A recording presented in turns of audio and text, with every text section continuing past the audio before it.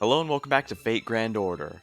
I'm Luce, your resident legally distinct Fey creature, and tonight we're heading back to Fairy Britain. Last time we were successfully able to ring the bell in Orkney, reunite with Mash, and ally ourselves with the Queen Nakanaria's empire.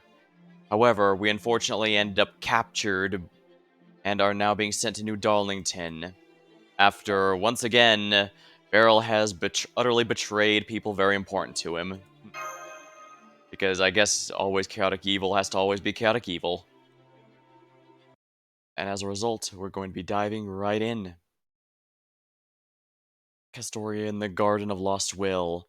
I woke with the sounds of my heart being chipped away deep inside my chest. Where am I? This isn't the field I was just in. It's much further away. It's like I'm somewhere between Britain and the planet's inner sea. This must be the garden where Merlin said he was imprisoned. He also said there were different kinds of gardens: Sweet Dreams, Dark Abyss, Lost Will, The Innocent. And it looks like this garden is probably, well... Okay, so probably Lost Will or Dark Abyss, since it's obviously a negative situation. Oh, maybe not. I knew it. That's the Garden of Lost Will. A cold and unforgiving garden that whittles away the heart of its visitors by stripping away the illusions and torturing them with self-loathing. Somehow I'm reminded of that one Futurama joke. You can't bully me, I bully myself every day! Merlin did say you can leave this garden if you can hold out until the end. The whole thing is a cruel trap meant to make you lose your heart and mind long before you can. Or whatever, I can always cut the line when I need to avoid having my hearts and mind destroyed. Sure, I won't be able to escape anymore if I do that, but there's no way Baba Sith has enough magical energy in order to keep this garden going that long anyways. I'll eventually get out of here one way or another, so until then... Ah, she's seeing Tintagel. Also have a contend, which is a bunch of things I'd rather not. Ugh. Oh, utterly frustrating. Fairies. Ah, the prophecy is true. That girl's our star of hope. She'll be salvation, our absolution. She's the savior washed up on our shore, along with the name Castoria. May you grow healthy and strong to the age of 16. May the Queen's soldiers never find you. Now go, hurry, hurry, hurry, and greet your 16th birthday. We have complete faith in you, which is why you must give everything you have for us. Castor, I brought you a new book. It's about etiquette for upper-class fairies. You should study it now so that you'll be ready when you leave for the castle one day. Let's see, do you mind if I put the table here? It won't leave you much room in the stable, but you'll have to make do. By the way, how have your Fey markings grown? You'll be 16 old in 2 more years, you know. Getting worried, your journey's gonna be hard enough as it is.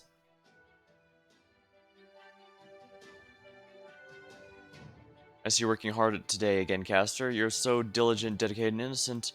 You play just as hard as you study, and you'll always find whatever it is the village needs at any given moment. The other fairies could learn a thing or two from you. Just seeing you in action fills us with hope. Still, I'm afraid it's going to be difficult to pay this year's tax. We're already sold most of the jewelry you're wearing when your boat washed up here, along with the rest of the treasure it carried. Some of the fairies are even starting to wonder if you truly are the Child of Prophecy. Oh, what are we going to do? We'll be lucky if we even survive the winter. I want us to be so terribly weak and useless. I guess these are flashbacks, possibly slight exaggerations, but I swear none of these fairies have any tact. I guess that's what happens when you've lived past your prime. Well, there's nothing I was saying. When you don't like something, in fact, you should say so. Don't you agree, Casta? I mean, you don't want anyone treating you differently just because of the Child of Prophecy either. I don't care if you're the Child of Prophecy. I'm gonna save you all.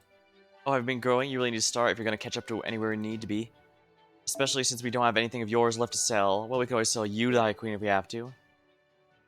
Interesting. They said that she washed ashore. She wasn't quote-unquote born here. She just arrived. Which I guess makes sense, given she was technically born of the planet's inner sea. Child of Prophecy. The Child of Prophecy raised in a stable. Raises the village slave. Child of Prophecy. She always smiled and said right away to do something about it. Ah, so that's why everyone liked her, whereas with Morgan and the others, because she was basically the village slave. That, that completely changes the context. in which everyone was friendly to her. She'd be guilty she refused after all. How could she say no? It's so much easier to keep quiet and do as I was told. I used to think I could survive that way. I thought as long as I didn't rock the boat too much once I turned 16, I may be burdened with an impossible duty, but I can at least finally leave that village. I want to see proof. Proof you're the child of prophecy. That blacksmith who lives on the cliff is... Shh, shh, shh.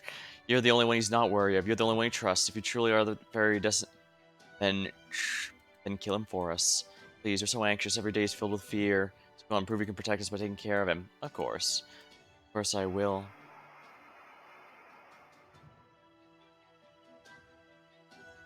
Hector, right.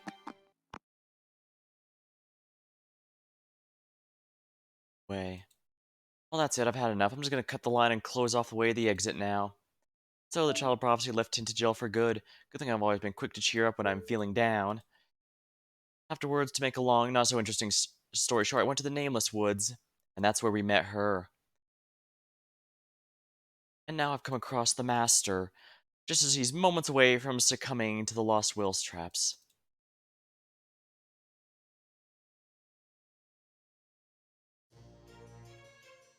Ah, the Master in the Garden of Lost Will now.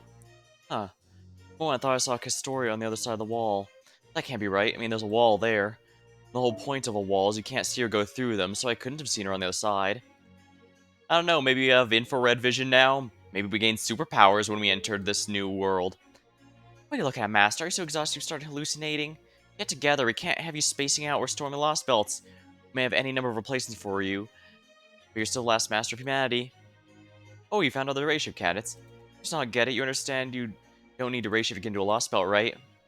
We have another Master candidate in Kadok now. Once his treatment's finished, you won't be our only option anymore. Oh wait, he's not really a Master candidate. You were the only one who was just a candidate. Oh yeah, way back at the start of the story, technically our character was simply one of the reserve units, fortunately, question mark. Basically, we ended up having to.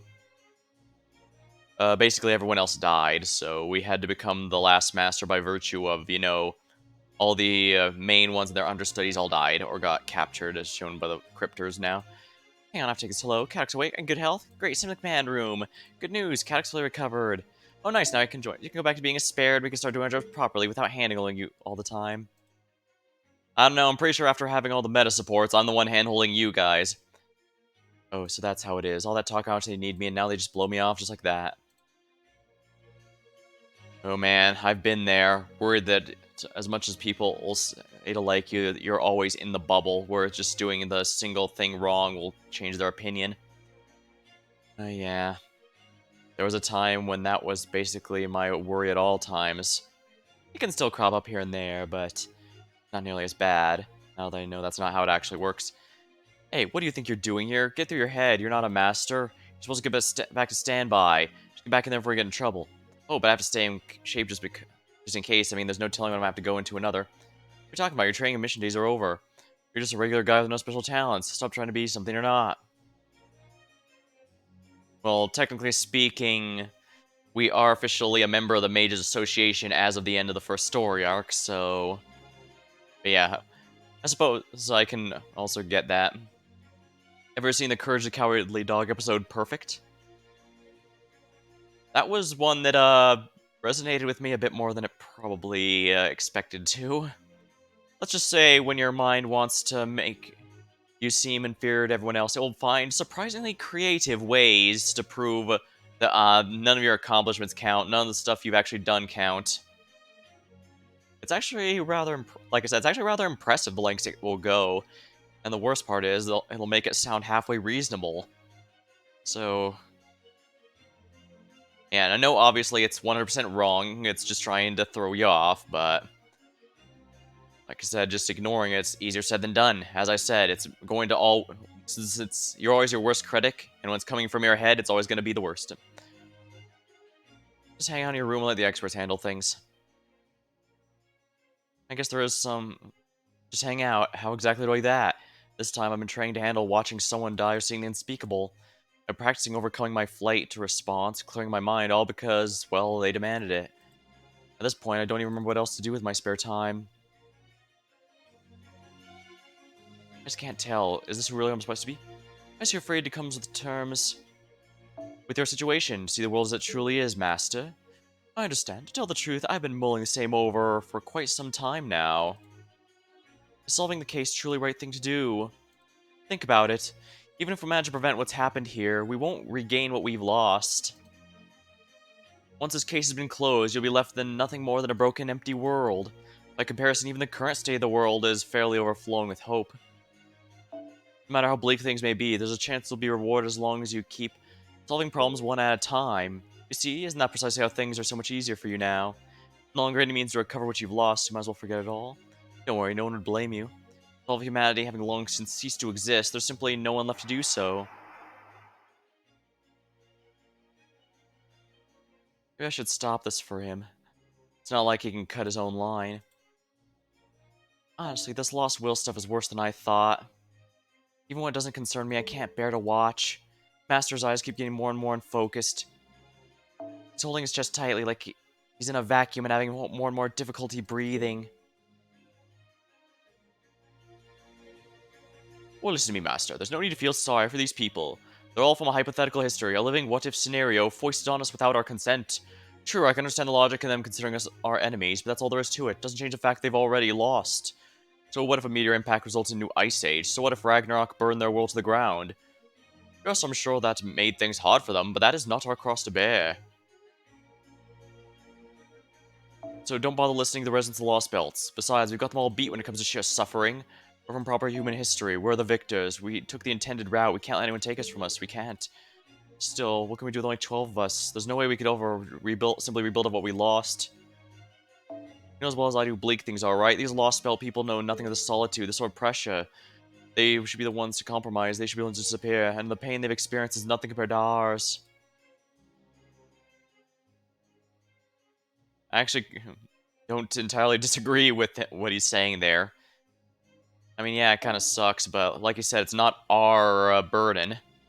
Can't take the way of the world, but the Master keeps wanting to do so. In the end, we're all just foisting the worst parts of ourselves onto each other. We act like what we want is what the world wants. Yeah. I've been telling myself it's only for now, that everything I'm doing is to get life back to normal. That's why I've been able to make it this far, but the truth is, you know, you're not quite right in the head. You've almost died countless times, surviving by luck alone. You've forsaken countless worlds, kept alive by the devil's own luck. You've abandoned countless people, countless worlds, to their deaths. Despite that all, you're still no worse for wear. Come on, stop it, Oberon. You're gonna do what? Just grit your teeth and bear it because it's just for now? It's not my fault I have to fight. It's not my fault I can't save everyone. There's just no time to whine about how hard I can have it. I can just bury my face in my hands so no one can see me crying. It'll be okay. Once everything's back to normal, I can go back to how I used to be too. That's not what... That's what you've been telling yourself, isn't it? But it's not true. Hearts, they change so easily, but they never go back to what they once were. Ah, but that doesn't mean you can't rebuild upon what is newly there. Granted, he is correct. We need to remember that even once we defeat the Lost Belts, we still have to restore the world and the timeline back to how it was, because as of now, it's just a bleached Earth. I mean, sure, there's probably more than just us 12 survivors. I mean, we've had hints that there's some more people here and there, but likely not enough to prevent, you know, the extinction of everything on Earth. So we do need to find a way to solve that, but unlike our character says, it is important. Our character is wrong in that things will never go back to as they were. Or the best thing we can do is simply rebuild once we do fix it, but things will never be the same. Even if we manage to restore the world perfectly to as it was before, well, the world may not have changed, but we will have. A stranger in a familiar land, the saying goes. But all the same, just breaking down... We don't have any time to be breaking down stuff. We have work to do here. So, yeah, I see what Oberon's got a good point. You think things will go back to normal once the fighting's over. You're kidding yourself. Your heart isn't going anywhere. It can't. The sights that have been seared into your mind will never disappear. The stench that seeped to your skin will never be scrubbed away. There's no going back for you. So why are you trying to desperately convince yourself otherwise? You stop? No, it should be, I can't. We have a job to do whether we want to or not, after all. See, you're past your limit long ago. I figured that out sooner than you'd think. Nope, that's one of the better things about human history. Everybody's equal and no one's special. Since no one's eternal or volatile the way fairies here are, in the outside world, things are pretty much always changing. Wow, sounds like such a human way to run a kingdom. Truth is, I was thinking the exact opposite. You guys are all such liars, it makes me sick. Everybody's equal, no one's special, even as platitudes go. That's pretty revolting. Yeah, I guess you could see through that. There'll always be those who are superior as well as inferiors. Of course, there'll always be special people, too. And yet, Oberon said proper humanity can settle things. Discussion. There's no chance, but doesn't allow anyone to succeed. It's all jealousy, bias, fear, anger, people dragging each other down. Everybody's constantly deceiving one another so none of them can make it out of the ruts they're stuck in. Oberon may not have meant it that way, but that's the impression I got from him. That's why I asked you if you were really okay with it. How you felt about working yourself to the bone, living for a world like that. I guess I do have some concerns. Huh. Funny, we've had some internal monologues from our character before, but I think this chapter's had a lot more than usual. So beyond pitiful, all I could do is muster a smile in return. I swear, he already looked so broken, I didn't even know what kind of brave face he was trying to put on. Does Castoria know more about proper human history than she's letting on? I did theorize last time, but I wasn't sure how accurate it was, that maybe Castoria does become Morgan and then she gets sent back, but that can't be the case. That doesn't add up, based on what we know anyways. And they said there's only one Morgan, so... Then again, we did see the flashback with Beryl.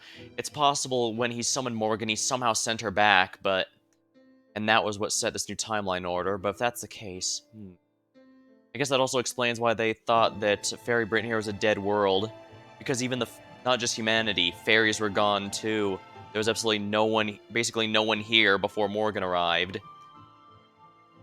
I guess that would explain why she could be a servant and the longest lasting fairy. Because first of all, they said at the start, fairies can't tell the difference between a servant and a fairy unless they outright say it, like ours do. And more importantly, this would also explain how Morgan has been here for ages despite it barely only showing up, because...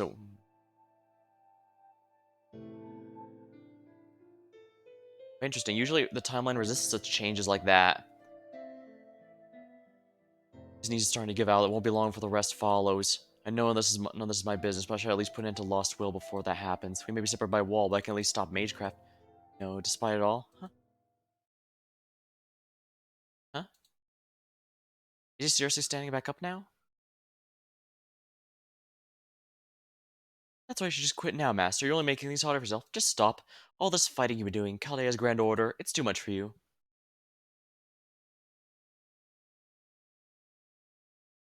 His words were just what I wanted to hear. That's right, it's exactly what I wanted someone to say to me for a long time now. Okay, you've done enough. You don't have to finish what you started. Here, let me give you an example. Wait, is that... Best thing for a species may be for it to continue, but that's not always true for individuals. Individuals, people if you'd like, are always wavering between two desires, to continue and desire for a game over. Nothing wrong with choosing a game over, I mean everything has to end. If we refuse to accept that applies to life too, we'd never be able to do anything. We have to make our peace with that. No matter how long someone's winning streak might go, it will inevitably end. Oh, that's not good enough? Want to know what you should be aiming for? I should have known you'd be so optimistic, bastard. It's simple, don't try for game over, try for game complete.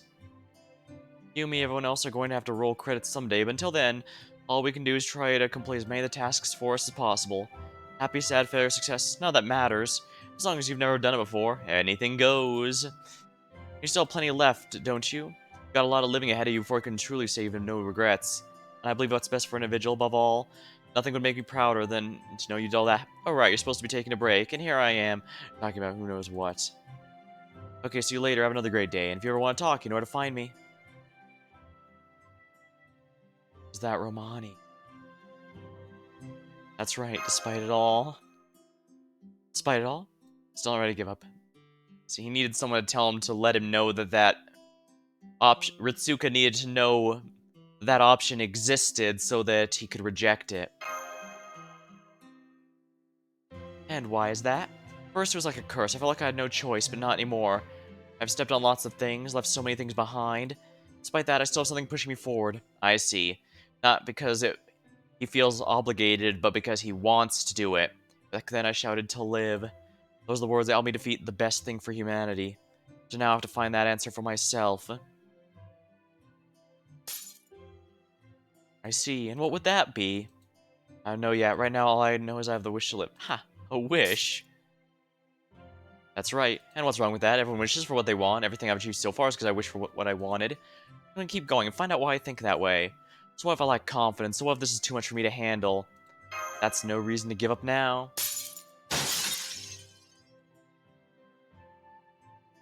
Seriously? I'll be damned, were humans always this resilient? So yeah, the Oberon was us.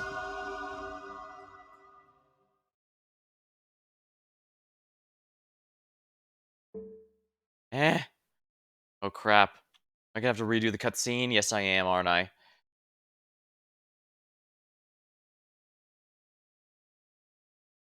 Lay sigh. LaFay sigh.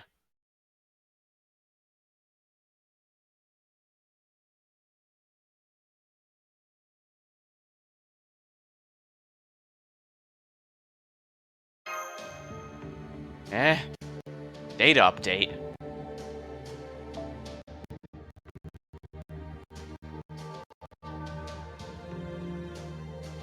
One second. I'll handle this.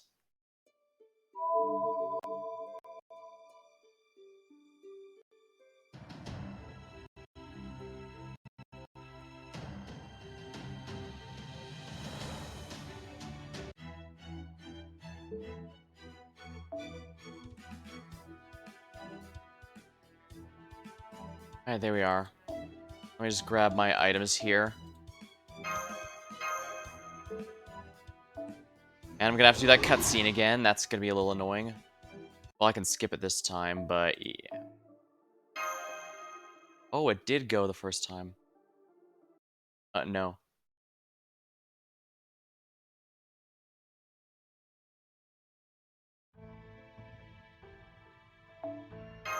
Alright, I can skip this one now since we completed it.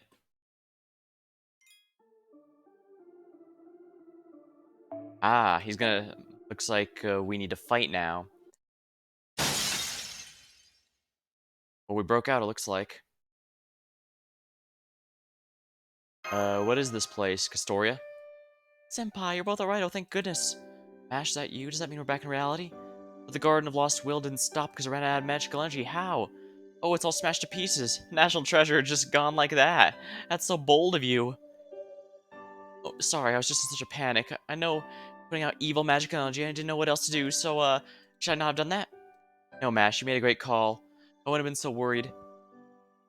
Too worried about how valuable it is to destroy it. But now, thanks to you, both the Master and I are safe and sound.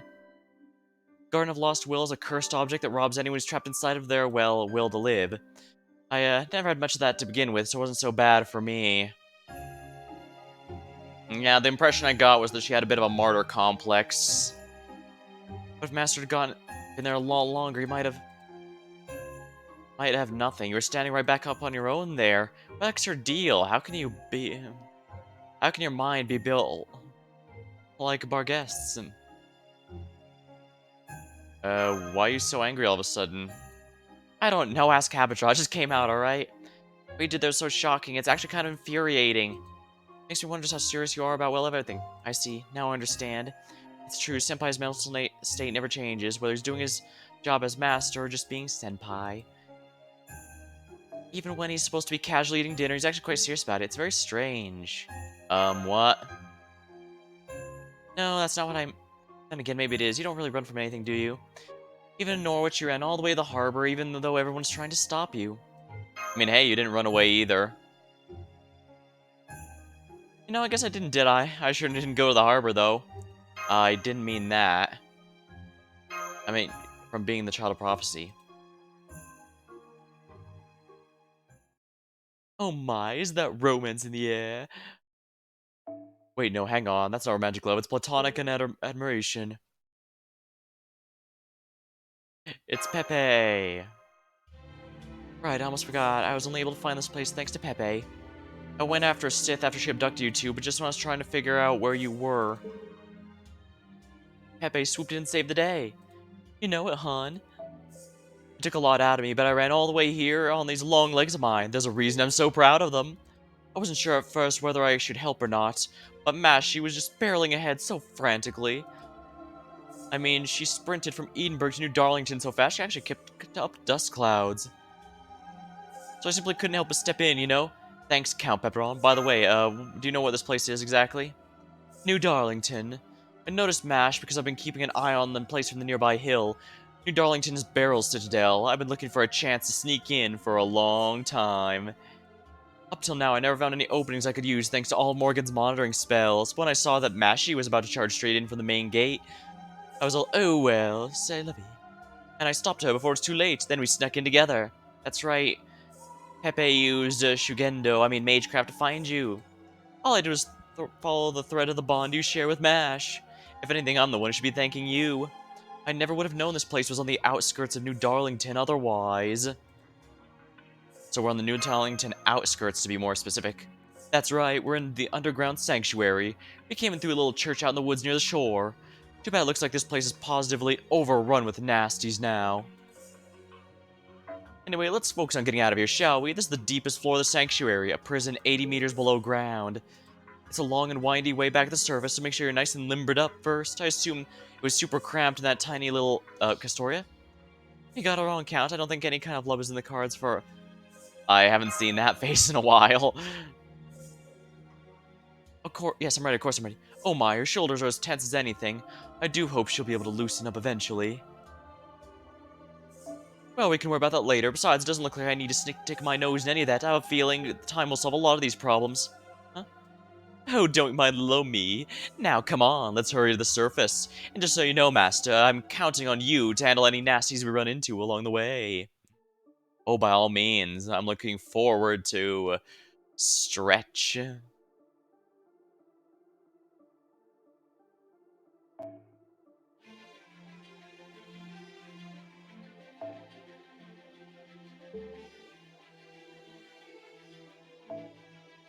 Only guest mash.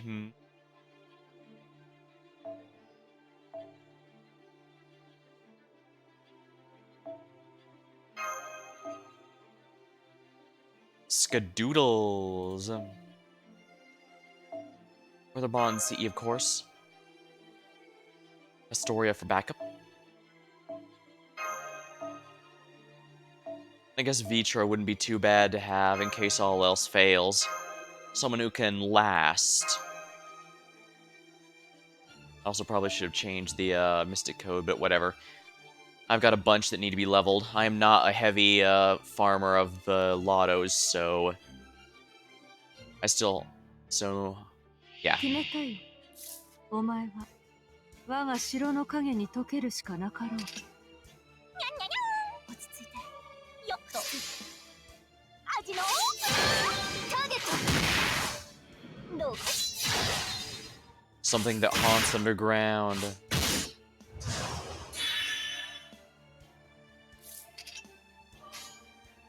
Hi. 了解。はい。I'm gonna attack the smash. I underestimated her damage. Sheesh.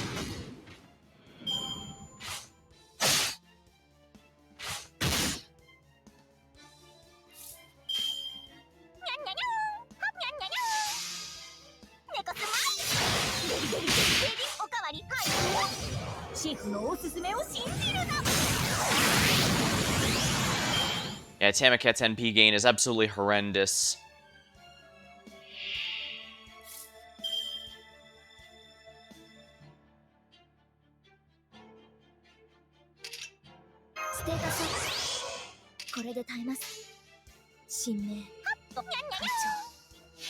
Alright, this should be fine then.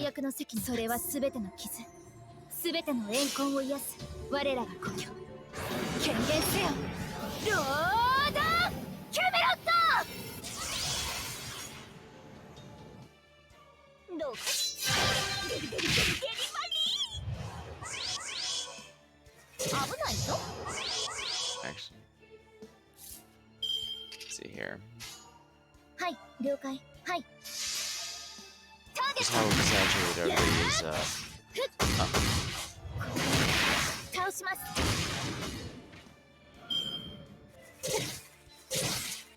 危ないぞ。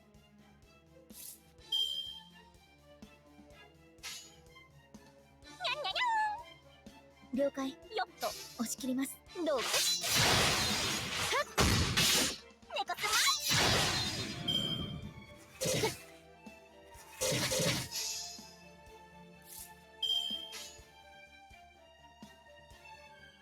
なんだと？落ち着いて。落ち着いて。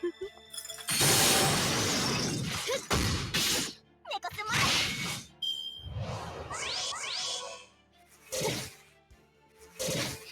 Yeah, just ignore Tom Mocat if you please. I'd really rather not have to worry about that.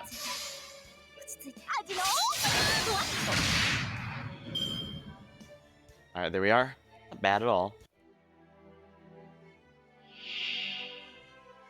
Something that haunts the underground. And... こういうこともできる。倒れません。デリシャスなのだな。会長、私は最悪の席に立つ。それは全ての傷、全ての怨恨を癒す我らが故郷。権限せよ、ロード・キャメロット。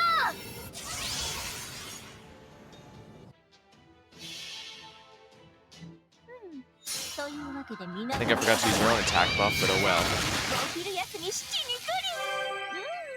Good morning. Yeah, I did. Oops.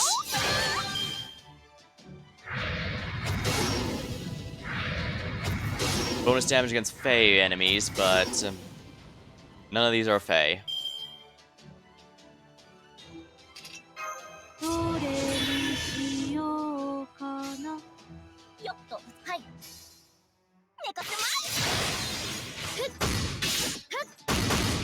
And there we are.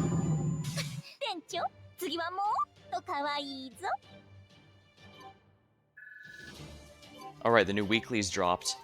Not bad. I can do those on my own time. For now...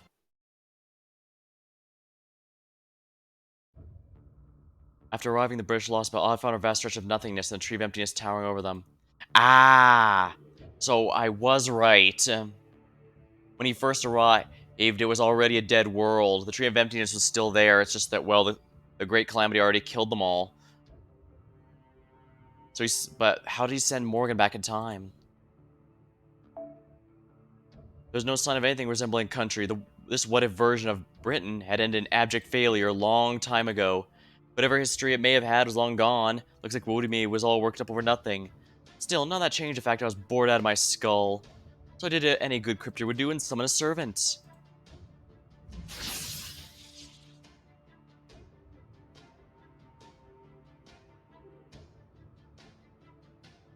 I'm Morgan the Fairy Queen, a ruler. I've come in response to your summons. You there, descendant of witches, are you my master? Interesting, she's ruler class, but the version we get is... I couldn't have made a worse first impression. She saw through me at a single glance. Still, I'd managed to summon Morgan, the Fairy Queen Morgan. The one who made King Arthur's life hell, the dread witch who brought Camelot to its knees. If anyone could keep things interesting as her, I could even take her to the old Lostbelts to mess around there. I sure am. Nice to meet you, Morgan. You and me, we're gonna have lots of fun together. As long as I could keep killing people, it was all good, as far as concerned. Welcome, Morgan, the fold. Put my trust in her and decided to turn in for the night.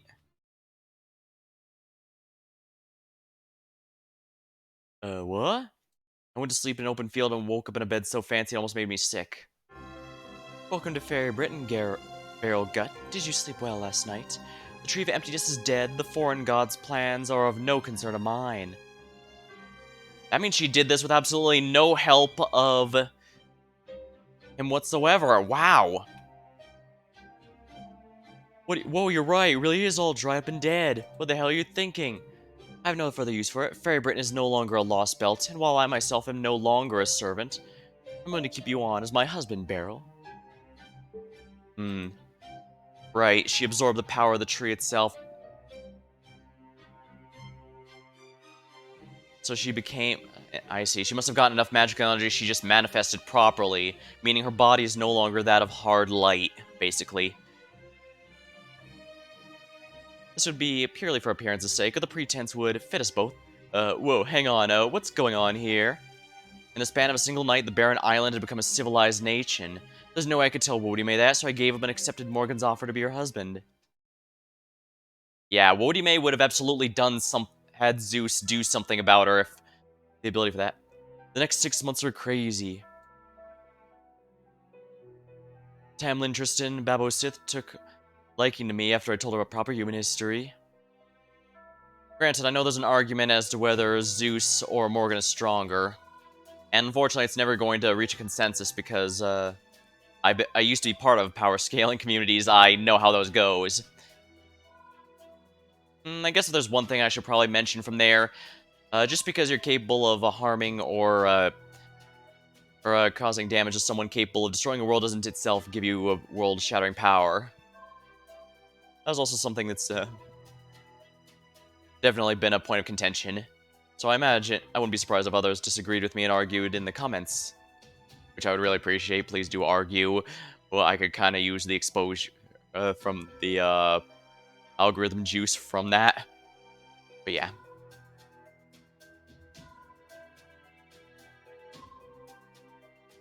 I'm interested in bubbles. It was pretty cute the way her eyes would always light up when she pestered me to tell her more about the outside world. She'd especially take with fashion and a particular fascination with the latest shoe designs. I'm guessing she never found anywhere to belong with in the land of the Fae. Later, we'll build the National Slaughterhouse Theater in the dowdy old city of New Darlington. And this is gonna date the VOD, but in the future, we will actually get an event that's entirely around Fairy Knight Tristan taking feet and shoe pics. I suppose everyone needs a hobby. And I suppose I'm not exactly in a position to judge, so I won't. There, we put on every kind of fun show we could think of there. Fairies hated Sith well before I came along. I just poured fuel on that fire. Okay, so basically that's to show that Baryl's not the reason people dislike Tristan. He certainly didn't help, but it seems, yeah, she was a controversial pick for the Fairy Queen even at the start. Oh, I see, that must be what happened. Thinking over for a while, I figured out what was going on. I'd summoned Morgan for proper human history, but when I woke up in the morning, this Lostbelt's Morgan had taken her place. There's no way there could be two Morgans in Britain. She was always one of a kind. So at some point, she must have transformed into Lostbelt Britain. This explains why she was able to tell Mash her true name and about proper human history's version, because she was from our timeline the whole time. And somehow she had the ability of time itself. Correct, when you summoned me, I saw what had become of the British Lostbelt. Even this hypothetical world, Britain still collapsed after 2,000 years ago. This I could not allow. In an instant, I grasped both what had taken place in this Lostbelt's history and the mechanisms of Chaldea's summoning system. I deciphered the secrets of ray shifting and used them myself. I knew it! Hot damn, you really are a monstrous genius among monstrous geniuses, huh? You ray shifted back in time and rewrote Britain's entire history, and did within a few hours of me summoning you. Damn, girl! Well, so what's that all about anyways? Were you in a hurry to fix things so this place couldn't come along as long as I knew about the old Lostbelt? True, I did need to alter the past while your consciousness was shut down. Information is the only thing that can be ray-shifted. To ray-shift a living person, one must use a coffin and transform their body into, in other words, pure information. Yeah, that's basically a lot of technobabble to say they're time traveling without technically time traveling. Impressive though the theory of magecraft is, it's only made possible by singularities existing outside normal space. However, there's still no more, which can only function with the confines of singularity. Ray shifting is not time traveling, thus cannot be used to alter the past. However, I already exist in this Lostbelt. I was here in A-Era 4000 as a fairy of paradise from Avalon. I see, so you sent your own knowledge back to the past.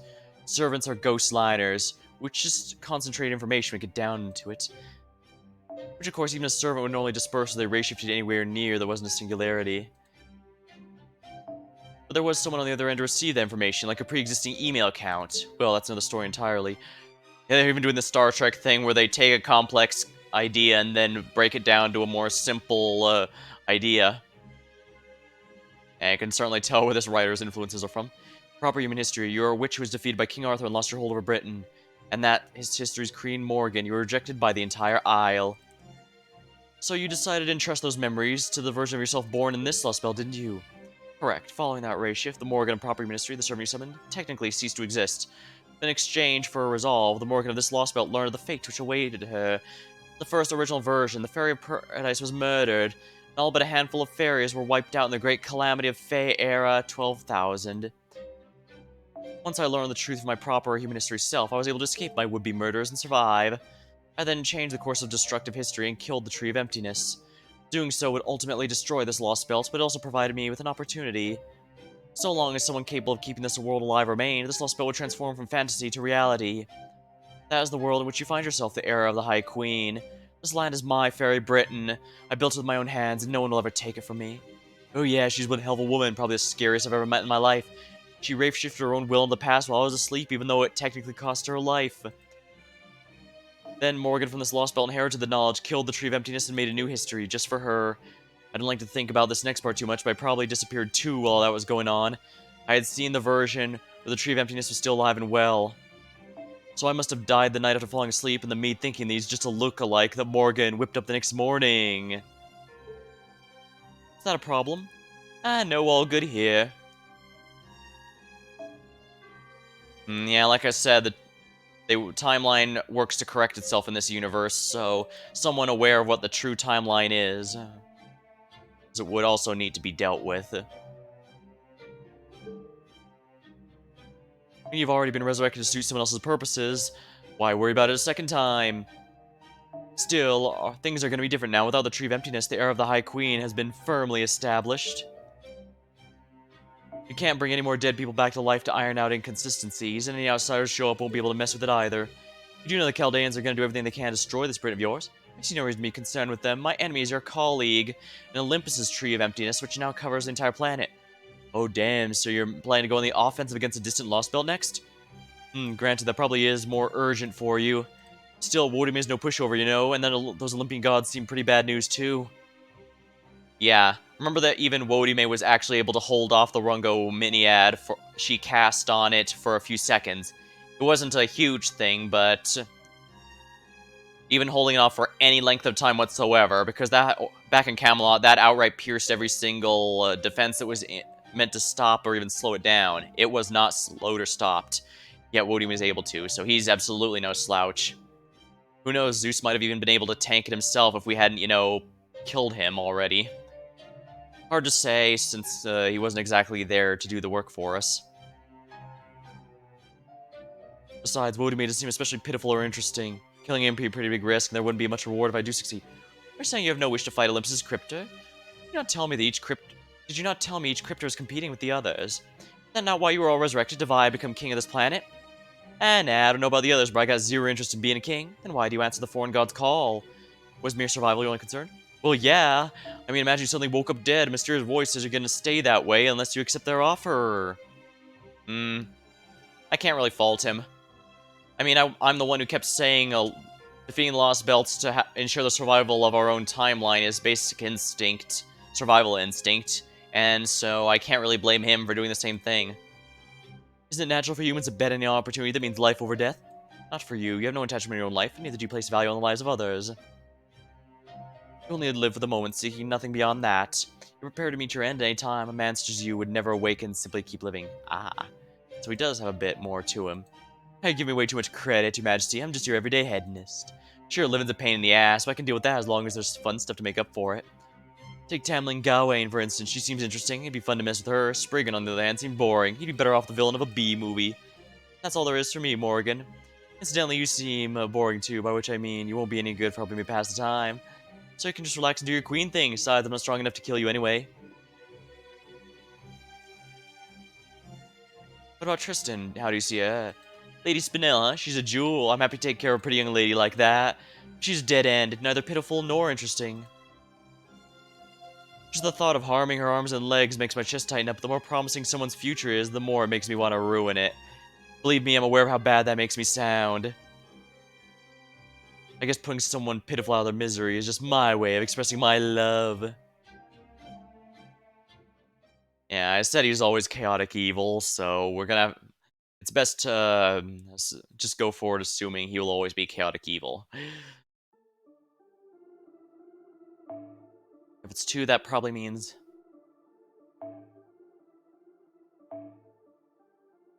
Ah, interesting.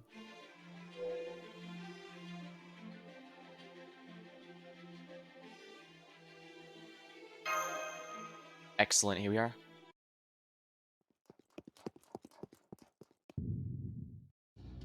Anyone else hear the tremor? It's almost like a prelude to an earthquake. An earthquake? We almost never get those in Britain. Alright, let's hurry then. I got a bad feeling about this. Pepe, are you not feeling well? I couldn't help but notice you haven't seemed quite like yourself. Oh, Mashy, you really don't miss anything, do you? Well, don't worry about me. I'm just feeling a little bummed out, that's all. I do appreciate you looking out for me. Thanks, Mashy. Come on, once we get through this door and out to the hallway, it's a straight shot back to the surface. So let's get going already. You guys aren't anywhere close to done.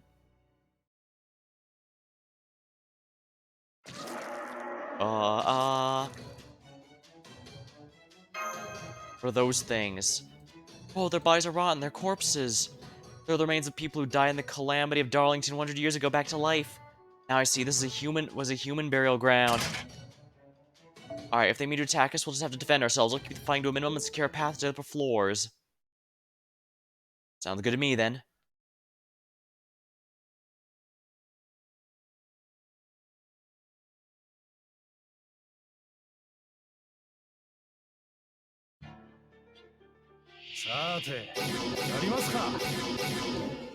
Oh my. Well, isn't that a little annoying? Also, these are boxed debuffs, meaning I cannot remove them, even if I had debuff removal. Well, that kinda sucks. Chain error. Observing. Observing.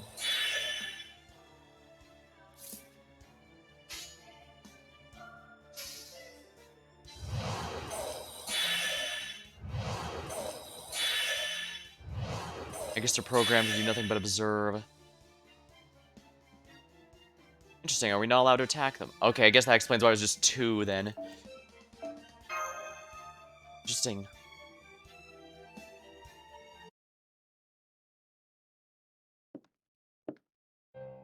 What? You're not gonna attack them? Well, that's boring. I went through a lot of trouble to release these human Moors from the observation room, too. Human Moors? Why, don't give much of a hello? Not very friendly, are you, Kohai? Guess I heard all this way from New Darlington's Lord Manor for nothing, then. As you can see, these things are indeed human, but they're not corpses like you thought they were. There's only one dead body left in all of Britain. Nah, these guys are all fruit of a little research project I've been working on the last 6 months. I wondered what would happen if you transplanted the Moor's curse to a human? Well, here's the answer. They're alive and yet they're dead. Dead but alive. So zombies. Being like that's so painful to them, they'll do all they can to implore anyone else who passes nearby for help. That also makes them pretty good at parting gifts, because now mere Moor's poison can affect humans just as well as it can fairies. Then if we'd fought them, we'd have been... Still, while I'm not surprised to see Mash show up, I didn't expect you to be here too, Pepe. I didn't expect you to come all the way to Britain just to avenge old Wodime. I never pegged you for the hot-blooded type. If anything, I figured you were more like me. That's true, you're a cleaner, and I'm a killer. Neither of us were ever good people. Right, wrong, even whether this benefits me, none of this matters to me right now. I'm just here to kill you. If someone pisses scum like us off, that's all the more reason we need to kill them, isn't it? You know, when you're right, you're right. I guess this means emotional appeals and peaceful discussion are off the table, then... Another earthquake. Don't tell me that was... That's right, as you can see, this burial ground's long past its prime, so I thought I'd give it a little renovation. Now it's time to bury the evidence before Morgan finds out I got carried away with my experiments. I didn't have to tell you guys that, but hey, you, me, and Mash were all part of Team A at one point, right, Team Pepe? So I figure I could at least warn you to scram before you end up buried alive. I don't know about the Master, but at least you two might be able to make it out here in time. We gotta get these people out of here too, I guess. Stay away from them, don't you get it? You can't help them anymore. No one can. Still deep underground. If you don't hurry, we'll be dead too. Once we have a safe way out, we can worry about rescuing anyone we can. Got it. Yeah, I figured our protagonist would have the JRPG thing. We have to save everyone else first. I swear, our character has a big martyr complex as Castoria. I'll use Magecraft. Let's hurry to keep us safe. Let's hurry. Alright, did we make it? Looks like we made it to the chapel. No, we're still on the ground. To reach the surface, we need to get the furthest end of the sanctuary. Crap, so we're still basically at the end of Fallout 1. Stop, get back the staircase. Pepe? You just shut the door on us. Phew, that was close, but looks like I just made it. Sorry for kicking you all so fast. I know my legs are just terribly long. Is anyone hurt? No? Good. What's going on, Count Pepperon?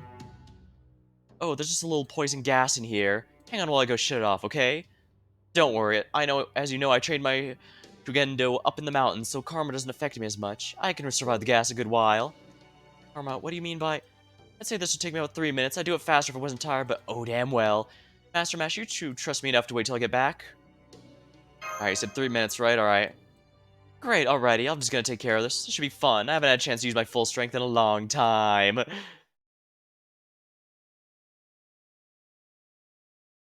I imagine... I imagine that this was absolutely planned when he had us try and escape.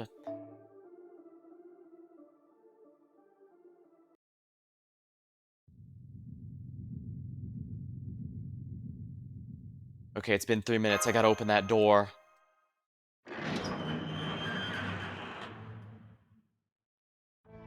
My, 3 minutes already. Time does fly when you're having fun, doesn't it? There you go, it's all spick and span. Now let's get out of here before it all comes crashing down, shall we? Never doubted you could do it, Pepe. Although, what exactly kind of poison gas was it? The ceiling here is about 40 meters high. Was the gas heavier than air? Something like that. All sorts of things tend to stagnate under the air of a cemetery. Count Pepperon, are you? Astoria. Oh my, such fire in your eyes. You're burning continual love talk? My, it's nothing. Oh, it's too bad. I was looking forward to chatting about romance. I guess that's how you live your life, huh, Castoria? I do have my concerns about that, but this time I appreciate it. In that case, mind keeping yourself until it's all said and done? Thanks, hon. I was gonna say, I'm pretty sure she already know. I'm pretty sure Pepe isn't as okay as he's making it out to be. I'm gonna be blunt, I'm pretty sure he's dying already. But that's also why he doesn't want Castoria to mention it. She can tell he's already on his way out, so to speak, but I get it. He doesn't want the Master to stop our escape route just to try and help him. Because he absolutely will. We know Ritsuka too well at this rate. The levels must be completely buried. Come on. By now. Come on, let's go while we still can. Right, the exit's over here. I'll lead the way.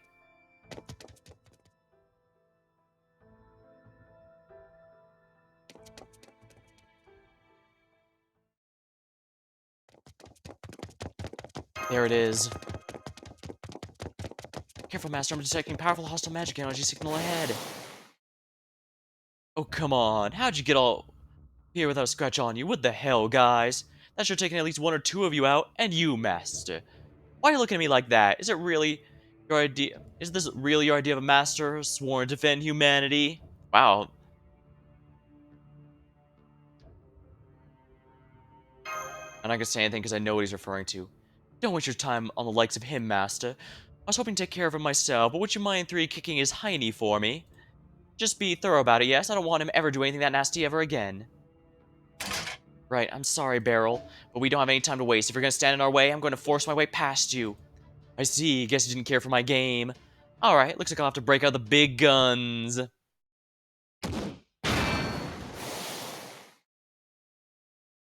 You deflected Mash's charge. No human should be able to do that. The magical land's yours. Stay back, everyone. He's... Sorry about this. I didn't have to show this side of myself. I didn't have to. But I've waited long enough to be alone with Mash. Time for the rest of you to give us some privacy. No, it can't be. That's Woodrow's spirit origin.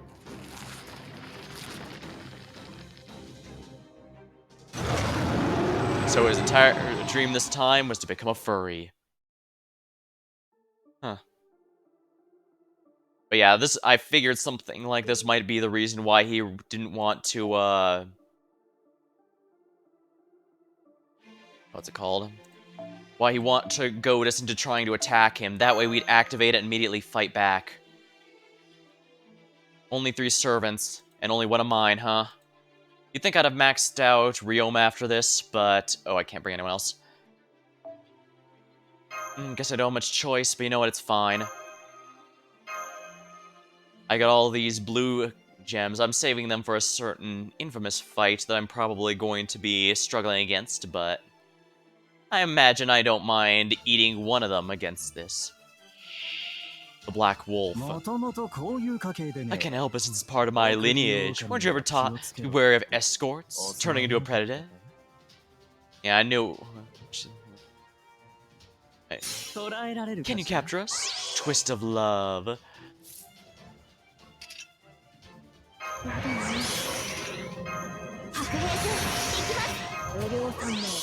真の力が目覚あいつ食べていいか頑張りますやだね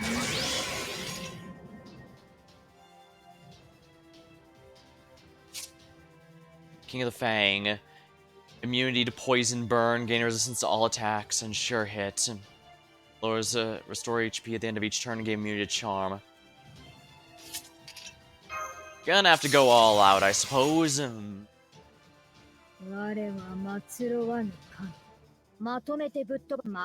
out. Ryoma, do it. これがわしの宝具。行くぜよ、おりょうさん。ああ。かける。龍が如く。これで。しまいじゃ。余裕がないぜ。はあ。行け。おっと。行くぞ。Excellent, you can NP again. Pressure. Terror.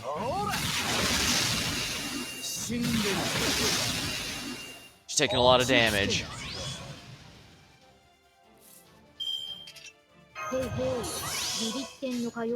Remove our debuffs. Yeah, Ryoma. This should do the trick. Toxic. Alright, this will smash the break bar. It'll probably end after we take out one break bar, but if not, well, I don't mind using command steals. Alright, debuffs are gone. 天坂矛に縫われし国津のオロチ我なすことは我のみぞし天かける龍が如く Charge loss. おっと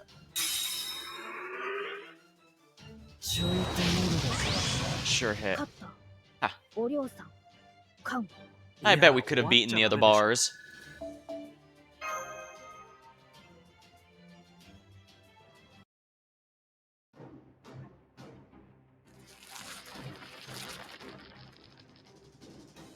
What, tired already? Come on, I'm just getting started.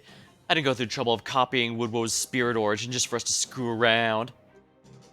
That's Woodwow's, is not Rhynek's. That's right, it belongs to the head of the Fang clan. Either way, it doesn't change the fact he has an A-race spirit origin. We don't have any weapons capable of to penetrate the Grand Duke of Waste Heat's side. Hide. Oh, look at you, little savior. Clever, ain't ya? Don't gotta tell you there's no point fighting, huh? Still wish your idiot friends would get through the thick skulls none of you are getting out alive. Isn't that right, Pepe? Don't think I don't see you trying to sneak up on me. Pepe! 1 down, 3 to go. Later, Pepe. Could have killed you whenever I wanted, but I was cutting your break for old times. Huh?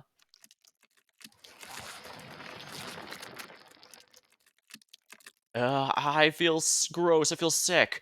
What the hell did you do to me? What is this? Don't you recognize it? You've been testing it on who knows how many people. I was carrying it up for 500 people, and now I passed it on to you. What? You bastard, you were already... That's right, I was already practically dead. So how do you like a taste of your own damn curse? The one that reflects right back onto you when you kill someone. Ah, blah.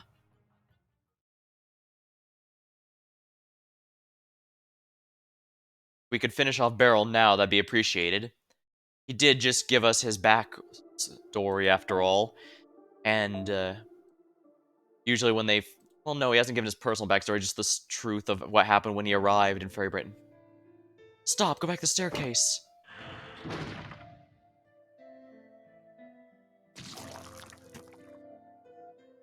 200, 300, oh my, I can't even count them all. This must be where he was keeping all the humans he was experimenting. Ah, that's why he wanted us to fight them. And that's why he was pissed off at us, because he thought we had killed them all in order to get through, because that was the experience. I knew Beryl was a botanist, and knew he knew a lot about witchcraft, witch magecraft, and potions, but I had no idea he could also abuse curses. Those British wishes are truly bad news, aren't they? So we needed 3 minutes to kill them all so we wouldn't. There's no way to get past them all unharmed.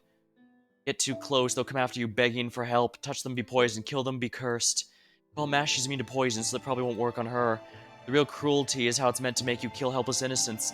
Even if it's just a malicious prank taken too far, it'll hurt Mash and the Master the most.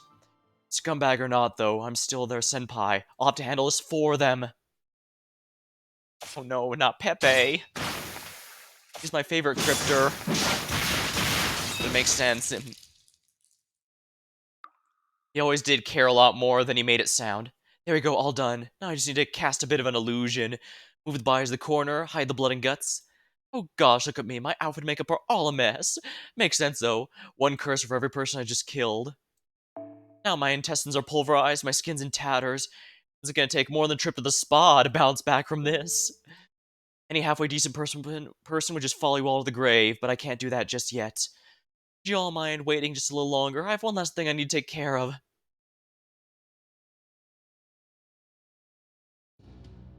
Yeah, bleh. What the shit? What's wrong with the head of the Fae Clan's body? How the hell's the Morse curse even working on it? That's a little something from me, darling. I mixed in a little retaliating curse of my own to sweeten the deal, so to speak. Retaliating, you son of a... Is that any way to fight like a man? Please stop, Beryl. It really hurts to laugh right now. Yeah, I was about to say, well, that is hilarious, given who's saying that. There's no time to be laughing, Pepe. We need to treat you, right? Thank you, Mash. You don't need to worry about that. Master, you know what to do. I do. Let's do this, Mash. Right. Preparing to take out the hostile Black Wolf at full power.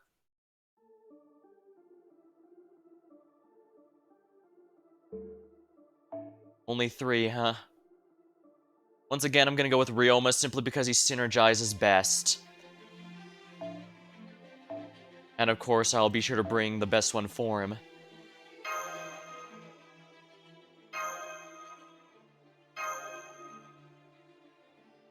And rest assured, I don't mind spending command seals. This is Beryl. Defeating him is going to be very, very cathartic. He only has 2 break bars, and all of his buffs are gone. Moore's illness, lose HP at the end of each turn.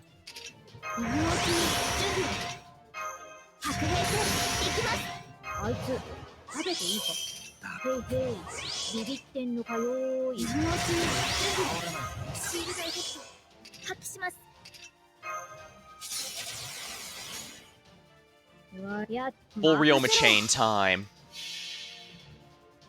天坂矛に縫われし国津のオロチ我なすことは我のみぞし天かけ龍が如く余裕がないぜ今だぞはいはい任せろ行けよ俺をさ任せる Damn it, of course he'd survive. Pressure. そこだどうだいおっと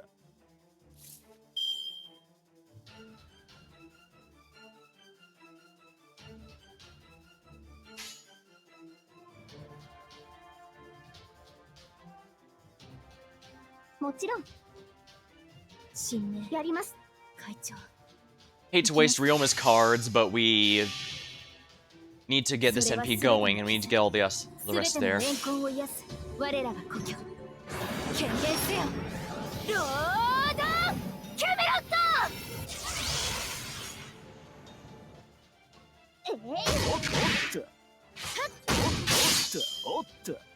Break bar complete. Repulsive, utterly repulsive. Inflict curse. そこだ真理なおっと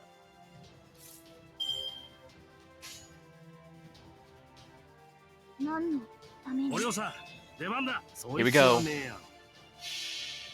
Remove debuffs, それはいつか来 and る気 raise がします attack, and Ryoma will finish it. If not, he'll finish it next あ turn. なたが星をかざすでしょう。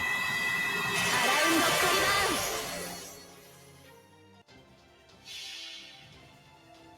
天坂矛に縫われし苦肉のオロチ我なすことは我のみぞし天かけ龍が如く余裕がないぜ Oh, wonderful. Soiled mane. どうだいほらおっ白兵戦行きます。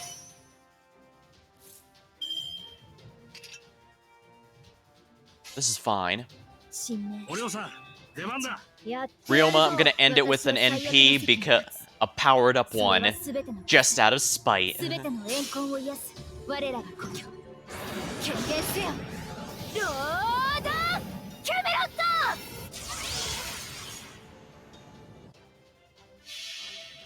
This is way overkill, but Barrel. There's no such thing as overkill. It's certainly a phrase he lived by. Only fits that he end by it as well. Is this even fair?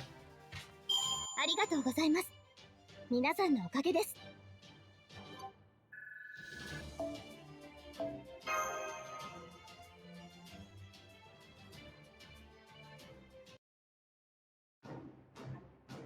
Puff, puff, gah.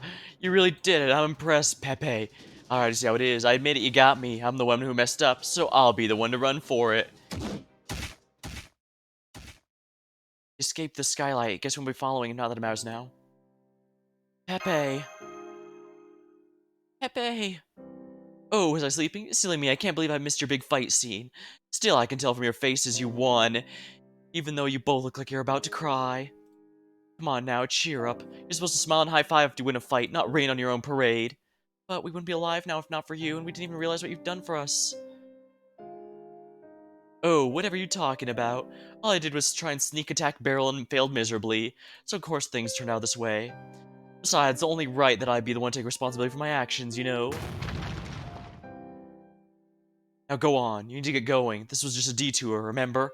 Don't worry about me, this is as far as I go. I'm already dead anyway. I mean, we should at least try and get you outside.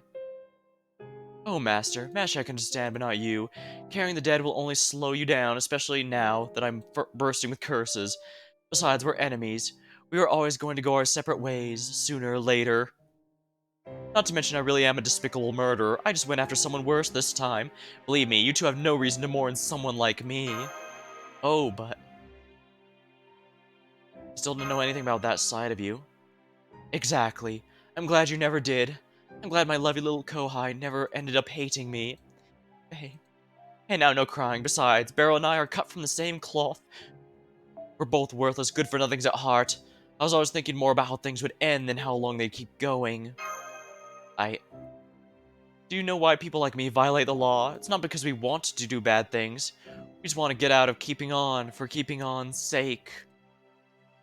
The laws the people make are meant to help them flourish longer and better, just like humanity itself. So after defying them, ignoring, breaking them, well, the bills finally come due. But you two aren't like that. You two keep on keeping on, alright? That's exactly what you do. Keep running and running until you've gone so far people like me can't even see you anymore. You have to do at least that much if I'm gonna die by myself. I'm too much of a coward otherwise. Go on now, take Mash and get out of here. You're her master then, aren't you? Thanks, Pepe. It's been a blast. Haha, why thank you, darling. It's been a blast for me too. Don't forget, now that you've come this far, you better save Britain. And Castoria. Something of an expert on curses. I can sense what type it is covering all of Britain now. Listen to me closely. Your real enemy here is someone who's out to bring an end to everything. Remember that well and don't let your guard down till it's all truly over. Well, Morgan did say she was planning on having her Lostbelt take over. Good, they made the exit. That wraps up the last of my unfinished business. I'm not scared or in pain anymore, but I guess I do still have some bitter memories.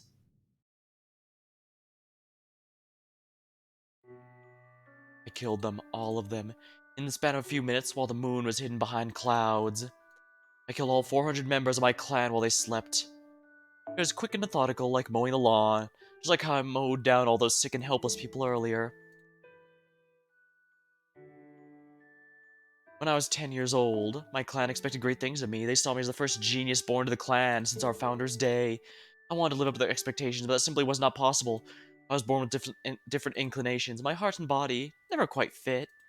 My mind was fundamentally opposed to being the kind of well, person the world at large demanded I be. My clan wanted me to father lots of children. My superior genes would be passed down and preserved, but I couldn't do it. Some people understood me, but there was nobody else like me. I heard whispers from people wishing I had been talentless so they could have given up on me, but I wasn't especially bothered. I never had any grudges or complaints. I did wonder why I'd been born the way I was, but I didn't begrudge anyone or hate anyone or feel bad about my situation. I knew I couldn't help having been born who I am. It wasn't my place to gripe about it, and it wasn't worth asserting my rights over either.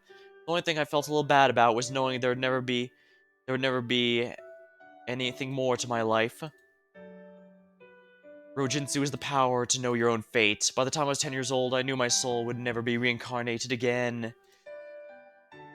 I might have been sad if I'd still been in the middle of my journey, but instead, knowing this would be my last life, I only felt pity for this imperfect world, the fate all humans are given. Fast forward 10 years, there's nothing left for me to learn on the mountain, so I decided to put it all behind me. Before I did that, there was something else I needed to do. Make sure his clan couldn't harm anyone else. Right before they died, they all looked at me with such shock as if to say, "Why are you doing this?" We'd all been through a lot together. We may have been irredeemable scum, but we were still practically family. And yes, I did love everyone in the clan, but the child has no talent. We should put him out of his misery now. That'd be ridiculous. He's still soft, that's all. Just put one of his eyes out, make him kill his little brother. That'll make him awaken just true talent. Good point, but better bet on one. Making it get rid of both of them. Exactly, that's what they did to us when we were at that age, right? When I overheard that conversation, I cried. I knew there was no place in modern society for a clan with karma like that. That was my last memory of the clan. After that, I completely forgot everything that happened on that mountain. I also stopped thinking of what I did as a crime. Really, I stopped thinking as part of my past at all. I swear, I really am scum. After everything I did, I still have nothing but fond memories of my time there. No wonder I was fated to die alone. That's what I get for killing everyone but myself. Really, it was shameless of me to even consider wanting to go out on a high note. Oh, that's why I did that. Can't believe I only just realized it now. I swear. I always thought it was sudden, even for him. Thank you, David. Thank you for using that once-in-a-lifetime ticket to come see me when I was at my most beautiful.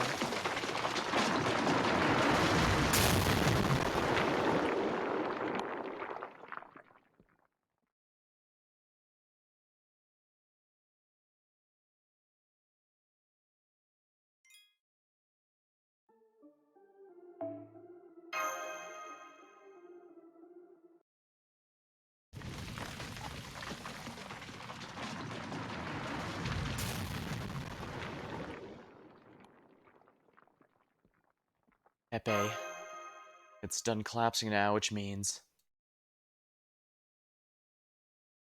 so there's not much to be said. I didn't know the Count for very long, but I could tell he'd killed a lot of people, just like he said. He had no sympathy for those he killed, or himself as he was about to die. He was cruel and cold-blooded so much that we don't really need to waste time mourning him. That being said, he was under no delusions about who he was, and he never did lie to you. He was so true to himself, it's almost scary. He really did do whatever he liked, how he felt it. So I guess what I'm trying to say is, he was always good at taking care of others. Right, I'm sure he would have smiled and said so himself. He was a strange, mysterious sort of person, through and through. He was more egalitarian with himself and those around than anyone else I'd ever met. Right, let's go. This is what he wanted after all, let's honor his wish.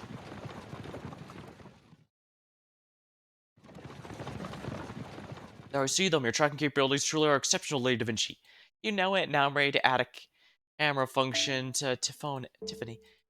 Hey everyone, are you okay? Come on, we got places to be. I see, so Pepe's. What a loss. I was hoping you would take over as the new head of Norwich one day. Yeah, it's sad, but I'm afraid you'll have to mourn them later. Don't you have something to tell them, Da Vinci? I can tell myself you like, but I think it's better coming from you. Right. We have an emergency situation from Oberon. The Round Table army's captured Oxford. You can ring the bell pilgrimage at any time. Please get here before the Queen's army retake it. That's right, Percival beat the Fang clan while we were way up north, so we don't even have to fight this time. Now come on, let's get to Oxford as soon as we can. That's the last one. We still don't know where the last one is, since the Mirror Clans is gone for good, but... well... we can make a replacement later, I guess. Final night. For now, well, for the moment, before I go in, I'm gonna take a sip of my drink because my throat is parched.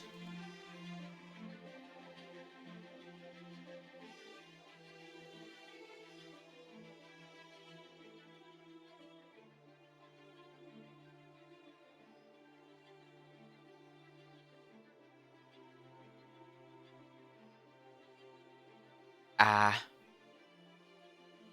that's a lot better. Final night. I like that they upped a lot of the rewards from completing the story.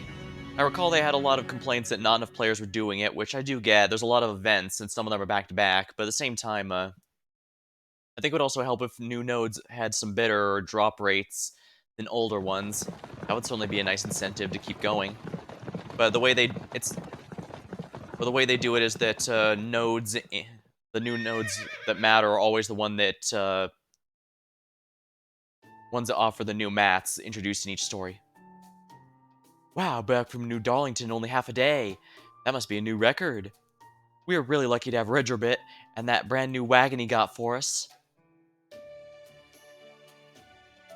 Oh, my back and butt are killing me. I see you're still in high spirits. That's great, I feel more hopeful for our future prospects than ever. Welcome back from Orkney, everyone. I'm glad to see you all alive and well. Just you, Percival? Where's Gareth? Or Ratland Denium. It's a shame, but also understandable. Thanks for taking care of Oxford, Percival. It couldn't have been easy to conquer a city with walls like that. Oh no, I couldn't have done it without Astoria. We asked for peaceful negotiations several times when we surrounded the city, but they refused to listen. We were just settling on a protracted battle when we heard Orkney's bell. That boosted the Round Table Army's morale and sent Oxford soldiers to a panic. Percival's just being modest. Even without Orkney's bell, well, he could have taken the city within a few days. It's just not the Fang Clan fairies living in Oxford. There's also Earth and Wind Clan as well. And their frustrations alone had the whole city on edge, like a bomb waiting to go off. They were far more resentful of the Fang Clan than they were afraid of the Round Table Army surrounding them. So thanks in part to internal pressure, the Fang Clan had a change of heart. They weren't serving Morgan because they truly believed in her. It was really only Woodwose who was devoted to her. Now that he's fallen, without a leader to take their place, they honestly don't know what to do anymore. I see, so that's how the negotiations worked. Still, how those talks actually go, I mean, the Fang Clan's literally optimized for combat. I can't imagine they'd be too eager to form a peaceful alliance. That's true, even putting aside the Round Table Army. We've seen lots of fairies among the volunteer soldiers with their own grudges against the Fang Clan. In particular, Woodwose's officers have been plundering nearby villages, and we've had a lot of requests from fairies wishing to take their revenge. Suffice to say, it would be pretty difficult to recruit the Fang Clan army into the Rebel Army at this point. Makes sense, but we also can't just do nothing about them. And keep them all locked up in Londinium until our war is over isn't exactly realistic either. Yeah, but we discussed how to handle them amongst ourselves, but Lady Murian came along with a proposition. Murian from Gloucester? That's right, she said Gloucester would join the rebel army as long as we guaranteed the Fang Clan's safety. She said Gloucester will take in any Fang Clan with nowhere else to go as part of a emergency war effort. Thanks to that, we were able to guarantee the safety of any soldier who surrendered, which in turn turned out to be key to our peaceful takeover. We did take the liberty of shackling the ones who surrender at the front of the soldiers. Once they arrive, those shackles will be removed and they'll be free fairies again. Lady Murian said she'll employ them as mercenaries, which works out since Gloucester currently doesn't have a garrison. Guess this means we'll have four forces on our side now? That's right, it's a twofer. Now we don't have to worry about dealing with Fang Clan, and we have Murian on our side. Though really, Gloucester has basically been on our side since we rung their bell. Anyway, finally good to have all our ducks in a row, doesn't it? Yeah, it does, but I don't know. Does this mean you've already had the Fang clan brought to Gloucester? That's right. Every single one of them who surrendered is there, along with the prisoners we've been keeping in Londinium. In fact, Morgan said every Fang clan member in Britain, well, except for the ones who live in Camelot, was welcome to come. Woodrow's banned his clan from most forms of entertainment aside from restaurants, after all. So I bet by this point, all the Fang clan fairies who've never seen anything Gloucester's glitz before must be having the time of their lives. The fact story is wary about that is something to take note of. Are you okay, Lady Murian? You look a bit pale. You don't quite seem yourself. Perhaps you should lie down for a little while. If you'd like, I'd be happy to show the Fang Clan fairies their quarters myself. Oh, that's right. So that's what Koyun's game. She can't have Albion, so she'll have the Fang Clans. That's ridiculous, Koyun Sky. I've never felt better in my life. I've been waiting for so long for this moment. It's finally here. I've been preparing so long I could be ready when it comes. I haven't felt this on my feet since my last visit to the Royal Library. While we're at it, would you like to take a look? I'm especially proud of this one. Oh, yes, I'd love to. I've been dying to see it up close. I simply love learning about new technology. Oh, so it looks like that fits into this. You even perfectly replicated the water. And this building, oh my, just look at all that detail, and you even have double beds. Well, it doesn't make you stand, does it? I'm downright jealous. I can scarcely tear my eyes away from the sheer quality, nor can I believe the sheer originality. It's elaborate, exquisite, beautiful, and simply superb. I'd love to have something so dedicated to in my own... Something so dedicated to in my own company. Thank you, Lady Fox. Now that I'm in an excellent mood, I'm going to get to work. Just be sure. Would you mind guarding this room? I think one of my talents will be reduced to work in security. Of course I'll be glad to help. I won't let so much as a mouse get past me while you're gone. That being said, are you sure you want to do this now? You said yourself you could do it any time. I'm surprised to hear that from you, Koyan. When you get a chance to take it immediately, right? Yeah, she's planning something with the Fang Clan members. I don't understand how Lady Murian feels, at least to a degree, but I know that while it's normal for fools to do foolish things, wise people doing foolish things always leads to their ruin. I do hope you knew that as well, Lady Murian.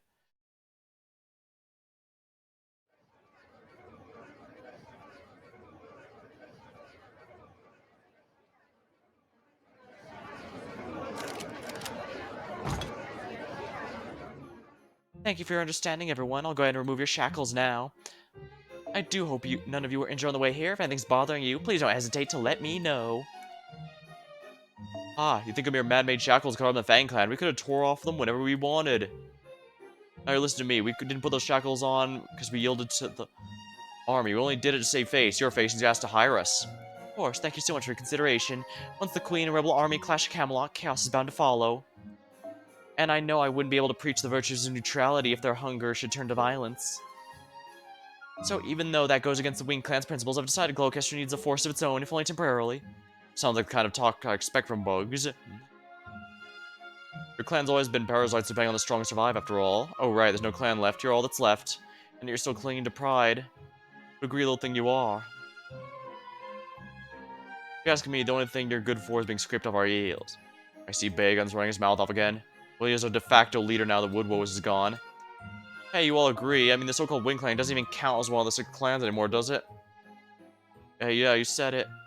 Hey, what a way with words you have. I couldn't agree more. That's so. Well, good to see you in another place. Alright, let's see our new homes. Fang Clan has 1,200, 600 supports, 400 trainers, and the deal was you book all of us as upper class. We're the ones that get here ahead of us. We're the brother prisoners from Londinium. Oh yes, they've all been freed from their shackles as well. They've been chatting amongst themselves in the ballroom a while now. You'll find them up ahead, right through those doors. In fact, they're about to give me a welcome celebration. She's going to murder them all. She's going to wipe them all out. Our food may not compare to Oxford, but we do have a unique cooking style of our own. Gloucester cuisine. I was getting tired of Woodwoes' vegetarianism anyway. We're just walking on the street. That much fun. Let's see how fancy the food must be.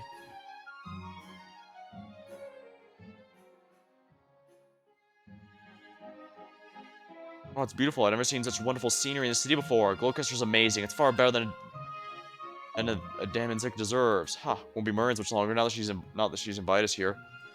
Only the Fang Clan can exterminate Moors. The strength will be that much more valuable when the war heats up. The humans can have Oxford if they want. We'll take Gloucester for ourselves. What a short-sighted fool. She thinks keeping us safe. What's the other way around? Soon, we'll see just how strong we are. What a shock it'll be when she realizes she has no choice but to depend on us. In fact, she's probably welcome. That's why she welcomed us. She knows exactly what a parasite like her needs to survive. Aha, you said it, boss. Doesn't matter how much the other fairies copy humans, the weak will have no choice but to obey the strong. Now that Wood Woes and his precious intellectualism are gone, we're free to use our strength any way we want.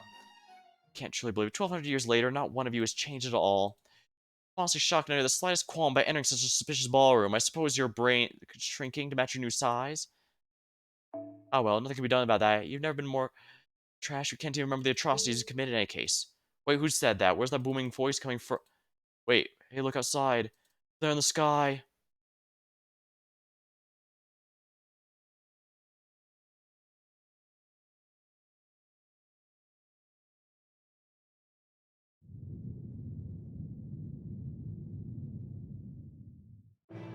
So you finally noticed me. I've been watching you all this time, you know. Good evening, members of the Fang Clan. Welcome to my game board. We won't have any interruptions tonight, so I hope you can keep me entertained. Oh, that's a neat effect, making it fade out like that to show her behind there. I like it. But Murian, what's going on? When did you get a sacrament to become huge? I thought only Spriggans could do that. Really? That's the first thing you want to know? Well, okay, but only because it'll add to your humiliation. Clocaster's my personal Fey domain. I spent 1,000 years establishing its rules.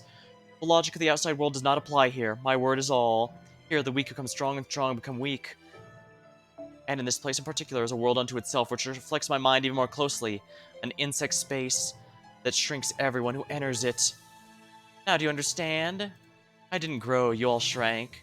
You're as small as the insects you ground beneath your feet. Hurry, and how dare you look down on us? Cut this crap and return us to normal.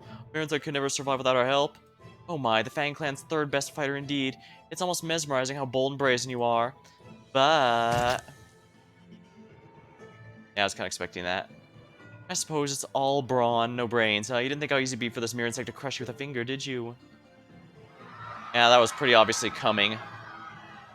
Bacon's dead, the strongest warrior aside from Lord Woodwoes. I'm sorry, he was just so loud. He was starting to annoy me, so I squashed him.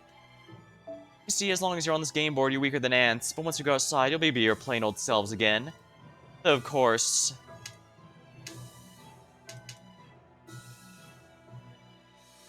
The only way for you to get outside is to kill me. Any other clan would probably admit defeat here, but you're the strongest, right? Who knows, maybe you'll actually manage to win. Run for your lives! Get outside the ballroom, head to the floors.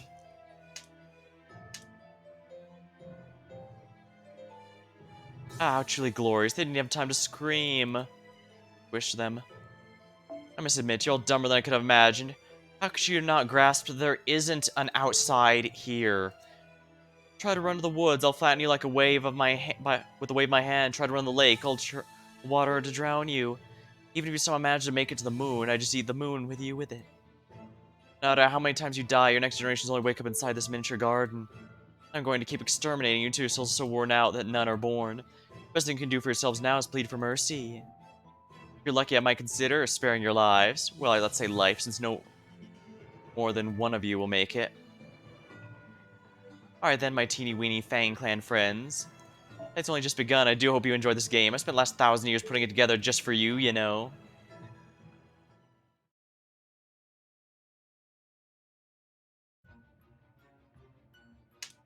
Take that and that and that. Can't for me, not the woods, not anywhere. Die, die. I want to see you running in panic, wailing for someone to save you before I grind you into paste. No, not fighting back didn't save them. Obeying didn't save them. Running away didn't save them. Everyone ever knew they're all dead. The Fang Clan barbarians ate them, bit right in their arms and legs so they're still alive. How dare they call themselves Britain Guardians? They can't make anything themselves. All they do is destroy. Every day they just go around doing whatever they want, all because they happen to be born strong. And just when our clan starts pulling ahead, they decide to hunt us down for sport. And when they couldn't figure out what to do with the survivors, they figured haters or just get rid of everyone. That's the worst part of all. Those barbaric wolves just led their whole lives doing whatever pops in their heads. Well, I won't let them get away with this. I swear it. I'm gonna make them know what it feels like to be preyed upon, no matter how long it takes. I won't listen to what they have to say. I won't even tell them why I'm doing it. I'm just gonna wipe them all out with overwhelming power. Whatever else happens, I can't die before them, even if I'm the very last of my clan to survive. I'm gonna erase the entire Flank clan from existence. So if Murian's the last one, what about the ones in Salisbury?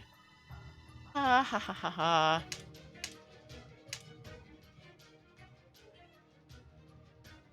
Whether Morgan or the Children of Prophecy wins, Britain will stick around. But things will be very different for it with the Fang Clan gone. You know what you're doing is foolish, but you still couldn't stop yourself. That's such a shame, Murray, and to think not even a creature as wise and righteous could escape the hatred of your past. You're acting no better than a human, and that's not what I look for in my clients.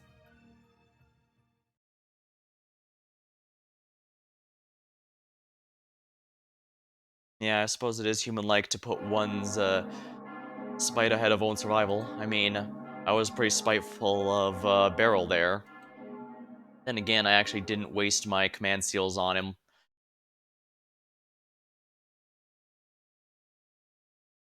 So I guess I have some preservation instinct. Ah, that takes care of the 5th bell. According to the prophecy, there's only one left to go now. Yeah, the Mirror Cleanse bell. We've been doing everything we can to find it, but no avail. So sorry we can't be of more help. I've been flying everywhere in search of it, and there just isn't a 6th bell to be found. I can't say I'm not nervous about all this, but I think we need to give up on the 6th bell. Besides, we saw in Norwich that Ansel's prophecy isn't perfect, right? So now that Castoria has enough magical energy to cover the entire Round Table army, and with Nakan Area's forces on our side, we should be a good match to the Queen's army. That is true, and now that Nakan Area has agreed to ally with us, we can't afford to be late to the party. I'll call a 3rd platoon of volunteer soldiers we left in Londinium to join us here. As soon as they arrive, we'll set out for Camelot. Are you okay with that, Castoria? Yeah, why would you ask? Bells of Pilgrimage are markers of the clan's recognition, right? The Mirror clan is gone, so I don't really need theirs. By the way, I know it's kind of late to ask this now, but what are these Bells of Pilgrimage anyway? I can tell they're special since the clan heads all protect it, but that's it. Their tolling carries it all across Britain. Castoria gets more full of herself every time she rings one. Bells like that are usually just meant to mark the time, right? How they figure in the pilgrimage exactly. It's, pretty late in the game to be asking that, Muramasa. Even so, I admit I've been wondering the same thing. Putting aside the fact that in proper human history, bells were used to keep fairies away. I also wonder why Ansel used the word pilgrimage when this Britain has nothing in the way of gods. For that matter, not a single fairy we've met even knows how the bells existed. Sure, Morgan probably does, but can I say something? Bells of pilgrimage are transformed bodies of the dead clan leaders. So when they said the clan leaders left them behind, they were talking in the most absolute literal sense. They signify obedience to the fairies of paradise and their support of her mission to free Britain. The ring is a song of apology. It shows the 6 clans of that time decided to forego being descendants of A-rays, and their ascent to become fairies of the earth. At least that's what I've been told. Wait, so these aren't fairies of the earth? Right, Ace must have told her.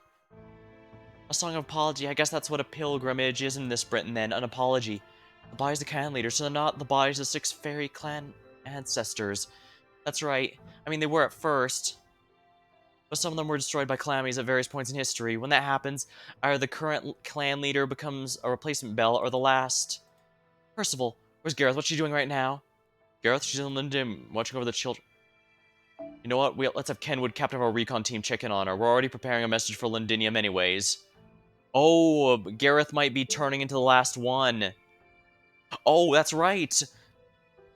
Gareth has the ability to see the future. That means if she's a Mirror Clan leader and she's the last of the Mirror Clan, that would mean she would turn into that bell. Commander Percival, we just received an emergency message. There's a fire burning south, a big one. A fire? Oh no. It's Londinium, the Queen's army's attacking.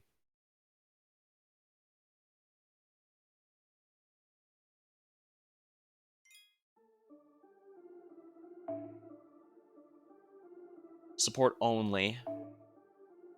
None of my servants can assist here, unfortunately. That takes care of this morning's patrol. No sign of any enemies. Looks like today's gonna be another peaceful day in Londinium. They said the Battle of Oxford concluded with peaceful negotiations, too. I wonder if the Round Table Army's having a fancy breakfast in one of those restaurants there now. Love to see what they're eating. Wait, what's the sound? Something going on in the castle? Why are they fighting each other? There she is, the fairies with the Child of Prophecy. Just her here now. She's just enough built through the Mount Table Army anyway. I don't get it. What's going on? Why are the rebel armies soldiers attacking Londinium? There must have been spies in there. If so, that would explain why Morgan wasn't really worried about the Round Table Army, because she had been having an eye on them all this time.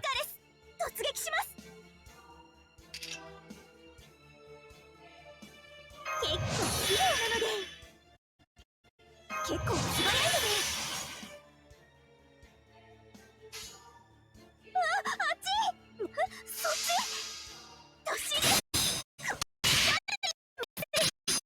私だったらそれくらい。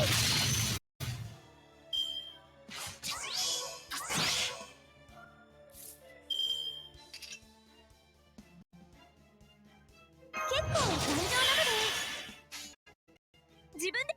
狙うぞ。 Buster chain 狙 time. うぞ。 It should be easy then.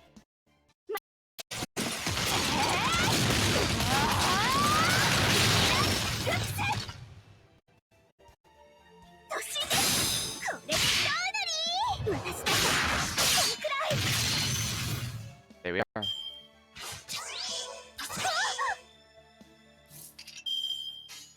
Definitely need to take this one out right away because I don't want them to use their. I don't think they're technically an enemy. The meter still counts.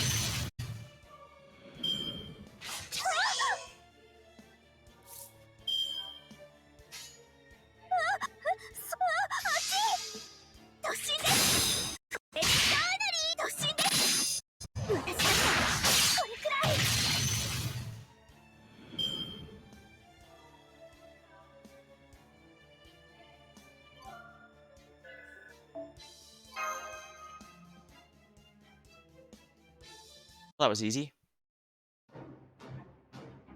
Huff, huff, I beat them. I had to kill them, but the castle and didn't some attack and worry about later. Hurry, Gareth. What are you doing? I thought we were comrades. Ha, us are comrades. Ridiculous. The piss poor excuse for an army must be soft as our equipment is shabby. The so-called third platoon of theirs are all just paramedics. They're no match for us in our combat training. Go on, men, kill every last person, women, children too. Damaged goods like this rebel, no place in our Britain. That's what you Mongols get. Wish I could see the look on Percival's face when he comes back and finds all his precious people dead. You... Swords!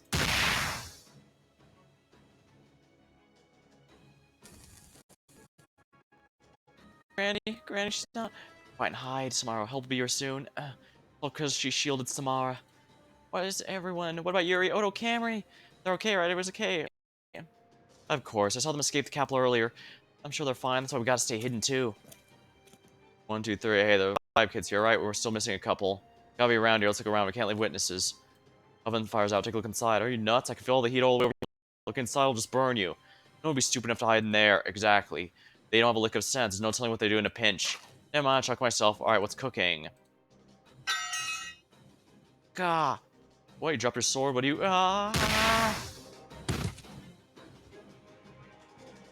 Samara, okay? If you're alive, answer me. It's Gareth, we're saved, really. You're right, Miss Knight. You gotta do that by yourself, you're amazing. Thank goodness, it's good to see you two alright. No, they're not alright at all. I have to treat those horrible burns soon. Come on, let's get outside. No, we can't leave through the gate right now. Command room, we're safe there. It's got salves. Percival and the others will be in no time. We just have to hold up until they arrive. Come on, don't get Garrett's way now. I won't. I'm just glad everyone's okay. Come on, we need to run. Stay close to me.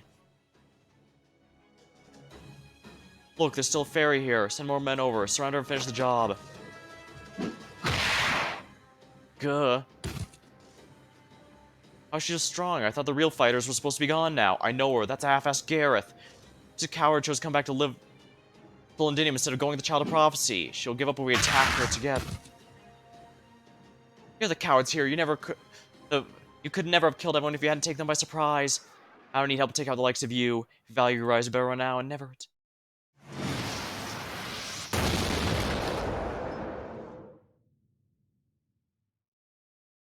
Very Knight Lancelot.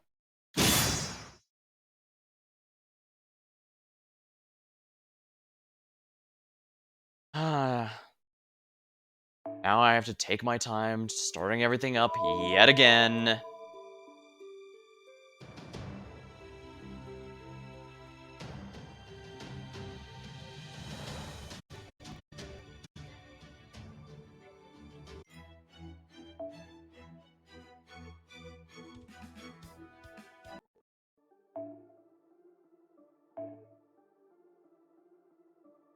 Alright, here we are. Are you kidding me? I have to do that. I have to do that fight all over again. Oh no, I don't. Kill them all. Death is more than they deserve for refusing Her Majesty's mercy. Humans and fairies live in harmony. Ha! What a joke. That's what I expect from slaves raised like livestock. I see you're just about done. Wood may have failed to breach Londinium, but is clearly all too fragile within. It's fitting these fools meet their end by being too quick to trust other humans. Failures have no need for hometown. Burn the ground. With Londinium gone, the Round Table Army will have nowhere to go, and the Child of Prophecy's reputation will suffer. Be especially thorough with the command room. Make sure it will finally teach Percival a lesson. Huh? Why am I? Can't open my right eye, that's weird. What about the town? Uh... Uh... Not again. How many times do I have to see the terrible things like this before? Wait, I've seen this before, more than once. Right, that's right, I get it now. I'm a Mirror Clan fairy. I'm Ansel, the one who tried to save everyone from a future where they all died. Only I couldn't save everyone. Sorry, Mirror, even after you were kind enough to take over for me. Still couldn't. Hey, there are more kids around here. Where'd they go? Find them, lead no survivors, make sure they're all dead before the Round Table Army gets back. Not yet, it's not over yet. Come on, Gareth, it's time. Keep Sem and Samaria safe.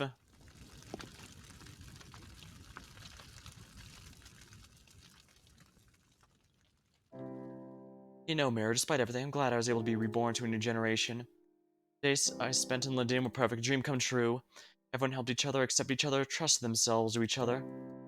They cared for themselves, the people around them. You know what the Master said? He said that was perfectly natural. So our Britain was sure to end up like that too.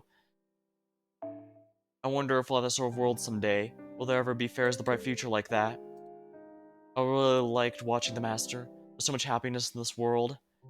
It's not like there's no cruel futures out there where things inevitably come to an end no matter what you do. Jealous, we never had anything like that.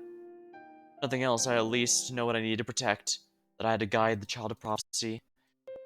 But I don't lose anything else in the process. I don't want the rest of my clan to die, and that's who I was. Gareth the Obstinate, Ansel the Stubborn. I could always see what fate the future held. Why couldn't I accept it? Why? I know why.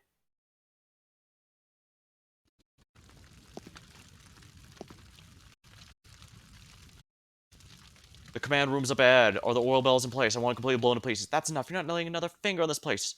Oh, so there's one left. You're obviously on the last leg. Normally I wouldn't even bother cutting you down. You couldn't manage this. Could have escaped on your own. But you couldn't help playing the knight. Fine, I'll put this eyesore out of our misery. Once Percival's so-called soldiers has no business acting like a knight anyway. Shut up, you're the ones who have no business calling yourselves knights. I'm Gareth of the Round Table Army. I'm the hardworking Child of Prophecy's first attendant, and the great H. Percival's #1 apprentice.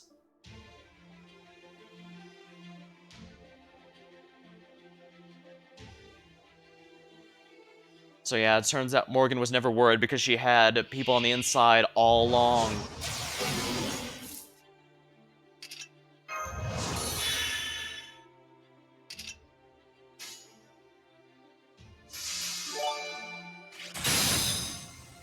Oh, thanks for the follow, 3 and T. I stream just about anything on this channel, so feel free to stop by anytime something catches your eye.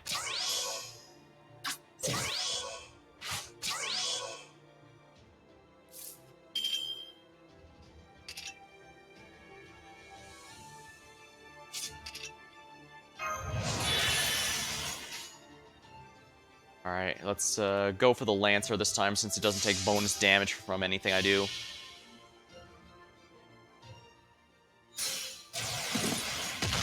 Ignore Invincible.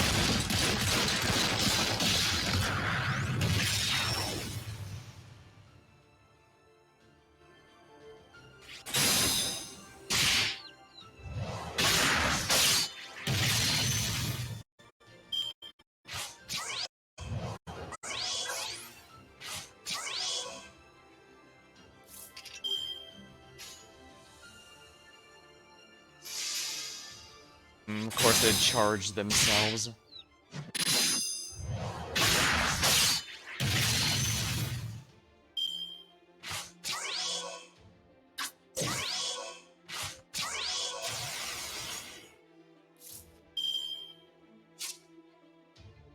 Ah, I have lived anyone HP reaches 0, recover all HP and survive.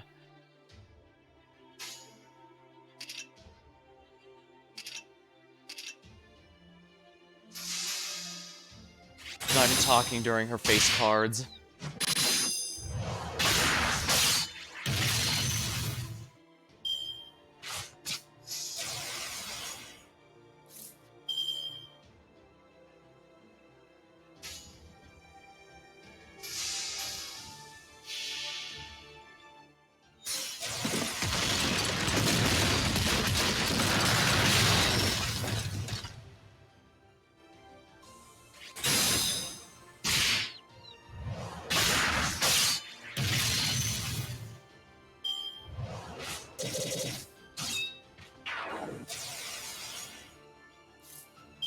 Buster down, that's a little painful, but I can work around it.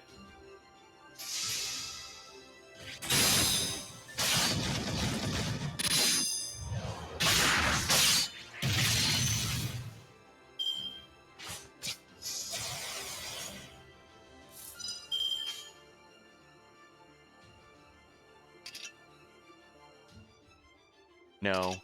I need to wait for the Buster to go off 2 turns. Sheesh, what a pain. Whatever, I can do it this way.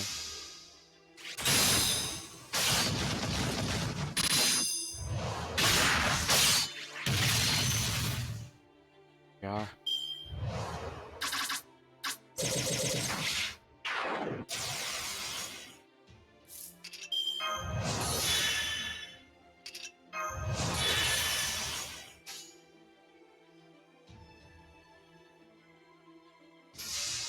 Don't have much choice, I need to take him down ASAP.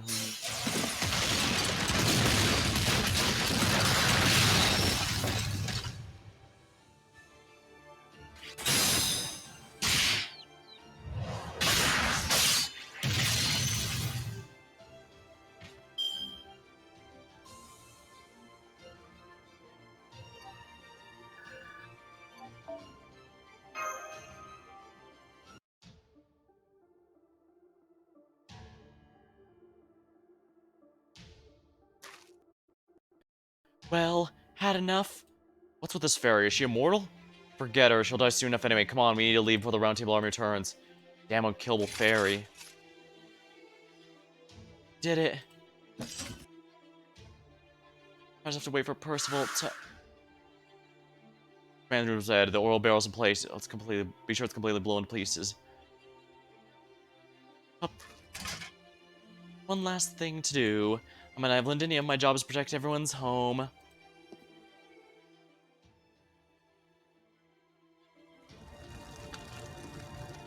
Hack, they really did plant a bomb here. What were they thinking? This must be the fuse. Oh, but it'll still blow if the fire reaches it. Up.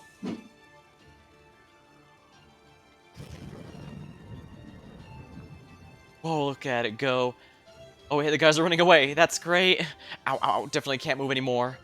Still, I should be safe here. The fire's not spreading that quickly. The bell's ringing. They're back. Way to go, Castoria. Only Beth left is right. Guess things are turning out as I predicted. Strange, I'm not even sad this time. Hang there, Castoria. Oh, I'm sorry, everyone. After you went through the trouble to make this great armor for me, I still... That's right, Ansel's the only Mirror Clan one left, which means he's the only one who can make it. Apologizing for. We're all so grateful.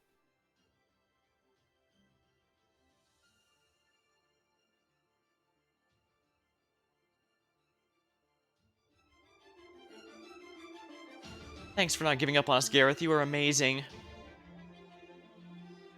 Right? No bad guys are gonna beat me. I'm a knight of the round table, you know?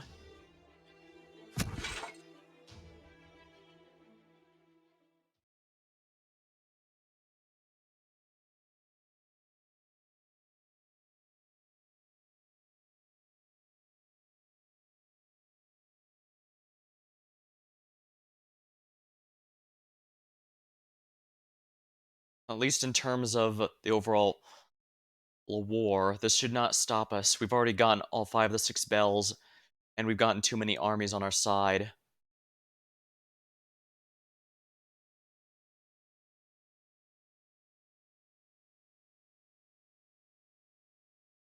Oh, what is going on with you, FGO?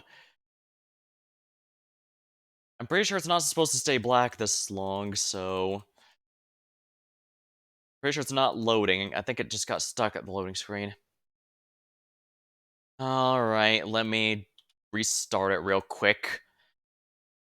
I don't understand. Last time I did like a full 5-hour stream and it didn't crash once, yet here we've had it happen more than once. Well, it crashed once and then got stuck at loading for the second time.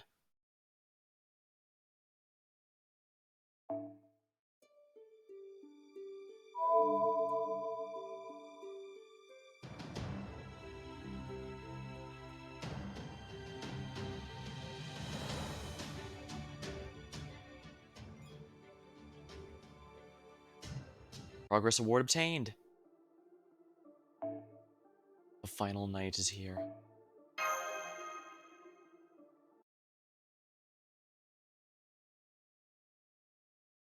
That evening.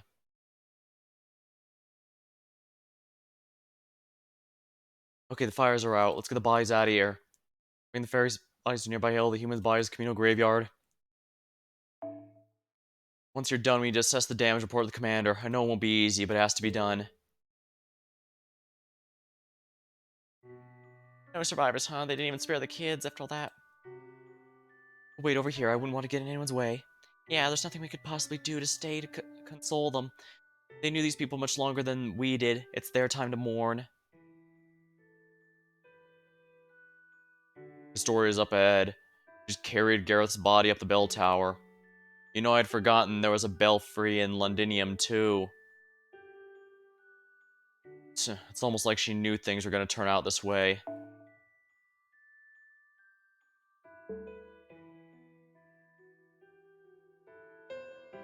Gareth, so this is where you made your last stand. The slash mark on your helmet must have been made by... I'm sorry, Master, I didn't see you there. You're very kind to worry about me, there's no need, I'm just used to this sort of thing. I decided to bury Gareth's armor in the children's grave, but I'm holding onto her lance until I can return to the one who deserves it most.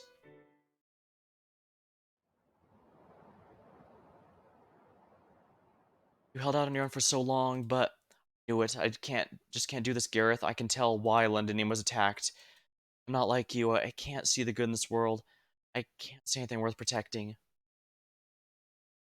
Oh, you're here too, Master. Did you come to cheer me up or something? Thank you, but you needn't worry about me. I was prepared for this. Still, I think I would like to ring the bell alone. I'd rather no one else see me like this, if you don't mind.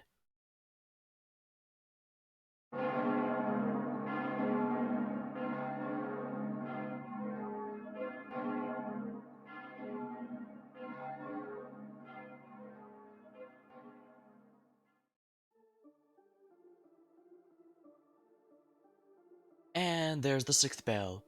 Well done, Castoria. The round fortress shall burn, and the bell of water shall appear, huh?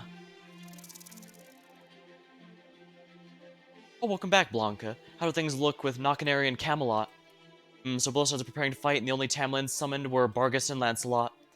Babbo Sith's been disinherited and is currently confined to her quarters. Right, she stole the Garden of Lost Will. No wonder Morgan finally lost her temper with her. So Spriggan's at Camelot. Murien hasn't moved from Gloucester. Aurora's gathering her volunteer soldiers at Salisbury and will rendezvous with the Child of Prophecy later. And no sign of movement from the moors. Sounds like the calm before the storm. Zach, you don't seem like yourself. What's got your fine fur all ruffled? Did you push yourself a little too hard? Why don't you take a break then? You deserve it. From now on, we won't be able to just sit on the sidelines and watch. The battle between Morgan and Castoria, the two fairies of paradise, will decide which one of them survives. As long as Morgan's defeated, the story will be concluded, and that will hold true even if they both die. The fact of the matter is, whether Castoria lives or dies isn't actually the point of this story. If only Ansel hadn't left that hook. I don't know what she was afraid of, but it was a really nasty trick. Still, as far as proper human history is concerned, all that matters is that the Master survives. Finally, almost the finale. Soon the Land of the Fae's story will come to a close.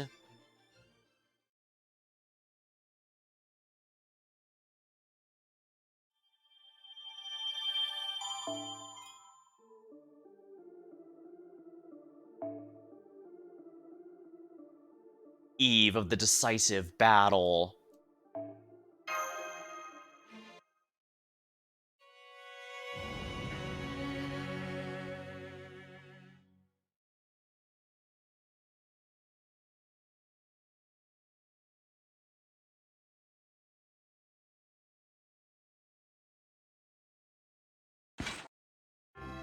Our report to make, Queen Morgan. Tamlin, Bargus, and Lancelot have finished arranging their formations at Camelot's ramparts. Lady Aurora, the Wind Clan, has assembled an army to depart from Salisbury. They should arrive at Camelot's west gate tomorrow. Lord Spring of the Earth Clan's already here, along with his private company of soldiers. Lady Murray of the Wind Clan sided with the Child of Prophecy and refused your summons. Of our 105 royal knights stationed around Britain, 80 have returned to Camelot, while 25 remain in their respective territories after refusing your summons. Not even all the knights are here? I can't believe they're defectors in the Queen's own army. Doesn't this mean that Camelot's forces are outnumbered now? Not to mention all the bells of pilgrimage have been rung. Say the Child of Prophecy's magical energy is now equal to that of Her Majesty, and the foreign mage is said to command ghosts whose power rival even our knights. What do you think we should do? Maybe it's not too late to change sides ourselves. Nah, it's okay. We don't think fear as long as we have the Tamlin. She may have been defeated, but Barguest is still as strong as ever. They'll never get to the main gate with her around. Aurora says she'll be late, does she? Just the kind of trickery I'd expect from her. Tell Barguest she needn't bother opening the west gate. But Your Majesty, that would mean... Do not make me repeat myself. Majesty, what would you have us do with the knights who refuse your summons? Like the branded traitors, we'd be happy to go confiscate their territories. That will not be necessary. I've already disposed of those who refuse my summons personally. The very act of weighing me against the Child of Prophecy itself is blasphemy and punishable by death.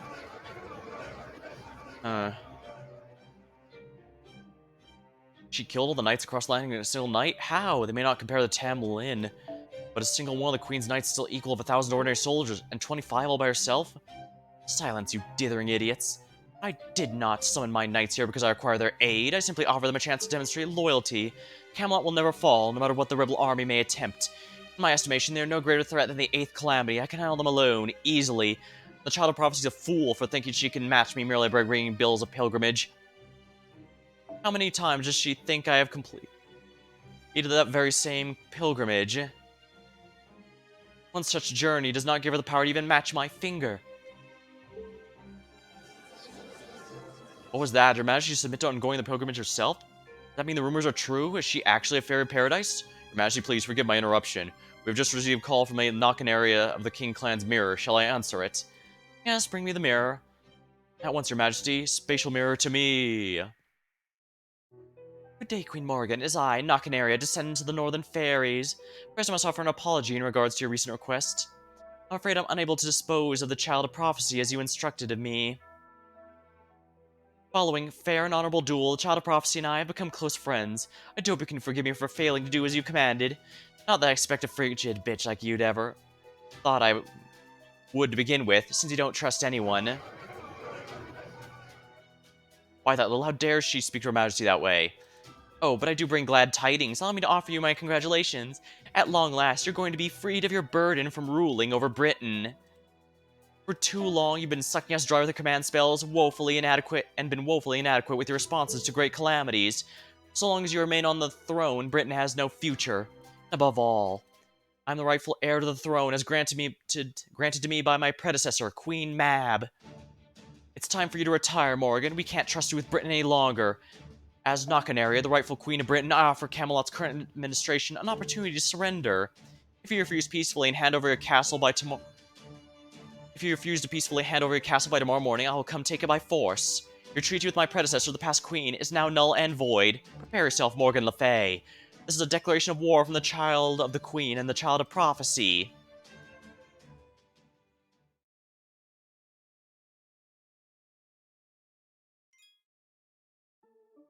Sadly, as with the...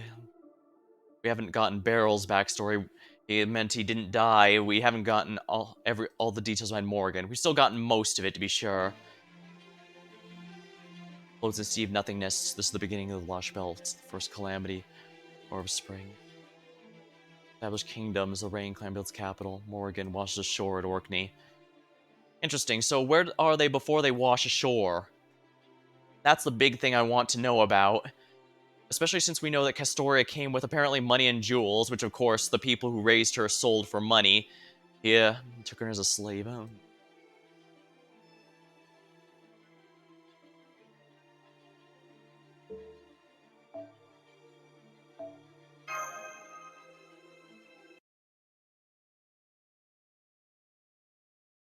One and a half days of the attack on Londinium, the evening of the 44th day in Britain. Dang, we've been here over a month.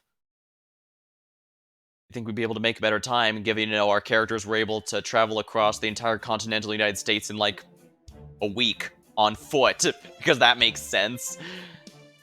There, that's the declaration of war taken care of. We've established we are in the right.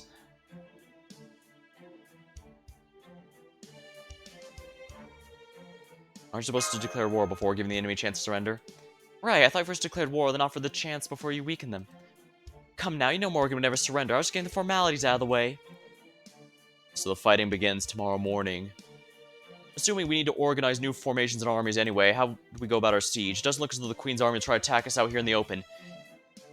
No, but the fact there aren't any troops in the plains means they're definitely going to just focus on shoring up their defenses. Good thing for us too, since that let the Round Table army get here in Oxford today. Let's finally come down to the big castle, huh? Which gate do we take? Main, west, east? Oh, just the main gate. That's what Nakanero put together a giant corps for. After we smash the main gate, the Northern Ferrier and Round Table army will occupy the castle town.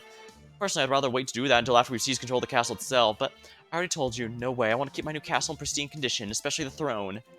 Even if we succeed in defeating Morgan, it won't mean anything if we destroy the throne in the process. Is there something special about that throne? Not really, I just plan to get a lot of use out of it when it's mine. Okay, so there is something important about that throne, because she is nowhere as shallow as Maeve. Well, even Maeve isn't that shallow, I guess, but... Don't you think you're getting ahead of yourself? We haven't even started fighting yet, let alone won. Don't worry about yourself more than me. Never mind the castle town. You guys are gonna have the hardest time at all once you're in the castle itself. Morgan's gonna come straight for you and the Master. If either of you dies, that pretty much puts paid to Ansel's prophecy. If that happens, the Round Table army's morale will crumble. Me and my army will be the only ones to survive. Yeah, that's a good point. Should we have these two stay behind then? Oh, not an option. We'll never make through the main gate without the Fettered Paradise's protection, especially with Bargas and Lancelot standing in our way. You three are the only ones who can hold their own against those two. You three will need to be the vanguard in the whole area. First the gate, then the castle. Got it? Soon we'll be back in that throne room again. What is it, Nakanaria? Why the sigh? If you got something to say, now's the time to say it. You won't get another chance for tomorrow night. If you don't say something memorable now, you'll end up as a weird chocolate queen. Who asked you? Besides, you know what I pledge, right? So never mind that now. As soon as Morgan's defeated and the throne's mine, I'll be ready to settle things in our rematch. Well, what do you know? I thought you'd be in a foul mood once the Round Table army joined us, but you're more fired up than ever. Guess having your rival and lover here was just the motivator you needed. Pretty much. Neither of them belong to me just yet, but you can definitely never have too many rewards. Which is why I need to cover every possible angle in a strategy meeting. Story, Child of Prophecy, Percival, Commander of Round Table Army. Premier, Magecraft Advisor of the Northern Army, Da Vinci, Sage of Outside World. You four stay with me. You two, you're dismissed. There's a tent set up here at campsite. Go for tomorrow. I'm here too? Okay, I guess I can offer my opinion as a representative of Chaldean proper human history. Don't worry about me, Master. I'll take advantage of this chance to rest. I'll go over what we cover here with you later. Give Mash my best. Alright, I'll let Oberon know as well. We still don't know who's been betraying us. I thought maybe Oberon, but it turns out he was the one who screwed over the Queen's reinforcements. It can't be Muramasa, since he technically has the same goal as us. It can't be, of course, Castoria, because she's along with us. Mash obviously isn't here. Gareth, we now know her entire role was to die and become the final bell for the Mirror Clan.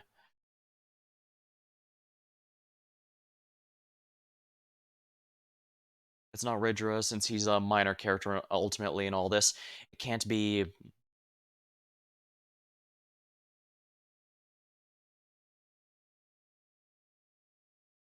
obviously not Percival, since we've seen everything about his... The only thing he hasn't shared is his history with Lancelot, but we can infer it now that we know Lancelot's true history.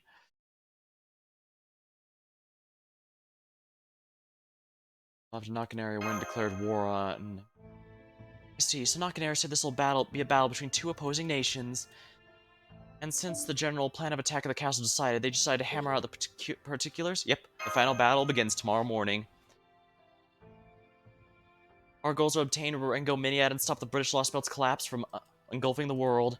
I know we need to defeat Queen Morgan to achieve both, but you think you can fight her now that you know that she is Aesk? We could sell this peacefully, I'd do that in a heartbeat. But Queen Morgan's been ruling Britain the way she believes is right for 2,000 years. Words won't change her mind, especially Since that's not how she wants to be persuaded, she'll only change her mind once she's been defeated by power greater than her own. She said that if you want to make your dreams come true, you need to prove you're strong enough to do so. That's Ace the Savior as I knew her. She was always severe like that. So knowing Ace is actually making her more willing to fight in this case. What about you, Senpai?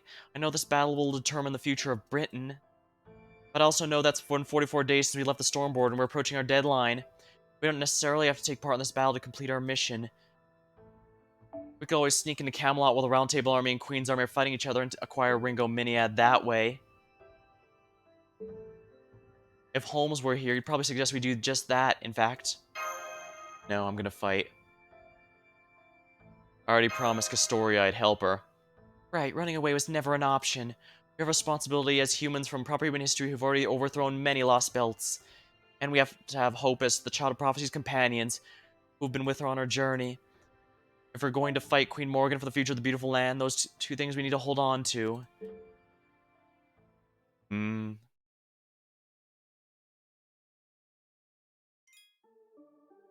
Sheesh, that's a lot of, I'm gonna guess all these are going to be pure cutscene. Now, I should Now, I had 10 of those blue crystals, but I'm pretty sure at max I might only need 5 for the, infamous fight coming up. But honestly, even that's too much, honestly. Given my team, I'd be surprised if I need more than 1.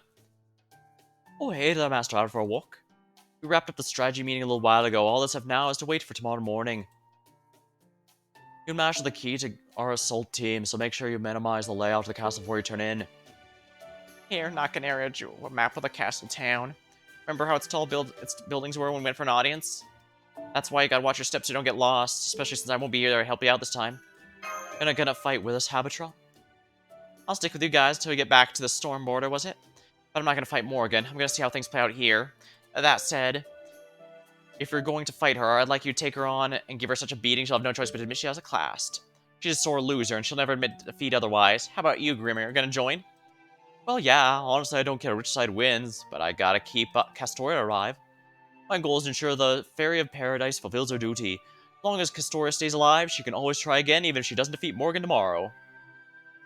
Hey, the prophecy said she'll be true king, right? Oh yeah, Hansel's prophecy did say something about that, didn't it? Chosen by the staff section, savior guarded by travelers shall reach the throne. True king shall arrive, except now the bloody crown. Ring, ring like thunder, like sweeping flame, let the hark and the 6 bells ringing. So far, everything's played out just as said. Storia rang the 6 bells, a foreign mage watching out for her. And she'll be within arm's reach of the throne. As far as I can tell, her and Morgan's spirit origins are about evenly matched. The sport teams are too. So it's gonna come down all to come down tomorrow. That's sad I don't like the image of the bloody crown. It's gotta be talking about Morgan's blood staining after her defeat, right? Damn it, Ansel, couldn't you have chosen better imagery for the Child of Prophecy's victory? I mean, it's probably also that Morgan's been squeezing Brenton hard for a long time now, but... Alright, Master, could you give Percival a message for me? I'm happy to inscribe runes on the Round Table's army shields too, but I got my limits just like everyone else. Tell him to gather his 100 best soldiers and have them see me. You'll find him in the officer's tent. Thanks, keep an eye on Habitrol while I'm away. No problem, we've known each other since the first Gamir after all. Don't worry, I'll make sure she doesn't push herself too hard again.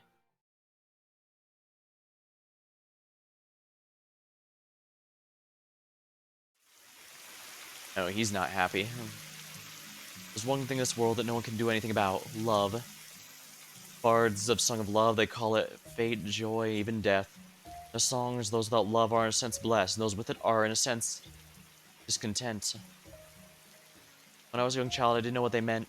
I believed love was simple. Merely loving and being loved was enough to be happy. When I was brought from the ranch, I was taken to a dazzlingly beautiful city. I grew up in one of their educational facilities with the other children who had been purchased like I was. I wanted for nothing. They said a fairy built the whole place on a whim. What if we tried raising them ourselves, had been the question they asked. The result was rearing house, not meant raised Tamlin, but human knights. It was run by the head of the Fang clan, though they said he didn't choose to do it. He only came to see us a few times, when every day he told the children the same thing. About all the children born that year, there are no other candidates to be found. If none of you show any promise by the time you grow up, this venture will be considered a failure. I know life isn't easy out here, but do the best you can. He wasn't the most delicate of men, but he wasn't cruel or heartless either. Why to go in the restaurant business? Well, I suppose I can tell you that. We Fang Clan fairies are wild by nature. Once we go into frenzy, nothing can stop us. That's why once we committed a grave sin, we wiped out the entire clan for the smallest of reasons. So the Fang Clan needs to learn etiquette, good taste, and moderation. We're far better off as vegetarians and carnivores. That won't make up for past sins, of course, but I can at least ensure we won't repeat them. I couldn't respect him, but I didn't hate him either. If nothing else, he had a conscience. Our days of training continued. Over time, more of the children failed to make the cut or were given other fairies as slaves. The only reason I lasted was because I was lucky enough to be born with a strong constitution, and see how your left arm got hot just now. That's your magic circuit. It's one of your gifts, Percival.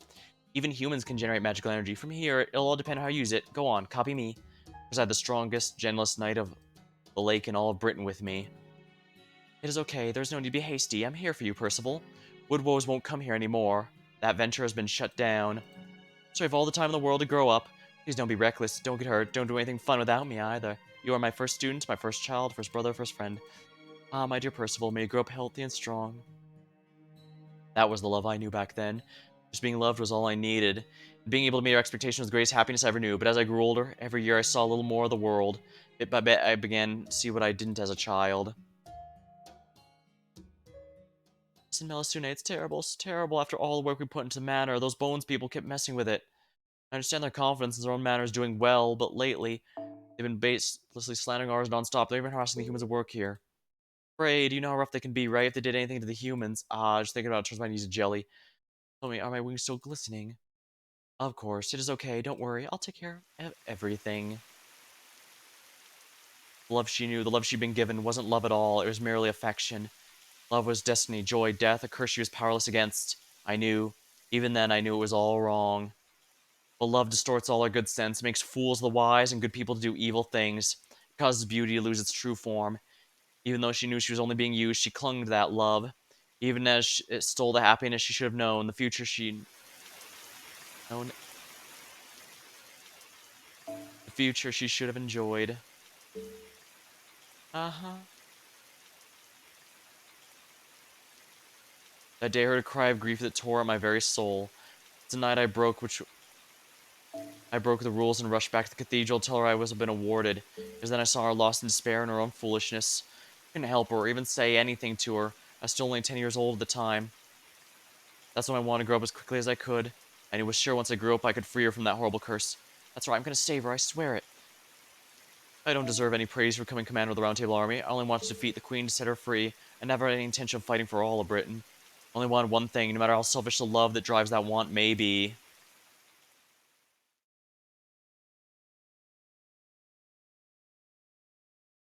I know, Gareth. Not a child anymore. I will see her Lance finds her. The least I can do to make your wish to protect Britain come true.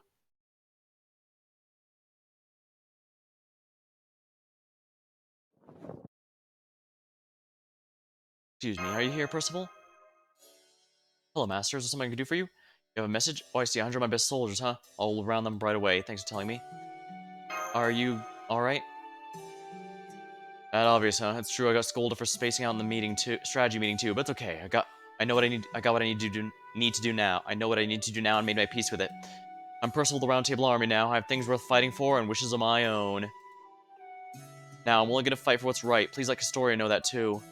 I think she probably saw right through me at the meeting earlier as well. Alright, so Percival really is. Tomorrow we'll face Morrigan. I know we're gonna have to fight Lancelot as well, so I ask you let me handle her myself, as the commander of the Round Table Army. May not be able to defeat her, but I swear to the last I'll keep her busy until the battle's over. Are you sure you want to do that, Percival? I am. Castoria and Knockanaria are the main actors in this battle, and Prophecy didn't say anything about me anyway. It just goes to show I didn't know what love was when I was a child.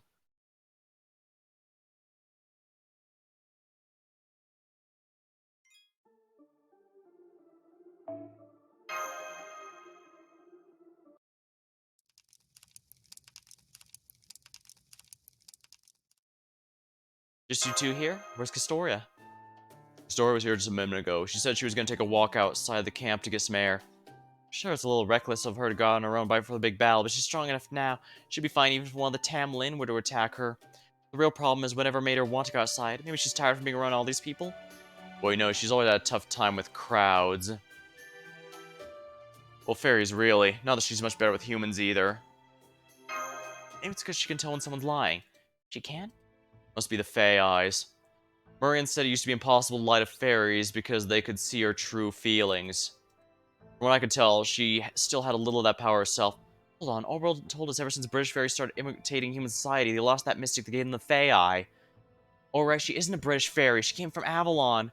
Which means she can see lies, she can tell what others are really thinking. No, she might even be seeing deeper than that. This might be rich coming from me since I spent my life fixated on things like evil, retribution, karma. But if she can see people's karma, that'd be terrible for her. I'm sure one reason fairies disappeared from proper human civilization is the advanced civilization. I bet a bigger one, though, is they can't stand seeing human malice laid bare. As human invented language and began studying the world around them, the whole species grew wider as the knowledge from the privileged class to the masses, but also helped lies, deceit, and pretenses spread. That's what the fairies couldn't bear. That's why they stopped having anything to do with humans. But now fairies of the Lostbelt are just as pretentious and deceitful as humans. And only two fairies can see how ugly those lies are. Historia and Morgan. They're the only two who are like fairies we knew in proper human history. Got it, that makes sense. It's one thing to see through lies, but it's another to see through the lies themselves. Sometimes we humans choose to go along with what someone's telling us even if we know they're lying. We can turn a blind eye if it helps things go smoothly. But you can't do that if you have Fae eyes. They leave you no choice but to face both lie and true feelings behind it. What if they only hang out with honest people? It still wouldn't be enough. There'll always be gaps between what someone says and thinks, no matter how honest they are. In some ways, it's actually better if someone lies to you out of contempt. As long as you know what they're doing, there are ways to cope with it. But if you can see the lies for what they are, the worst are the kind people tell and make you feel better. Even though they're doing it for good reasons, it's still technically classified as a lie. So even if white lie told with kindness consideration seems dirty to those with Fae eyes, this Britain must seem no different from a human society as far as the Fae of Paradise is concerned. If that's true, would she really want to save a world like that? Of course she would. She's got her head screwed on straight about that kind of thing. If she's gonna jump ship, she'd have done so long ago. I don't know why she's so stubborn. For whatever the reason, she's definitely made the most unyielding steel around. The kind of person who will never compromise their principles no matter what. Gotta say though, you never know what life or materialization has in store. I was planning to head back to the Foreign God as soon as I'd worked off what my life's worth, but this job turned out to be a whole lot longer than I expected. One thing led to another, the next thing I knew, we were only half a day from attacking Camelot. And I'm gonna be doing it together with the Master of Chaldea. Who'd have thunk? You know, now that you mention it, it really is a hell of a situation we found ourselves in. I can only imagine headaches Director Gurdolf's gonna be getting into once he reads my reports. I don't suppose you'd be willing to join us officially, would you? You know, it's not a bad idea. Wait, are you actually capable of doing that? Sure I could. All the Foreign God did was summon servants and give them jobs. Said we have no reason to dot fire since we were handpicked by the strongest being in the world, so she knew we'd never betray her. She still doesn't get the idea that some people are better fit for certain jobs than others, or they might have actual preferences of my own. She just takes a pro and con approach to everything, although I guess that aspect might be a bit different now. But I think I'll let another version of me handle that discussion. Right, this time it just wasn't in the cards. That's too bad. I know, make sure you hang on to that feeling, though. I could tell there was no lie or zealousness to what you said. The only reason Castoria made it this far is because of how honest you are with yourself.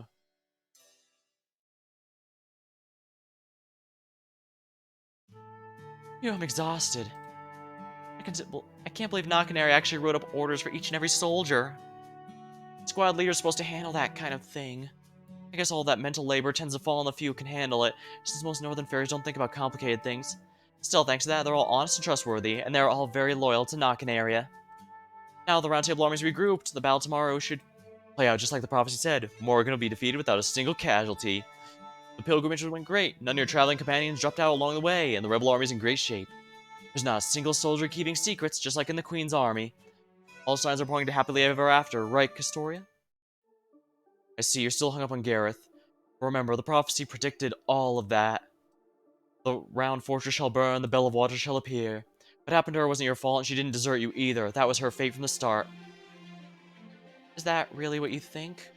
Of course it is. Besides, Gareth wouldn't want us to be sad about her being gone. I don't mean about her, I mean what you said about there not being a single casualty.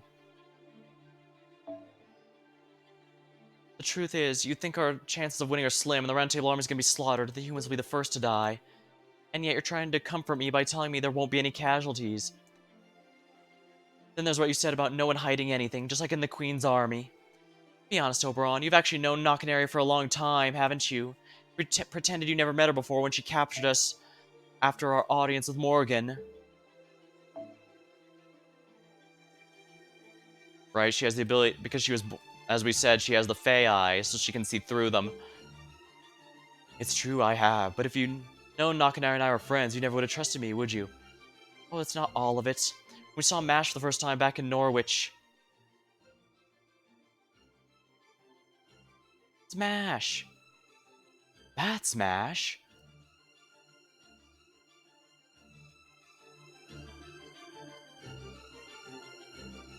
You already knew MASH was, but you pretended not to. You also knew she was in Sheffield, but you didn't tell us.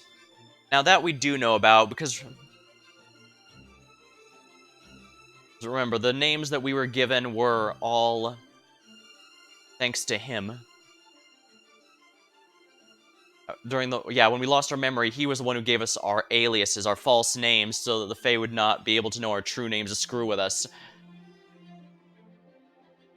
You kept it from the Master so he wouldn't go looking for her there. I did, yes. I wanted the Master to work with the Child of Prophecy of his own volition. Not because Chaldea ordered him to. I admit it was indeed dishonest of me. As powerful as the Tamlin as Mash is, it's still too dangerous to be up north by herself. And there's... yes?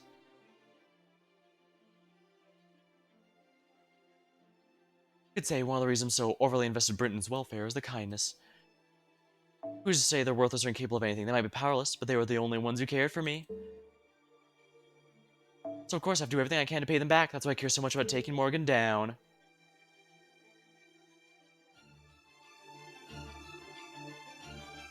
And then there's the fact you were gone the morning of our battle with Woodwar's army. We only won because the Queen's reinforcements never showed up, and that only happened because you did something to stop them. You always seem so honest and sincere, but you never tell the truth. You never tell anyone what you're truly thinking. Why is that? Why do you keep lying to us? Do you actually want to defeat Morgan? Of course I do. There's not a fairy in Britain working harder to bring her down than I have. I want to destroy her fairy Britain with every fiber of my being. If it means I have to lie, I'll lie. Besides, I'm not the only liar here, Castoria. You haven't been truthful about why you've come this far. Your true motive has nothing to do with saving Britain, does it? And I'm not the only one who's figured it out. The Master's caught on too. You haven't been fighting for humans or even other fairies, not for 1 second. Your true motivations lies elsewhere, you just refuse to talk about it. What he's saying, that's ridiculous. I'm the Fairy of Paradise, I was sent here to save Britain. That's your guilt talking, not you. What exactly does it mean to save Britain, you think? Do you know what Miramasa once said? He said that every fairy is seeking absolution, yet that every last one of them yearns for death. He said that deep down, so every fairy in every town we've been in secretly wants. Miramasa said that. He doesn't have fey eyes like we do, but he's pretty sensitive to the pain people carry in their hearts. That's why you're so conflicted about this, isn't it, Castoria? You don't want to talk about things like that because you know it wouldn't change anything. Same with me. I'll do whatever it takes to defeat Morgan, whether I like it or not. So why don't we leave it at that for now? Tomorrow's our last battle. I'm sure there'll be a time when you can come clean about what you're really thinking. That's what this whole pilgrimage was for, right? And hey, who knows, once you come clean, you might find that nobody thinks it's actually that big of a deal anyway.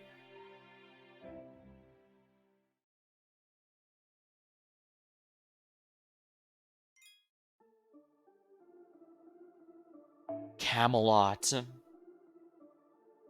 Alright, let me grab a sip of my drink here.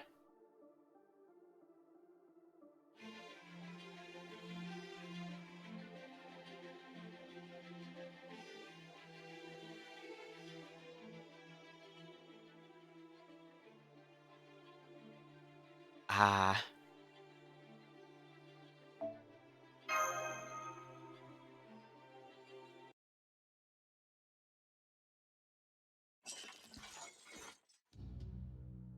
It seems Nakanari's army and the Round Table army have rendezvoused. I still can't quite believe Her Majesty didn't even try to stop them. It's one thing to give your enemy a fighting chance, but this is far too generous. Between the Child of Prophecy's protection and the King Clan's Fey domain, our forces should be evenly matched. I'm sure Her Majesty means to crush them, but there's still a chance he could get lucky. If our forces are evenly matched, then there's no chance of them winning as long as you and I are here. The two of us alone could end this right now, whether the High Queen is here or not. I could destroy Nakanare's army on my own, and the same is true for you and the Round Table army. We're already being nice by giving them until morning. There's no sense meeting them on their terms.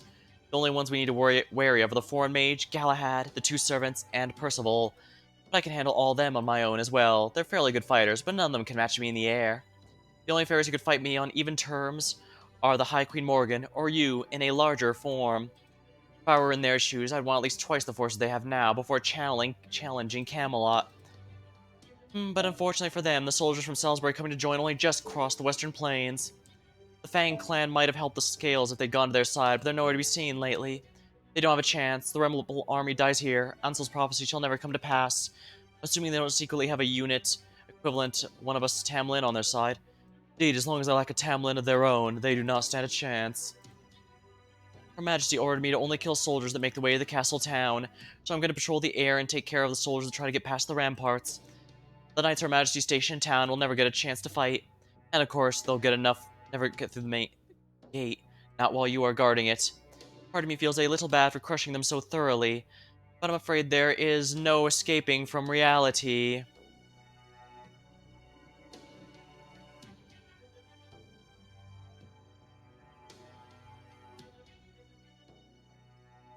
Sorry.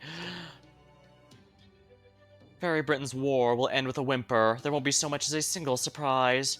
Last war, true, I doubt there will ever be another rebellion of this size. But the calamities will not end here, and Her Majesty has no intention of stopping the Great Calamity. Our victory won't do anything to stop most of Britain's fairies from dying. Don't you think that's sad? Question the point of this battle? I'm surprised to hear that from you, Barghest. I didn't think you have all thought about those kinds of things. I must say, Barghest has been the biggest surprise so far. I didn't know... I mean, I knew her by name and kit because she's a popular one in the Japanese server, but I did not know much of her character beyond, CE artwork and, fan art, which is kind of...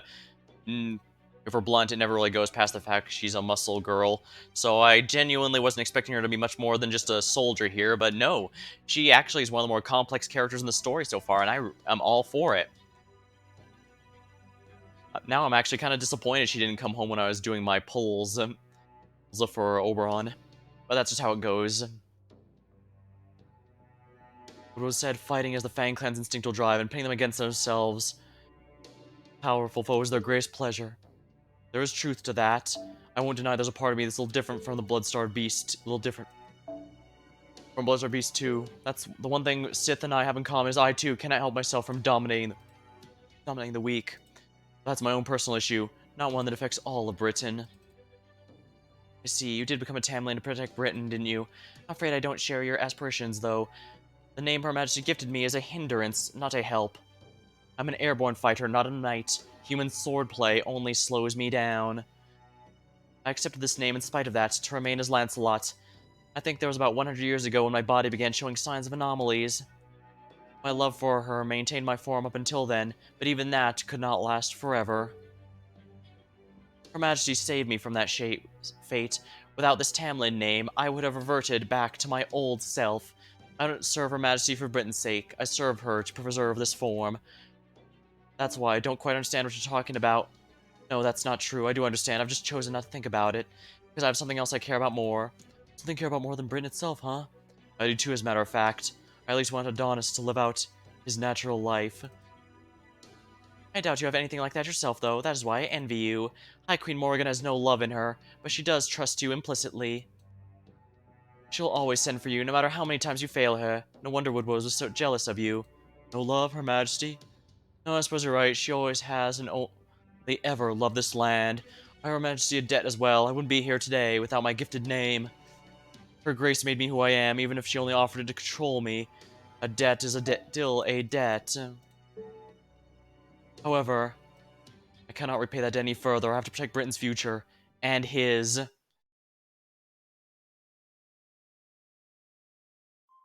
Abo Sith. It's nighttime now. Could somebody turn on the light? Get to the ball. I have to put on my beautiful dress. Hello, is anyone there? Forgive me, Mother. It wasn't my fault. I didn't want to do it. But my lord said he wanted to see what moving corpses were like, so I sucked the blood from one, just one. But he was so taken with them, he had me make lots more in the basement. Of course they were going over on everything. Of course they were going to. Help, somebody please help them. I'm hopeless on my own. I've never been any good on my own. I never had anything of my own. That's why nobody ever helped me. I had no power, no special skills or friends. Ah, mother abandons me too. Won't have anything at all. There she goes again. Looks like Tamlin Tristan's not long for this world, finally. She lost her Tamlin name when the Child of Prophecy defeated her, then Bale Gut disappeared. And now she's finally exhausted Her Majesty's patience too. We're to seal her door up with the wax tomorrow. Probably too much trouble to even execute her. Now she'll fade away with no one ever even knowing what became of her. What's wrong with that? Seems like a fitting end for the most hated figure in all Britain. Remember how many fairies she's killed. I'd offer myself I could get away with it. Don't bother, she's rotted so much she can barely move. She'll die soon enough on her own. Oh, you might even get cursed if you got too close to her. If someone wasn't worth killing, it's her. You said it, at least once she's gone, Her Majesty will brought back into being. Who goes there? The High Queen gave strict orders not to let anyone... Oh, if it isn't... It's Beryl. Ugh. Spriggan. Oh. I wasn't told there would be guards here. Oh, I wasn't told there would be guards here. I do so hate... I wasn't told there would be guards here. I do so hate to do that to someone they couldn't be getting paid much. From the looks of it, I'm sure the next generation will show up soon enough. Got the key from there. Shall I open the door? Of course. Apparently she's bedridden now, so do be gentle. But don't be afraid to get rough if she acts up. We don't have any time to waste. Sir, come on, let's go. Not worth killing. That's just the sort of thing I expect such a vulgar lot to say. Really, most things aren't worth anything. The question is whether they're worth keeping or best thrown away. Prices are something we set for ourselves. Even the worst piece of junk can have its uses. The Yusei Fudo method of everything has value. I have to make certain. I have to ask her, Majesty, Queen Morgan. I can't be right. Oh, wonderful! How good to see you, still alive and resolute as ever. Leave my ears when Spriggan asked me to take you in.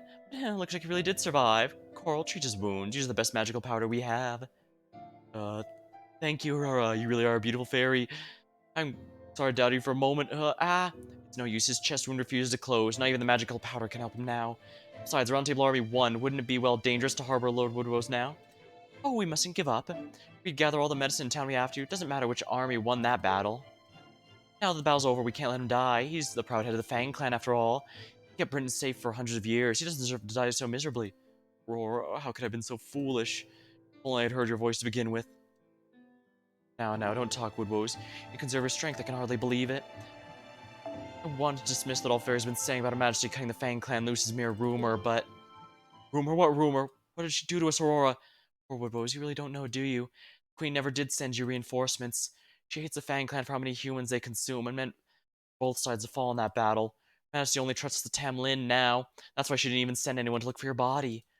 Pains me to say this, but she abandoned you and your Fang clan. She thinks you're nothing more than old guard dogs who have outlived their usefulness. Can't believe it. I can't believe it. I won't believe it. Majesty, Your Majesty, can't be true. Fang clan's loyalty, our devotion must have meant something to you, right? Find it. I have to. Even have to kill her to do it. Oh, so the original Woodwoe is not.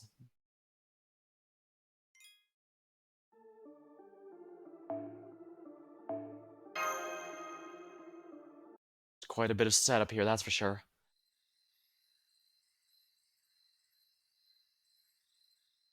Oh, what are you doing outside the camp? Are you so amped up you can't fall asleep? I guess the same of you, Oberon. What are you doing here? The story seems like she had some doubts, so I thought I should check on her. Our armies might be evenly matched, but they still got the Tamlin on their side. If they'll give us so much as a centimeter, we're done for. So I gave her a little pep talk. Hey, Castoria, know what King Arthur really means, King of Bears. Boy, was she surprised. Now we know he's lying through his teeth. Yeah, I can just imagine. You know how competitive she is, right? Lighting a fire under her works better than trying to get her to see reason. In just a few hours, the veil of night will be lifted and the final battle will begin, where the morning larks sing.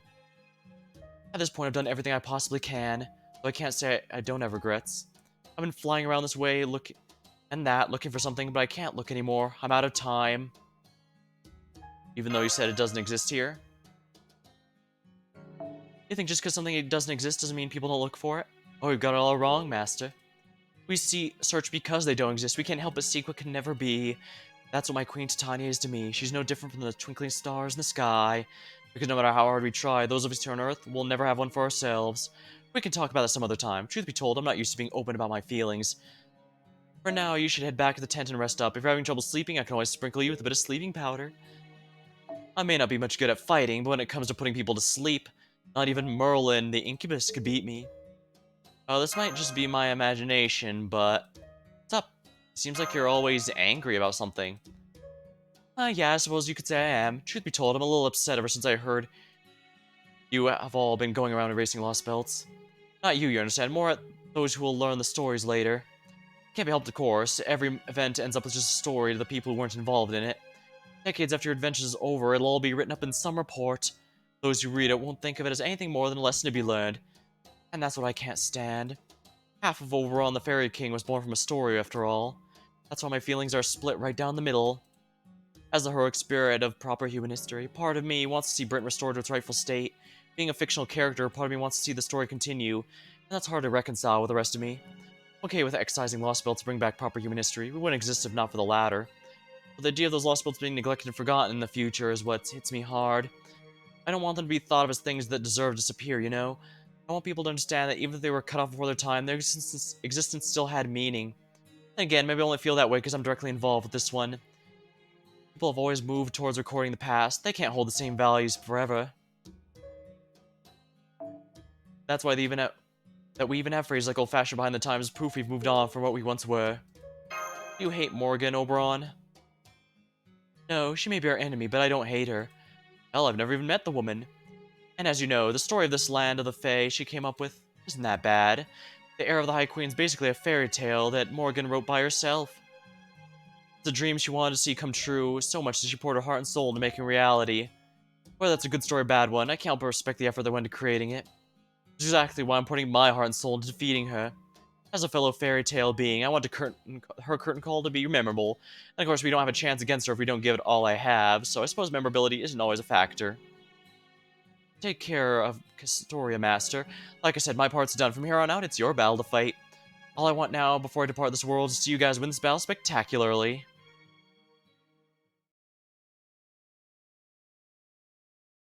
I do think there might be a bit more to it than Titania, but I guess it could be partially true. Morgan.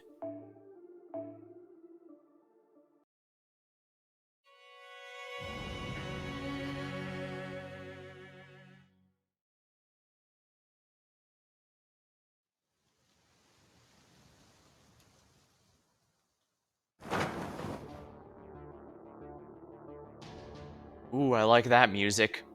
It's morning. All squads form up. Round Table soldiers who have sworn to follow the Child of Prophecy, Northern fairies who have served me faithfully over the years, and volunteer soldiers from across the land. As of today, we're a single army with a single mission. We are, all of us, now the army of the new queen. Comrades dedicated to building a new Britain, ruled by the true queen as Anvil prophesied. You there, master. I can tell what you're thinking. I don't care that it's not... It's a more original name. I don't care. Oh, yeah. There's been no word of surrender from Camelot, which is our glorious queen's way of telling us to bring it on. Fine by me. I've been waiting 100 years for this day. Are you all ready to fight, to give your lives if necessary? Then let's show them what we're made out of. It's time to end Morgan's reign and take down Camelot. All troops, move out. Our first objective is smash through the main gate.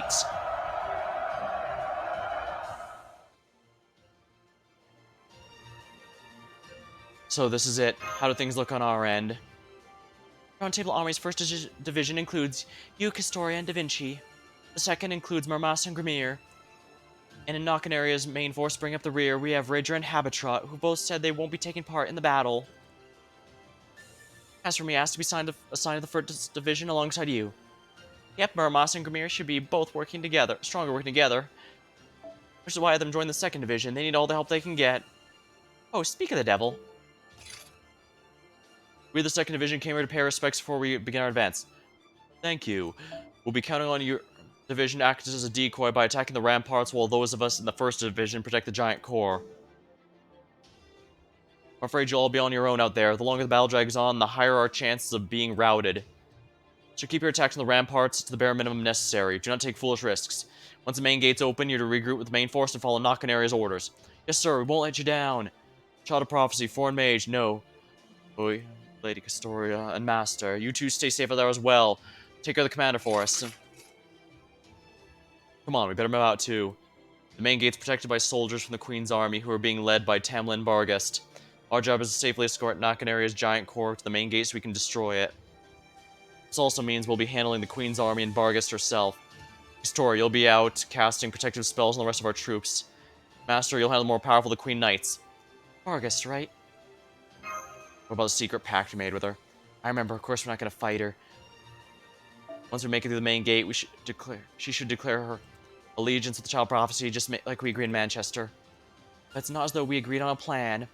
And knowing her, I'm sure she's going to fulfill her role as one of Morgan's rights right up until the main gate's destroyed. So first we need to secure a route to the main gate, then we need to keep Barghest busy. This is what you mean, right? Yep.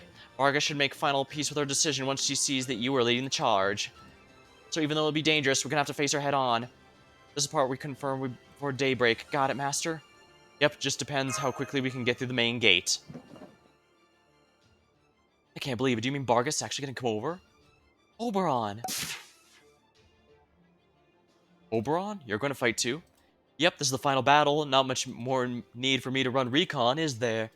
Besides, I'm sick of being left out. I may not exactly be a combat powerhouse, but I can at least be of some help. More importantly, when did you talk to Barghest? Oh, you didn't tell him, Da Vinci? Me? I thought you or Castoria told him. Well, I didn't. You said you'd tell him, Master. That face. She completely forgot. I'm actually kind of impressed. So you weren't trying to keep a secret from me. You just did plain forget, didn't you, Castoria? What's your deal? Do those bells only make you stronger? Or are you doomed to be careless forever? Well, you know, I'd rather not relive any positive memories if I have to. Alright, never mind. What's done is done. Our advance is already underway. The important thing is if Barghest is really going to join us, that improves our chances considerably. In fact, with a bit of luck, my lie might just become the truth. What are you talking about? A victory without casualties. With Barghest on our side, we have worry about Lancelot. As long as Mermas and Grimir keep her occupied, we should have no trouble getting into the castle. Great work, you two. This will give us a real shot at reaching the throne room without losing anyone. First of all, you guard Castoria. Mash, you guard the Master. Alright, let's go. First order of business. Clear the soldiers guarding the main gate.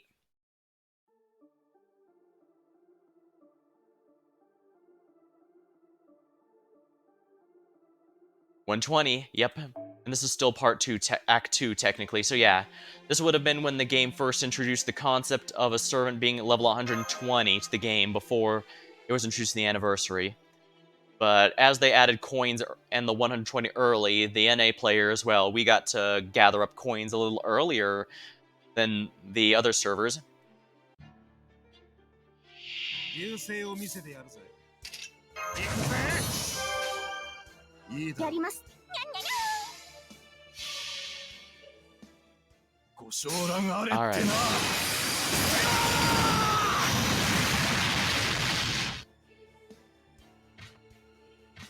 Alright.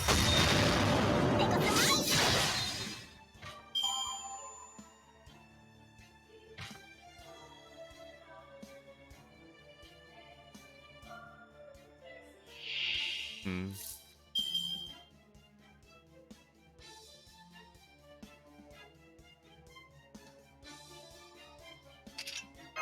Yep, this is basically just a 3-turn farm as far as my team's concerned.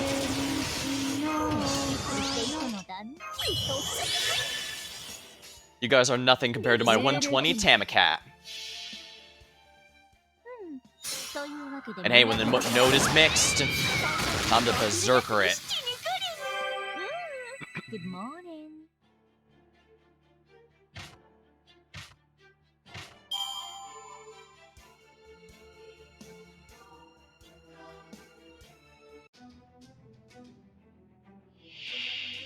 Barghest. Resistance to all attacks. 古きルールこういうこともできる。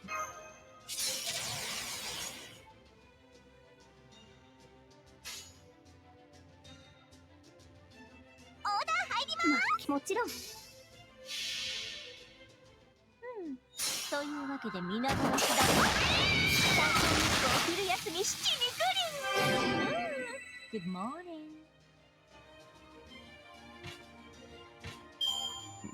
ありがとうございます。 Yep, I beat everyone but bar guests. Not bad. Would have been funny if I actually broke the break bar. But I'm pretty sure she has high durability to try and prevent that. Then again, I imagine if I'd used an archer or something, I actually could have just fine.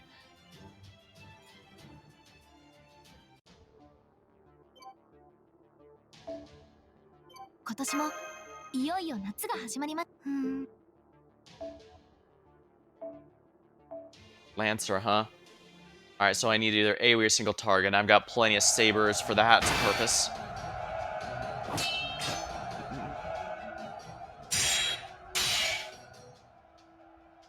Here we go.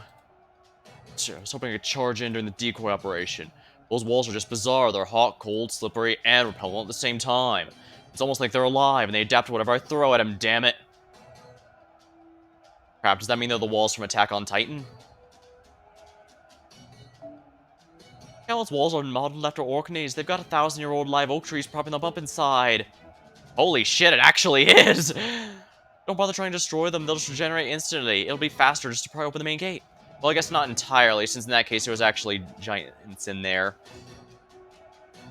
We don't got tools for something like that. No choice but to hold our ground here. No, wait, hold on, you're a caster, right, blue guy? Can you make us platform to scale the walls? Oh, an oak platform to counter an oak wall. Great idea, I'll grow one right now. Oh crap, looks like your brilliant idea was a little late, red guy, look up there. I know that sound.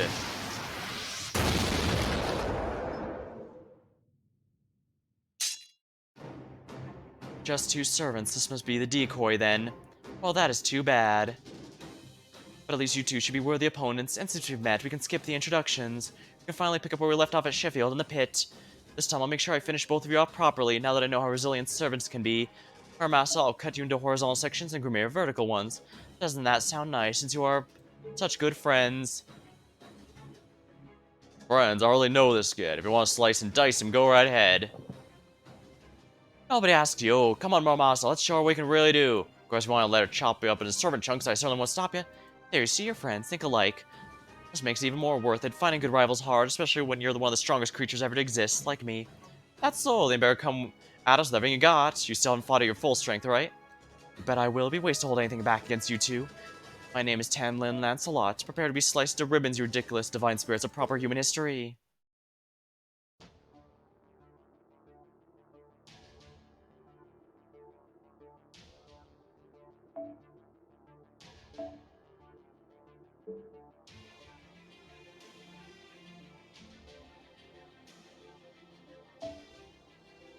Yeah, I think I'm gonna bring the plug suit for this.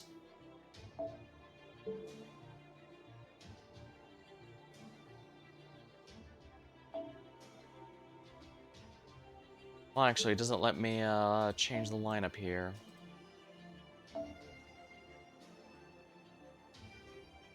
Single target saber. Ah. How could I forget that? Sorry if you just checked Discord. Well, I suppose this could at least... I guess this... Well, at least it didn't crash again. That's a mercy.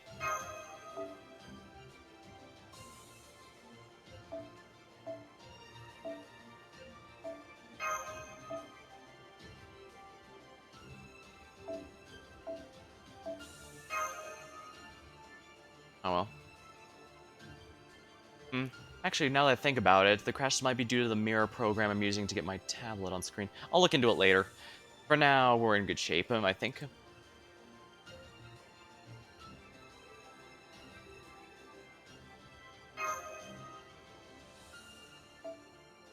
Actually, can I do it this way?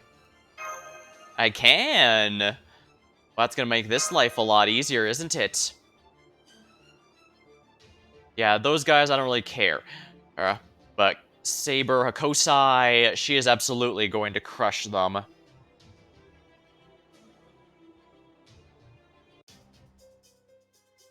Here we go.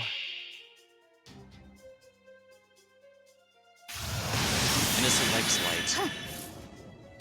Oh my.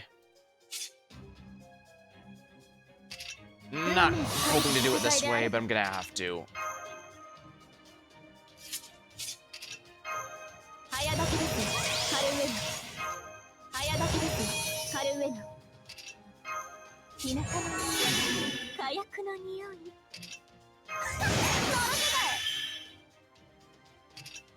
腕っこちだ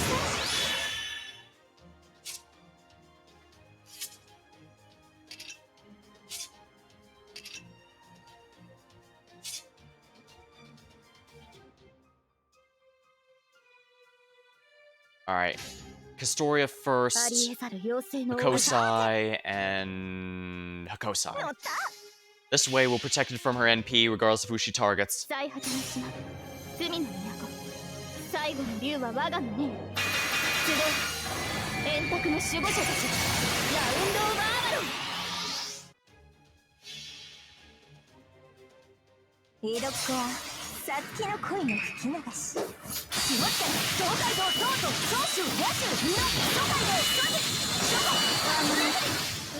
国 Overgage. あれこれいいね Stop it with your vain efforts. Sure hit is going to do nothing to help you, my friend. 一瞬で終わらせる石灰研究開始つなげ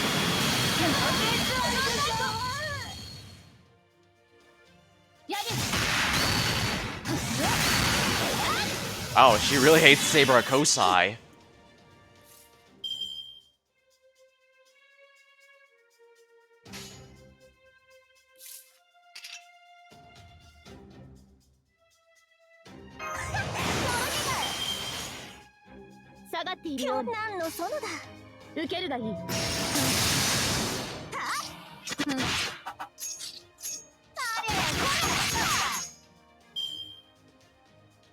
Yeah, she's just gonna spam her MP until we beat her, so, I'm not worried.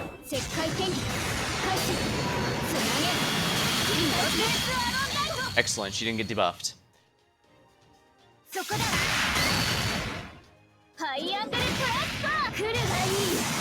Come at me. Charge gain.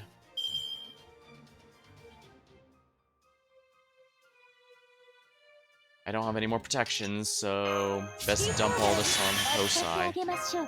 お参りしていき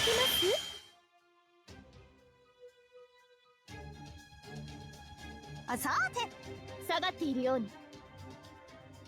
ぴょんとつこうか。Alright, here we go. 江戸っ子はさつきの恋の吹き流し。フリフリ、クラウン、青い能面、義経、ヨーロ、神だ。そこ。Overgage. そこです。 Oh, wonderful. Darn, the buffs ended. That's not going to work. 新年偽装展開精錬たるコメント月光を返す沈め生きたいの We lost Castoria. 戦線を離脱しやるそこだ来るがいい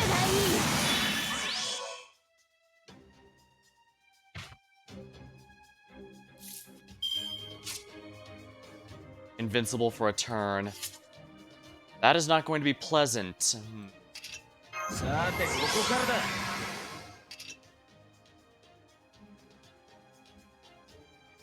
Applies Sacrifice World Tree, applies Guts, significant increase in PH once activated, and offer yourself a sacrifice.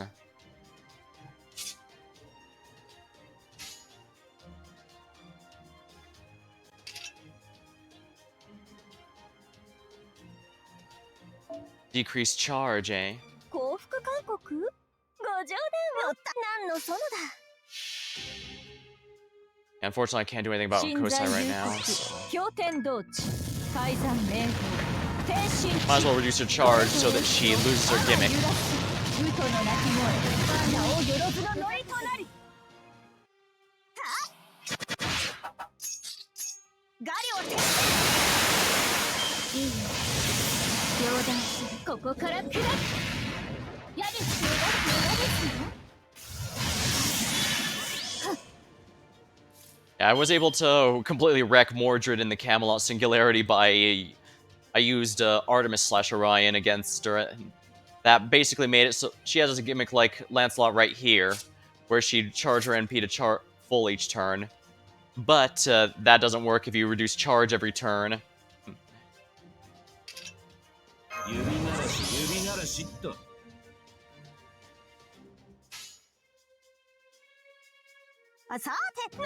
Alright, time for Sabra Kosai to just do what she can. エドックはサツキの恋の吹き流しフリフリクローン青い同面義経両方の神だ諸国ふざけてるそうだ誰これおまけがどっち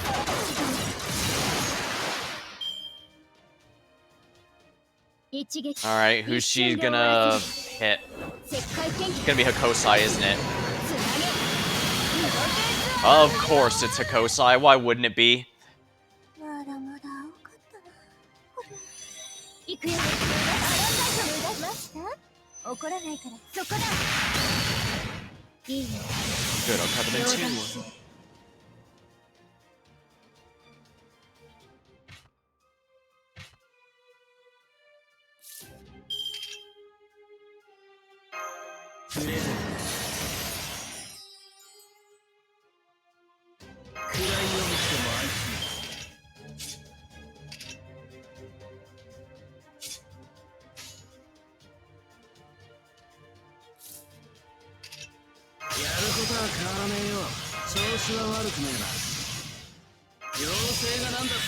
What's his overcharge effect again?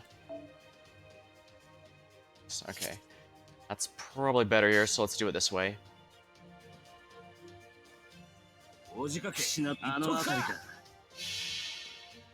Alright. If she tries to NP Karna, he'll survive, I think, so we should be fine.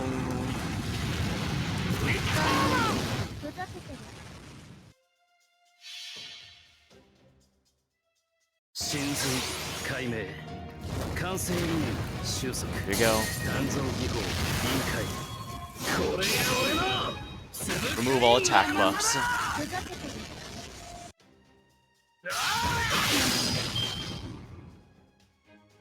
This doesn't change that nobody's gonna survive, but...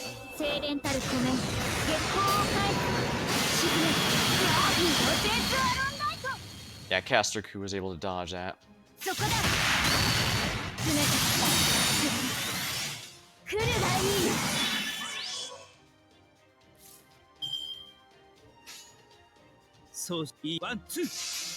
Santa Karna might be able to finish her. Yes, he can.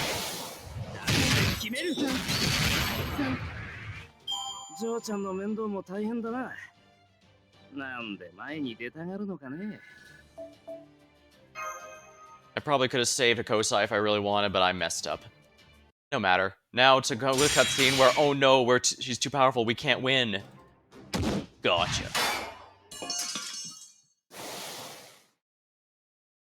How can the foreign mage be supporting you from so far away? It is a bold strategy, took a lot out of him, but I had to master some of those servants before we begin our advance.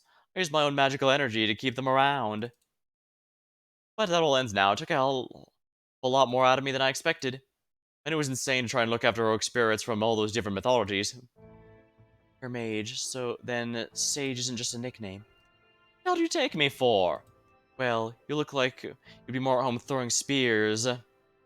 Besides, Gungnir is pretty famous in Britain, too. I thought you were a lancer, like me. What the actual hell? Muramasa, are you sure this is the Lancelot everyone's afraid of? I know, it's hard to believe, but yeah, she is a lonely airhead. But that's her, for sure.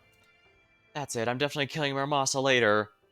Hang on, that does not make any sense. Your objective is to break through the main gate. The foreign mage should be putting everything he has into that. If he had the power to spare for you, that means...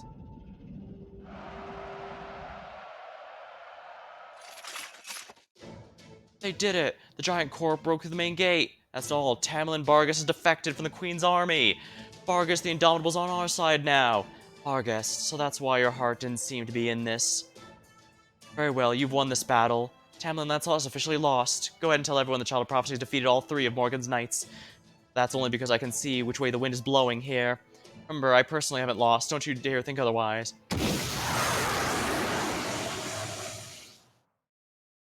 Oh, yep, that's a dragon, alright. The trouble with those dominant species types, they act like they understand the human world, but they never listen to a thing people say. Oh well, at least our work here is done. I'm gonna head back to the main force of the division. How about you? I'm gonna join the Master. Even with Bargus on our side, we still got our work cut out for us invading the castle proper. Oh, gotcha. Well, good luck. Remember, Morgan's serious business. According to the first Grimmir's notes, she's never backed down from a fight in her life. It doesn't matter who she is or what she's up against. Once she starts a fight, she won't stop until her opponent is dead or she is. She's as dedicated as stubborn as they come.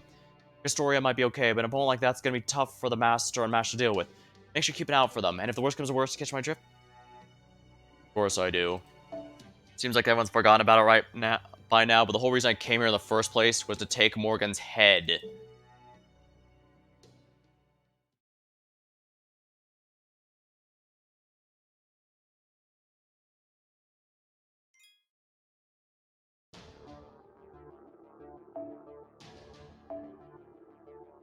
Master Boss. Interesting. Do we finally get to finish off Beryl?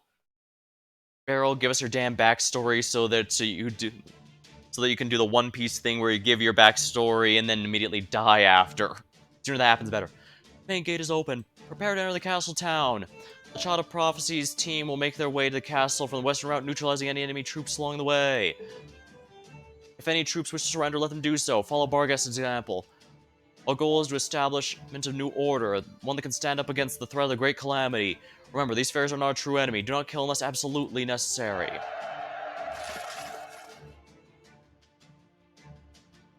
Damn it, Percival. Where do you get off taking all the best parts for yourself?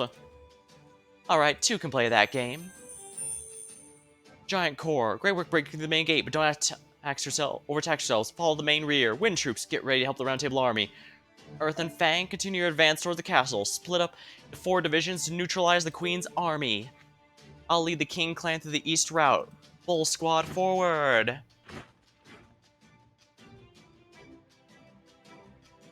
Oh, so you're gonna be fighting out there too, Knockin' area? Of course I'm leading my own troops. I need to set an example for my subjects. If I'm getting hit by a stray arrow, so be it. Don't bother telling me not to push myself. None of you would listen to me if I asked you to do the same, right? This is our only chance to go toe-to-toe with Morgan. Last one in the castle is a rotten egg, Astoria. Come on, let's keep moving. We needn't worry about Knockin' area. Still a lot of fighting going on the main gate. Also do the Queen's soldiers stationed outside the ramparts. Once they see the Tamlins affected, they should prompt more surrender. And one more thing, have more Round Table soldiers stay behind me so there's someone seen keep an eye on me. That should put the other rebel army soldiers at ease. Good idea. We know he won't betray us, but other soldiers won't have the confidence. Still, are you sure you don't want to come along? This is your chance to defeat the Queen, become ruler of Britain yourself. I can't do that. I may have gone over his side, but I cannot turn my horn on the Queen. After this battle, I intend to trust the aftermath of the clans and imprisonment for my crimes. I see, so you really have thought this through. I'll keep an eye on you then. Once the rebel army sees the Round Table Army's resident Joker standing beside you, they should stop thinking of you as a threat. But don't think that'll be the end of it. You still have a ton of work to do after things calm down near the main gate. Camelot's upper-class fairies are deathly afraid of you too. So one look from you should be more than enough to keep them in line. Yeah, you're right. That would be the right way to use me. I'd have no problem wielding my horn against them. But I'm sure you haven't forgotten how I burned down your woods. Don't you hate me for that, Oberon the traitor? Oh, intensely. But now's not time to go into that. We have other things to take care of first, isn't that right, Percival? Of course. Thank you for entrusting me with the fate of New Britain, Tamlin Barghest. We will not to let you down. Division 1, move out. Child of Prophecy and the Foreign Mage are about to make their way to the castle. It won't be long now before the prophecies realized. In the name of the Round Table, we must ensure they both arrive safe and sound.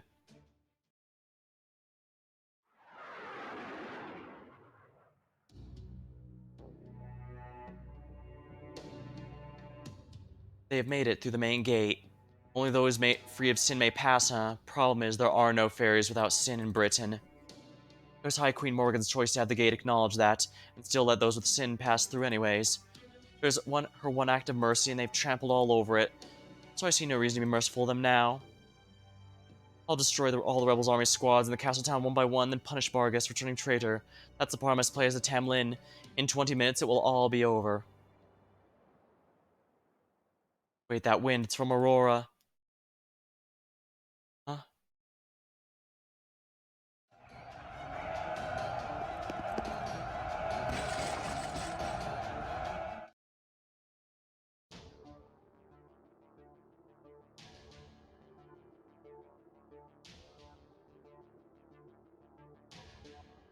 This is a caster.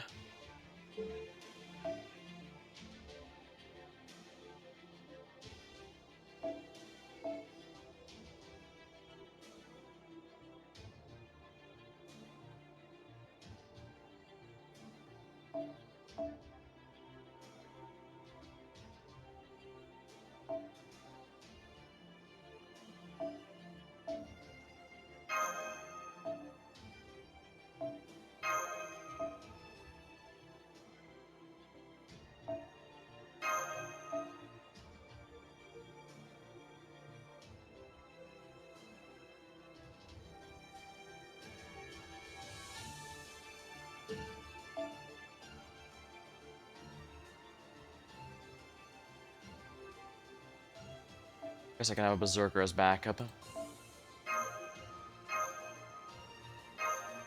I have more than enough supports, I think. Now, I could have potentially tried to just nuke them all with an AoE, but if there's only 2, then it might be good to single target them down. よーし、お嬢さん少し本気出しちゃうか。おっと、危ないからみんな離れてね。今のうちに準備あいつ食べていいか。あいつ食べていいか。ダメだよ。社会できた。お嬢さんも真の力が目覚める。そいつはありがたい。Oh, right. 白兵戦行きます。お嬢さん、出番だ。やり負けないぞ。本気だ。Playing Skye being an assassin means she's a bit at risk here, but I think he'll be fine. ここに縫われし国津のオロチ。我なすことは我のみぞし。天かける。龍が如く。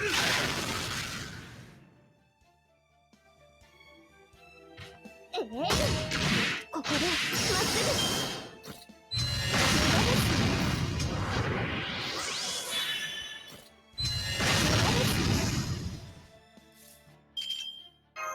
きなこの火薬の匂い。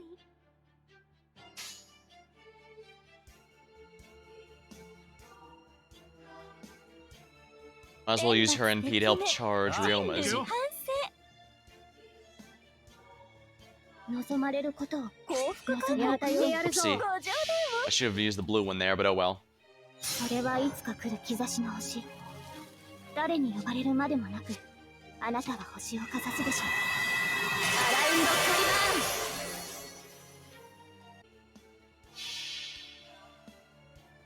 新山幽谷、経典道地、泰山名号、天神地、これぞ列強、天揺らす。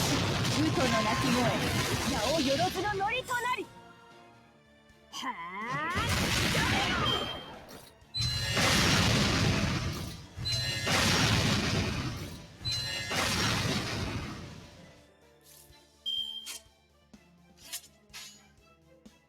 もちろん。行くとしますか。まとめてぶっ飛ばす。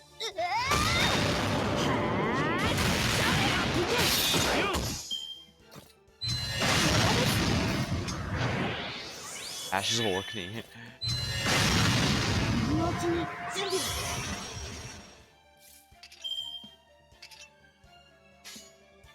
備。我は行くとしますか。これがわしの宝具。行くぜよ、お嬢さん。ああ。天かける。龍が如く。これでしまいじゃ。はあ。行くぞ。終わりだ。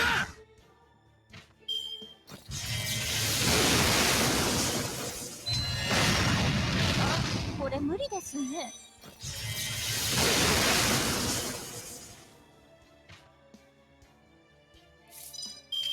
さっさとかかってこーい。僕には逃げてくれると嬉しい。あいつ食べていいか。 Not gonna let him use his special, so let's do it this way.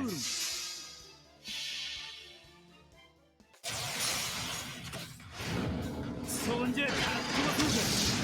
デアハウリング。ゴールデンドライ。Oh yeah. いやー、危なかったね。おりょうさんは全然余裕だ。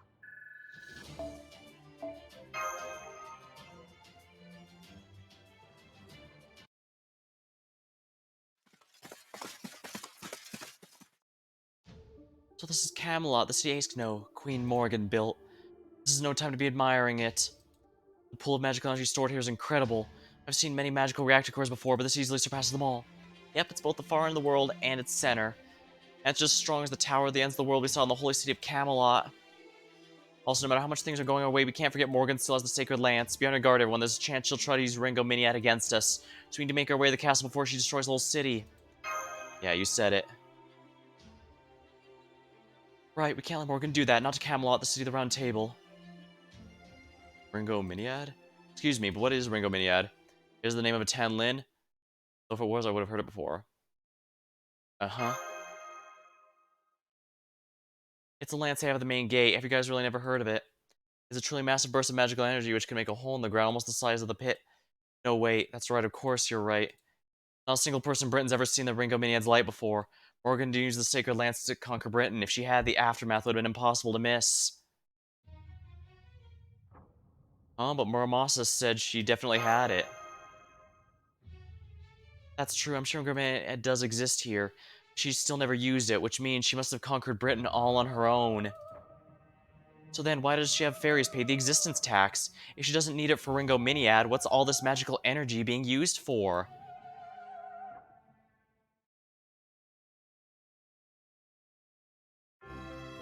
Tamlin Borg has surrendered the rebel army and forsaken her duty to guard the main gate. Obliquely circling Camelot's airspace, Tamlin and Camelot disappeared to parts unknown. There have been no reports of her defeat, so we believe she's deserted her post in defiance of orders. The rebel army currently controls 60% of Camelot. 42 of the Queen's Knights are still able to fight. We have blocked off the castle's entrance with a movable partition, but we believe it's only a matter of time until the rebel army breaks through it as well. I can't believe it. They got to the main gate. Bargus turned traitor? See, I knew we never should trust the Black Dog, let alone give her the territory of her own. An area tame giants? Why did the Northern Fairies even have creatures like that? This is exactly what I hate about it. The Northerners. Those hicks don't know the first thing about politics or economics. Ah, look what those barbarians are doing to my prize shop. Yeah, the era of these fairies can't end soon enough. That's I demand the Queen compensate for damages. I haven't been paying insurance all this time for nothing. Now Lady Lancelot's gone too. Who's gonna kill the rebels? No, I can't have Knockanary here. I've been bad-mouthing every day for years. She'll kill me for sure. Oh, but the Child Prophecy saved me, right? Could it actually be the High Queen's army will lose? But then what's gonna happen to us? High Queen Morgan, what are we going to do? We surrender? Maybe they'll stop you, give yourself up. You're right to be concerned. Bargus has revolted. Lancelot has defied her orders. The main gate has been smashed, and it's only a matter of time until the rebels control the city. Very well, the time for games with the Tamlin has come to an end. I shall change the course of this battle. High Queen just stood up from her throne. That's wonderful. Three for Her Majesty. But now what? The rebels aren't going to stop just because you got up, right? Silence, officials. Straight yourselves along the wall and shed tears of adoration. The High Queen's about to join the fray. This is now Her Majesty's battlefield. In 2,000 years since I last exerted myself, I shall take care not to break them utterly in the opening moments. Yeah. As expected, she's gonna have to go after Castoria and us personally, because any one of us falling immediately makes the prophecy fail.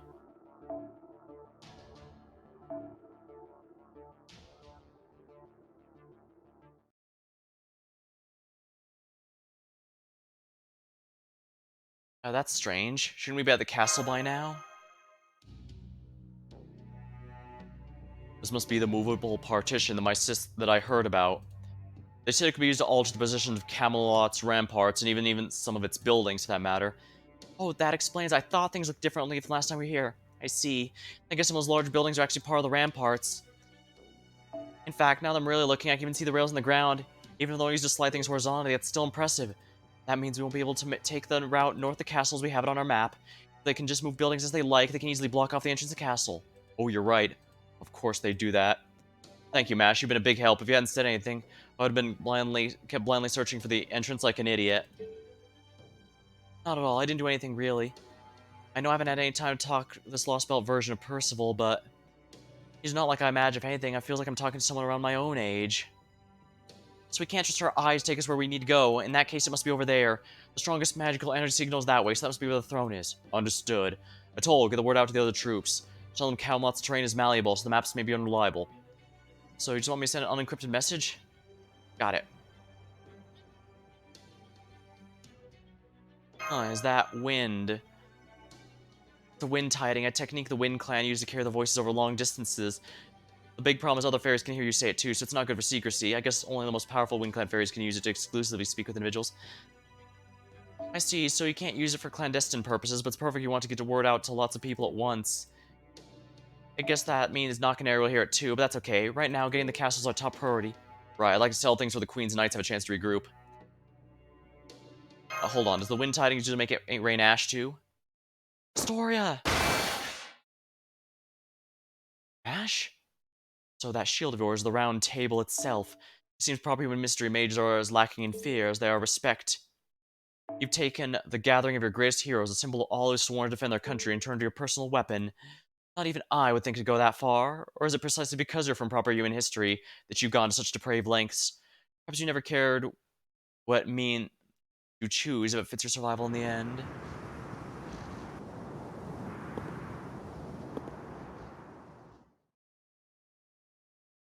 No way, how? In the middle of the city? It's really her. Morgan, Queen of Fairy Britain. Of course I've come for you to my city. What cause would be there... Or what cause could there be for me to wait until the rabble sullies my castle before crushing them? Camelot's throne is the linchpin of my Britain. I would never let you stain it with blood. Astoria, child of prophecy. Master of Chaldea. And... you, the servant who possesses the gallant Galahad's spirit origin. Well done on completing your pilgrimage. On that I commend you. Once again, judgment's been passed on the 6 clans. Soon all Britain fairies shall know salvation. And yet it's all I can do to be sick at the thought. The bells of pilgrimage are a temporary salve at best. The fairies are all too quick to forget about your hard work. They remember nothing of your struggle, your anger, your grief. Surely you realize that much by the time you rang the 2nd bell, and yet you persisted in your pilgrimage. You have taken what is right and proper from this Britain. Lost Britain, I trust you are pleased with yourself? Of course not. Don't talk to me about right and proper. I was only born because you abandoned your duty. If you'd done your job like you were supposed to, she would never had to become king. I don't know what the clan's original sin was, and I don't care. I just want to fulfill my duty and be done with it. Whatever struggles you went through as Ace, or how the Land of the Fae first came about, none of that has anything to do with me. I didn't stand a chance against you before, but things are different now. So come, Morgan, let's do this thing. Afterwards, well, I'll cross that bridge when we come to it. I don't know what's right and what's not. I don't want to know anything about my destiny either. I can't do anything in Britain's future or the outside world. I don't have some noble cause or grand ambition like you. All I know is that I want to win. It's a part of myself I believe in. See, so you still know nothing of your true identity, even after completing your pilgrimage. Come then, child of prophecy, I'll put an end to your absurd destiny myself, my archenemy from proper human history. My archenemy in proper human history. You'll never go anywhere, you'll never change anything. I'll show you mercy, I will change what you cannot. Forget about going to the site of selection. It's time you went back to the miserable village girl you once were. So there truly is is there truly a time loop aspect to this?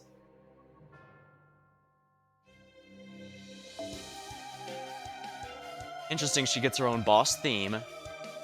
Restricted. I suppose it would be a bit too easy if they allowed me to,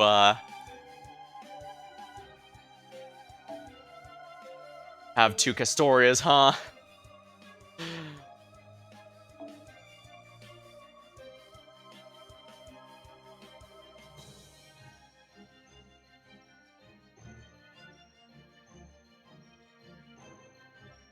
Saber Hakosai.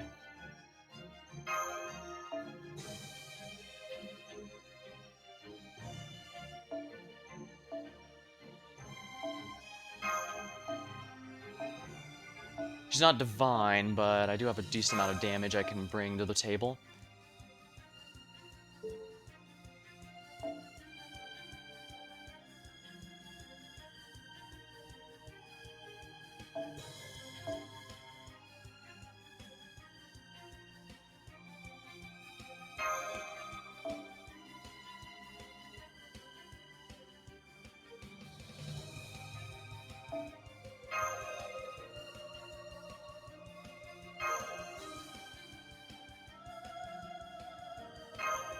Alright, here we go.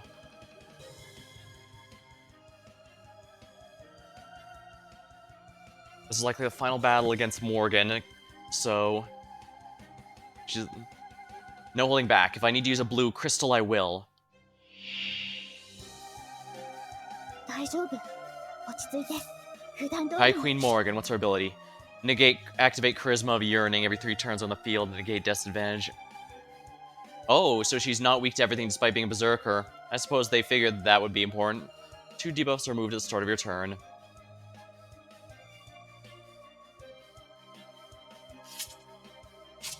Activate Charisma of Hope.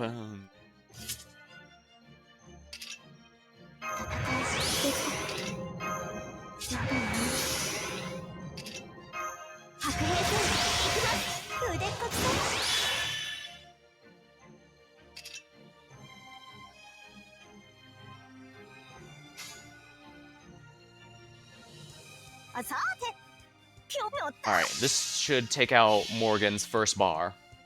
If she NPs me, that's gonna suck, but I can survive it.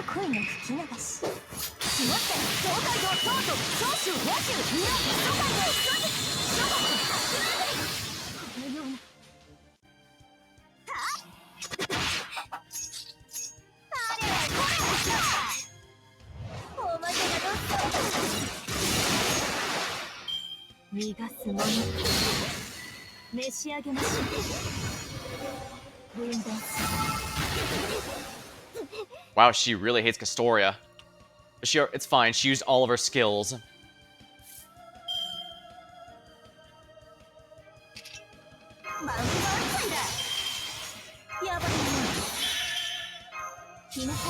A bit overkill, but it's fine.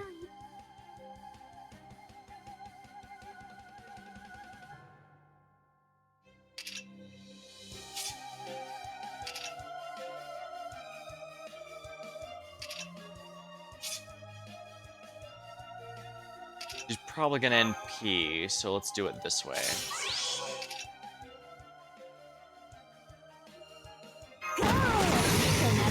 Just make sure everyone's gonna live.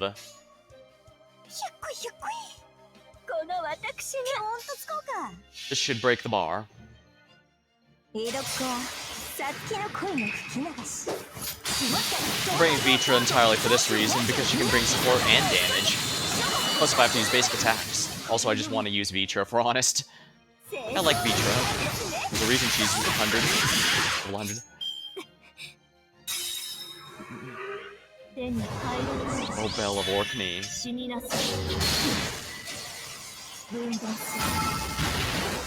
Oh, wow. Wow, that is, something.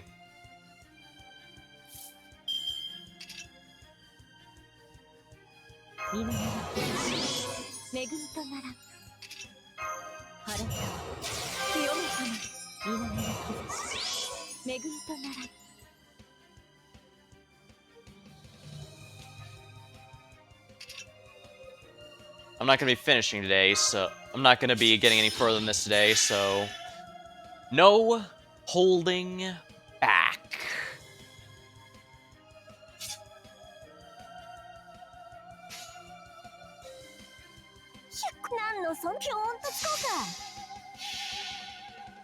If I have to use a blue cube, I will.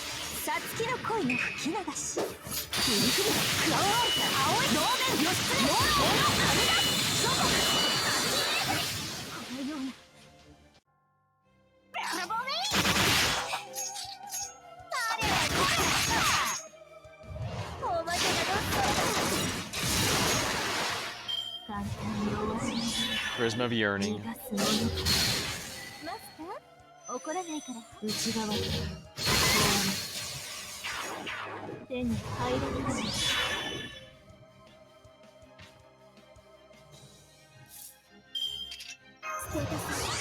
Oh, this is not gonna help much, is it?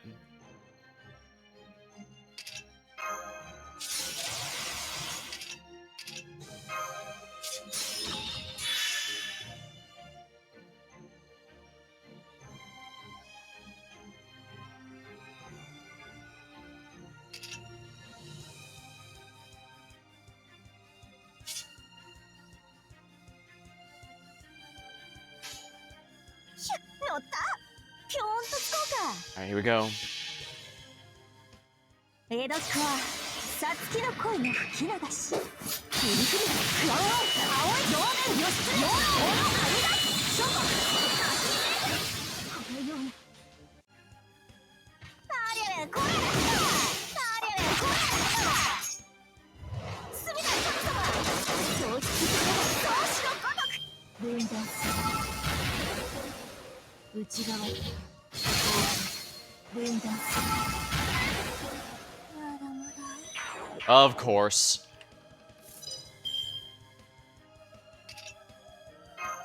シールドエフェクト発揮します。ステータス頑張ります。豊 It's fine. Like I said, I have 10 of these revival cubes. No reason to hold back.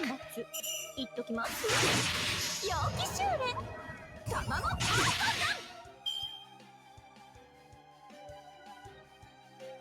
I'm almost surprised she didn't use Invuln Pierce first. そう、いいでしょう。私の足元で許しを乞いなさい。聖剣なぞこの程度。落ちよ。ロードレスキャメロット。神倉庫。そう神。まだですね。潰れなさい。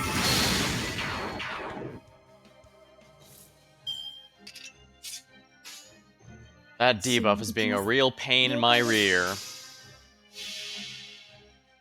それはすべての傷、すべての怨恨を癒す我らが故郷。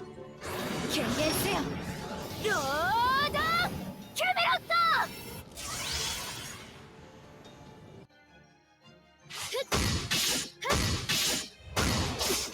倒れて簡単に終わらない。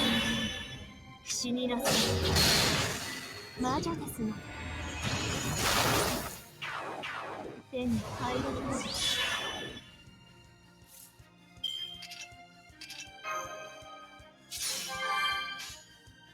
Not much I can do left. I can at least break this bar and act before activating the blue cube.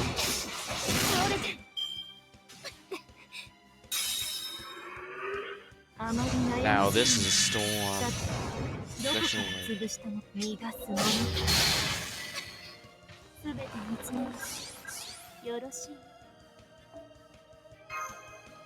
Leyline Stone power.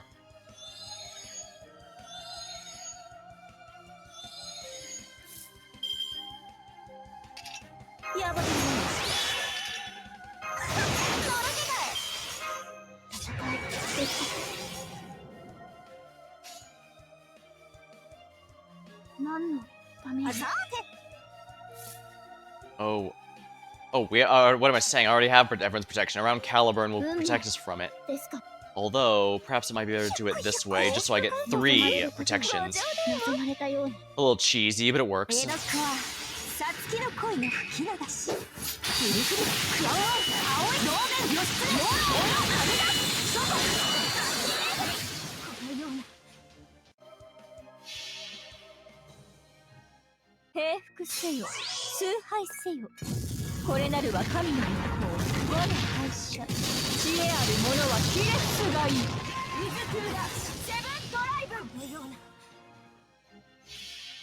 Alright, that's a charge down. Oops. Well, she's probably gonna charge herself and immediately use it anyway, so I don't regret it.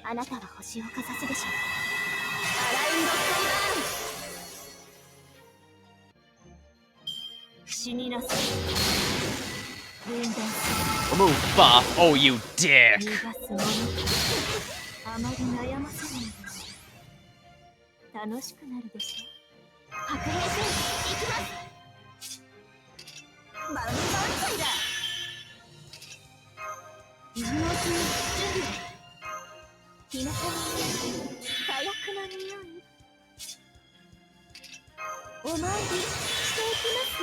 Probably gonna lose Koei and Skya, so I gotta make sure that Hakosai gets everything. Alright, now an attack buff. Hakosai should theoretically be able to finish this.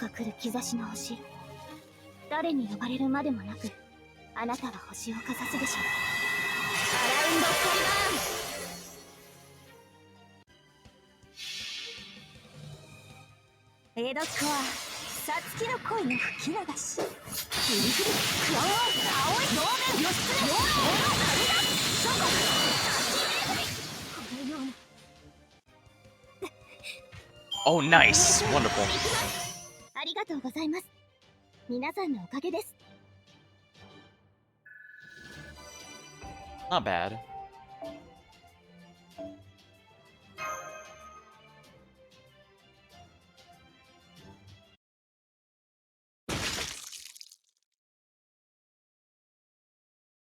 You have mortally wounded me.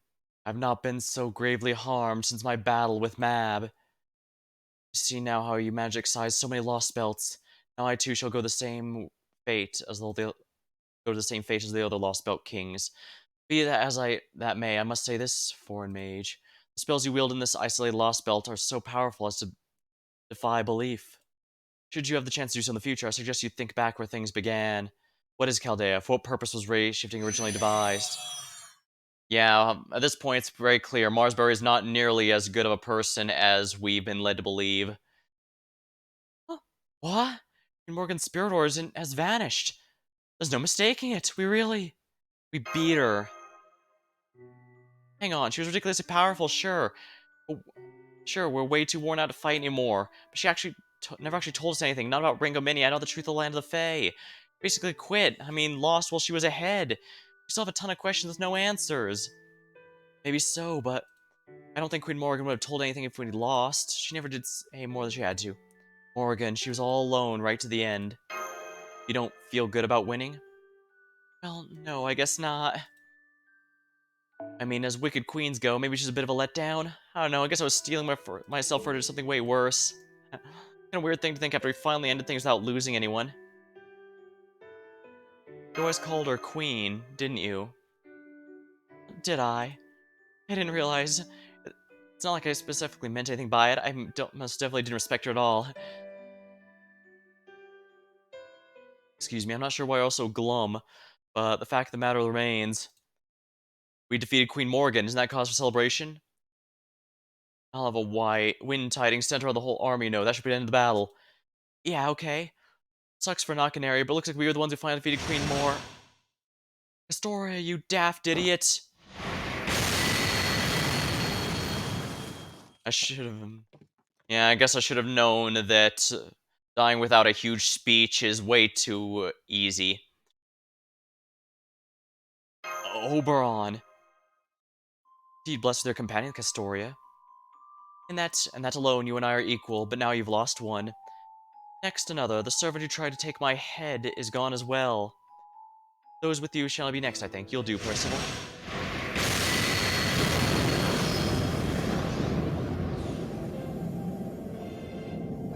God, that spell's so powerful it came from the sky. No way, that's... You truly believe defeating one of me would end this battle? It seemed that I've been far too gentle in my rule over Fairy Britain. I should have taught you better. Any capable mage should be able to create copies of herself, each with their own abilities. Look to the sky. It's time to face the reality of your situation. Spears aren't the Ringo Mini ads.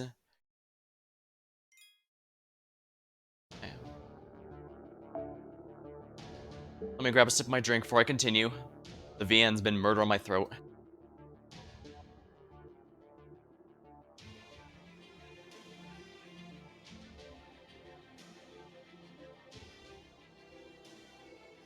Ah, there we are. Alrighty. Oh, pure story. I don't think anyone else knows something is off. Blanca's report, soldiers screaming, storms of destruction erupting all across Camelot. Falconaire's troops, Muramasha dashing the city on his own, other brigades split up, are all being attacked by the same enemy. It's Morgan, they're all fighting Morgan. They be Magecraft familiars? No, that's not it. Judging by the quality, it has to be Morgan herself. Those are thought copies, clones of Morgan with the exact properties of the original. The real hasn't budged from the throne. She never needed the Tamlin at all. I can't believe this. How could I have screwed up so badly? I should have known the queen who's ruled Britain for 1,000 years wouldn't go down this earl easily. We should never have waged war. We should have taken her by surprise and assassinated her. There was no point in all in putting together an army to match hers. Morgan alone is more powerful than every soldier combined. She could have massacred the entire rebel army whenever she wanted without even stepping off her throne. Bollocks, Blanca, where's the Master's group? Where's Castoria? I shrink down to my smaller form and jump to the Sphinx Moth's back. Frustrated, the flimsy wings can't carry me faster. I get a bad feeling, not about anyone else, of course. I don't know about anyone else's fortunes. I only know about anyone else's fortunes. I only know about my own. It has been telling me for a long time my role is going to end here in the battle for Camelot. Hurry. It's okay if they lost to Morgan. They can always try again, but if they win, everything will be over. I just know she's going to drop her guard once they win. Why didn't I warn them? Should have told them they need to keep fighting until they reach the throne, even if they won a battle or two. By the time I found them, it was too late. I had to make a choice. Who do I protect? By process of elimination, I knew the Master would be okay. He's a spectator like I am. Fate won't demand his life today. No, the one I knew rescue was that idiot girl. The girl who always leaps without looking, has no self-esteem whatsoever, but also fiercely competitive and frustratingly obstinate. The girl who keeps hold of her weird hang-ups, like cradling a precious jewel in both hands. Story, you daft idiot.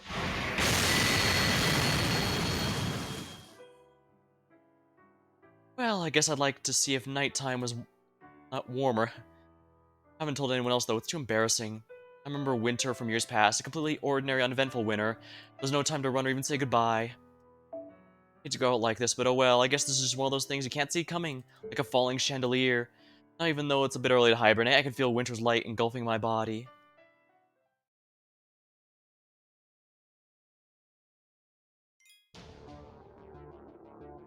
Too, so this is a scripted battle. Almost purely scripted, I'd wager.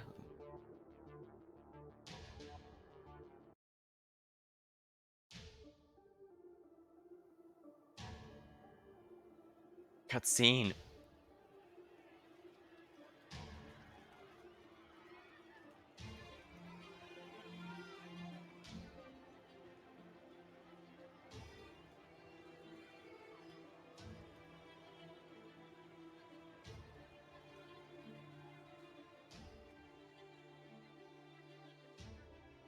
There's a storm that appeared out of nowhere, a curtain call given with no warning.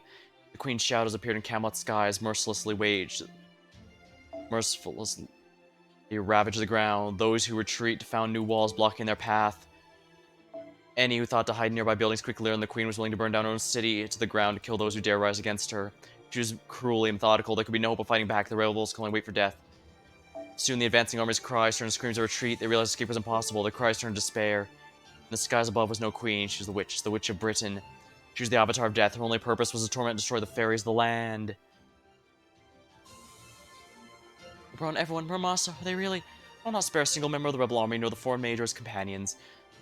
That is the price I think you could hope to defeat me in but a single pilgrimage. All foolish enough to hail you as the savior shall pay for it. You and your mission both end here. My fair Britain has no need for paradise to the outside world.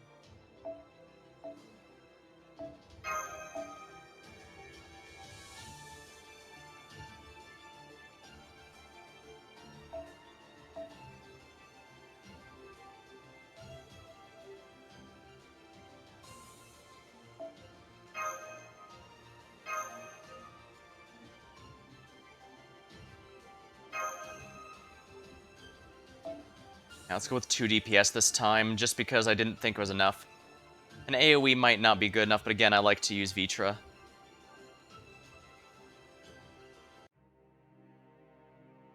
Grand battle. Oh. Huh. 大丈夫。落ち着いて。 Well, 普段通 I り guess I'm gonna be using another one of those coins, aren't I? 白兵戦行きます。 Morgan is not divine, so that doesn't matter.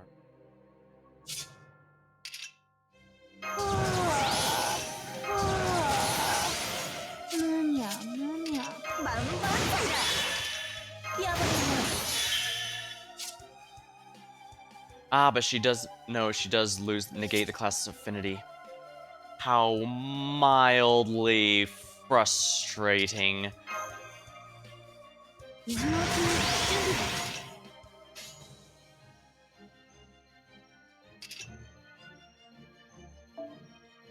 本当に良いのか？仕方ないの。天よ、天元の鱗に閉ざされる地が大色なあなたに飲まれる地。アスラシュレーシタ。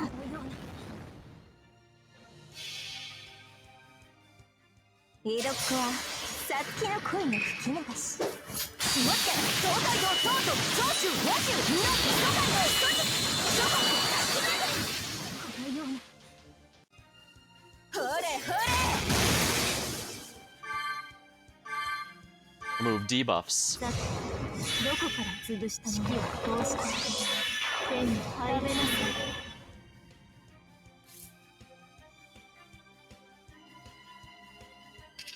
ゴー！と泣くが望みか？バンバンだ。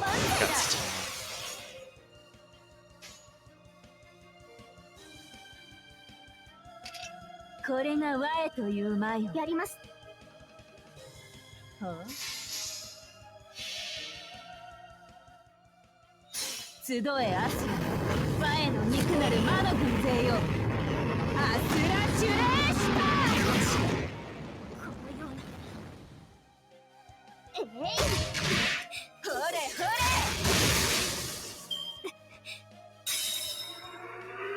式はこうして食べなさい。さて、どこから潰したものか。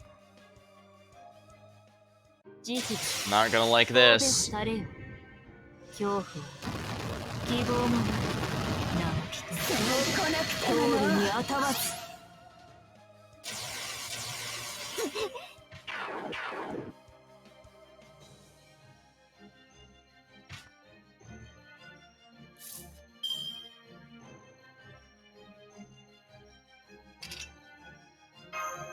好き放題扱ってあげましょう。ひなたの火薬マンお参りしていきます。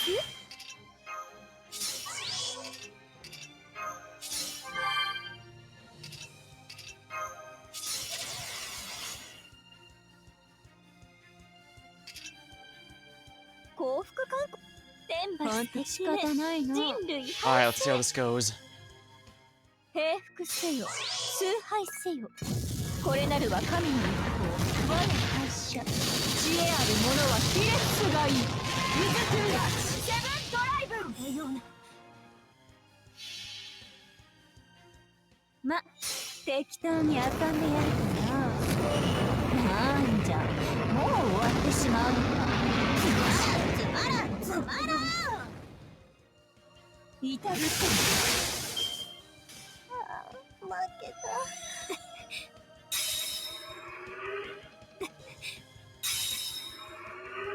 式はこうしてあげる。さっ食べなさい。どこから潰したもの。まだですね。無駄ですよ。モルゴース。無駄ですよ。あ、これ無理ですね。さて、どこから潰したもの。簡単に終わります。簡単に終わります。簡単に終わります。That is a buttload of debuffs. That is not fun.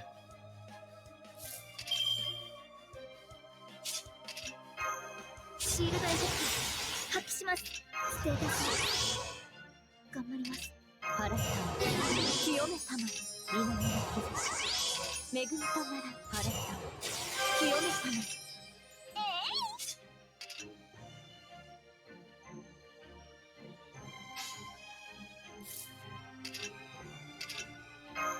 Release Noble Phantasm. What else am I using these stupid things for, right? I can take out even one, that'll help a lot, but that debuff is a pain, it stacks. 集えアスラ、我の肉なる魔の軍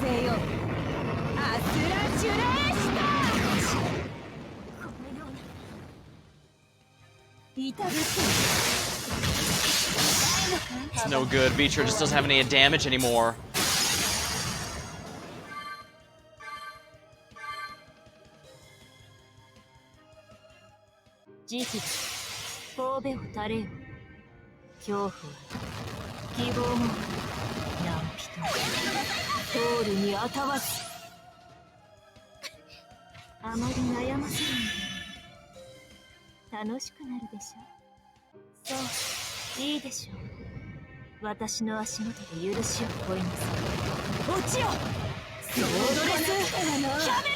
Man, they weren't kidding. All three of these are just as strong as the original.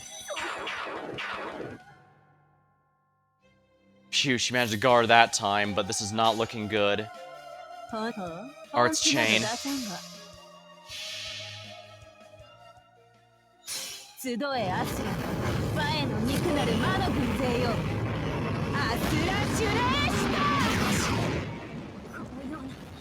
It must be a minus 100% attack debuff because she dodged.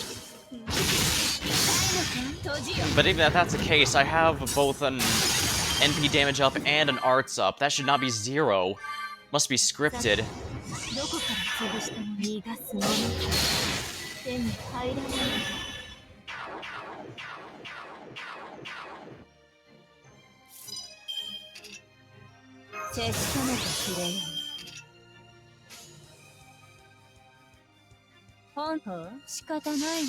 This is obviously not a survive the timer one, so maybe we're smart about this.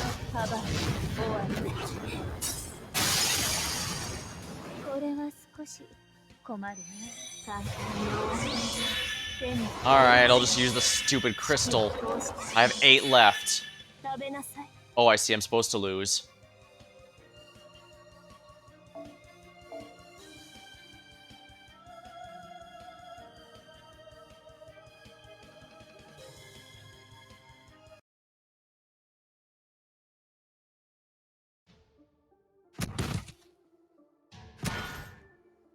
Seems I needn't have been concerned about Merlin aiding you. How truly heartless he is.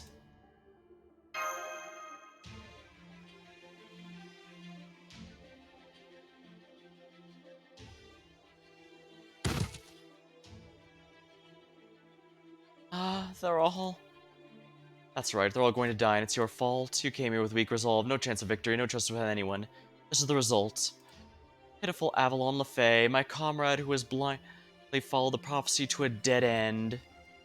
You will have no thanks, you'll have no help. You'll go unrewarded, uncelebrated, and recognized. You'll die alone, on Bloody Hill, just as your counterpart did in proper human history. Your child of prophecy's fate was sealed the moment you chose to save Britain. You cannot save what's already dead. Rather than fighting me, you should have fought the duty you brought to me.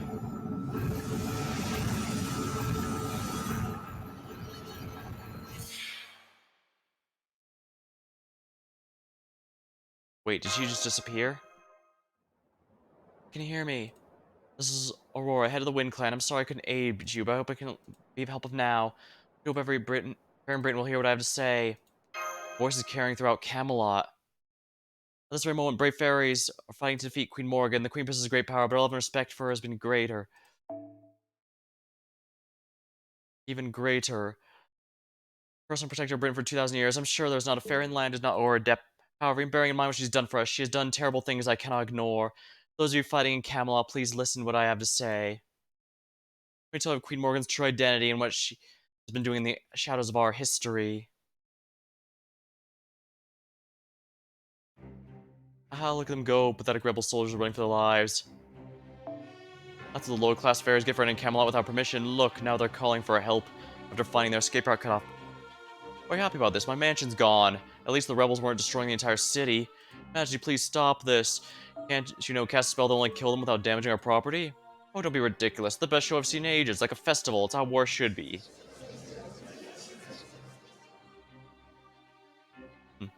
Moss's servant is more durable than I'd realized. 2 more clones should do for him. 3 should suffice with the child Murdoch? Your Majesty. What the? Why did Murdoch just collapse? He's one of the Queen's personal bodyguards. He's way stronger than a regular knight. Bow down, kneel before her. You are in the presence of her Guardian Britain, Lord of the Fang, and revel in her glory. What is that? Where did it come from? Guards, what are the guards doing? Woodwoe, so you're alive. Did you come from the secret underground path? I must have told you of it in the war against the Moors.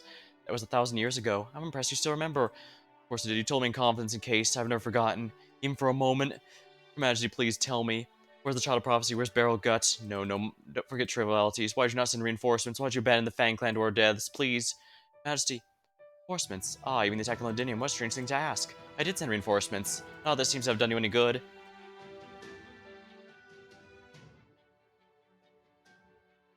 So he still insists on trusting her. Very well, remember this. Her Majesty did not reinforcements this as well. Trusted you enough, believe you wouldn't be in no need of them.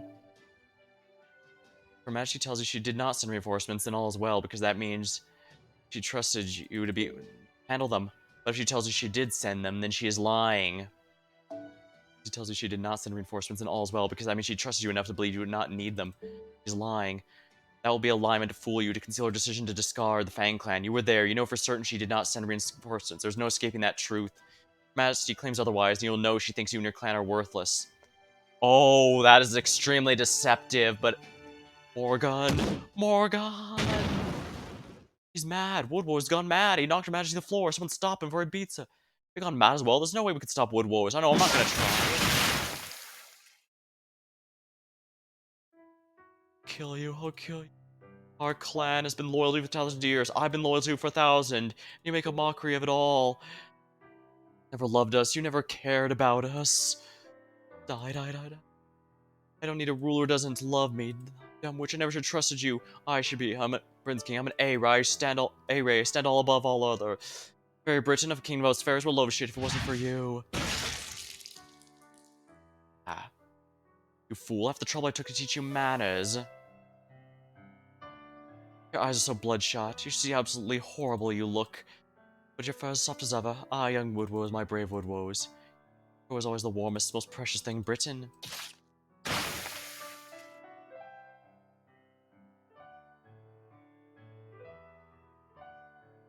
Ah. What have I done? How could I have been so foolish? I can't believe I hear you say that. Finally, let us stand. Forgive me. Should have known how much you...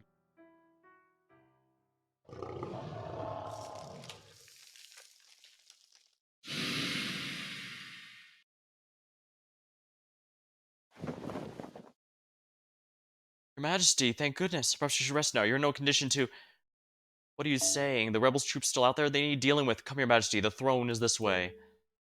Please, show them how strong you truly are. That's why you're Britain's rightful ruler. You did not tell me. Now where's... Ah, yes, the throne is that way. No, Your Majesty, you won't be returned that throne. You have no right to it. So you were the one who sent Woodwoes on me. You're so eager to die, Sprig, and I'll be happy to accommodate you here now. Oh, no, that won't be necessary. I do often wonder how many years I have left, but that's not really relevant right now. No, I have a good reason to believe I can win. In fact, this may well be my only chance at victory. Fairy Britain was a wonderful kingdom. I doubt anyone else can claim to have ruled over a nation of their own for 2,000 years. It was, however, a little dull. Arts can never hope to flourish in a nation that's forbidden from interacting with other cultures. A nation that experiences neither prosperity nor decline could not be called a nation at all. Britain's not your own private garden, Morgan. It's time you put such childish dreams behind you. I failed to realize the extent to which you underestimated me. Impressive. Even were it nothing more than my head left of me, even mere foot soldiers could never hope to kill.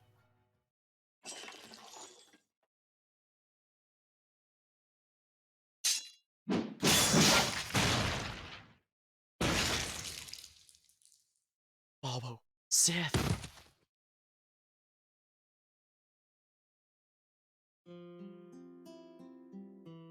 Miss Witch, thank you for doing all this for me. Everyone who says you're a witch, grateful to you.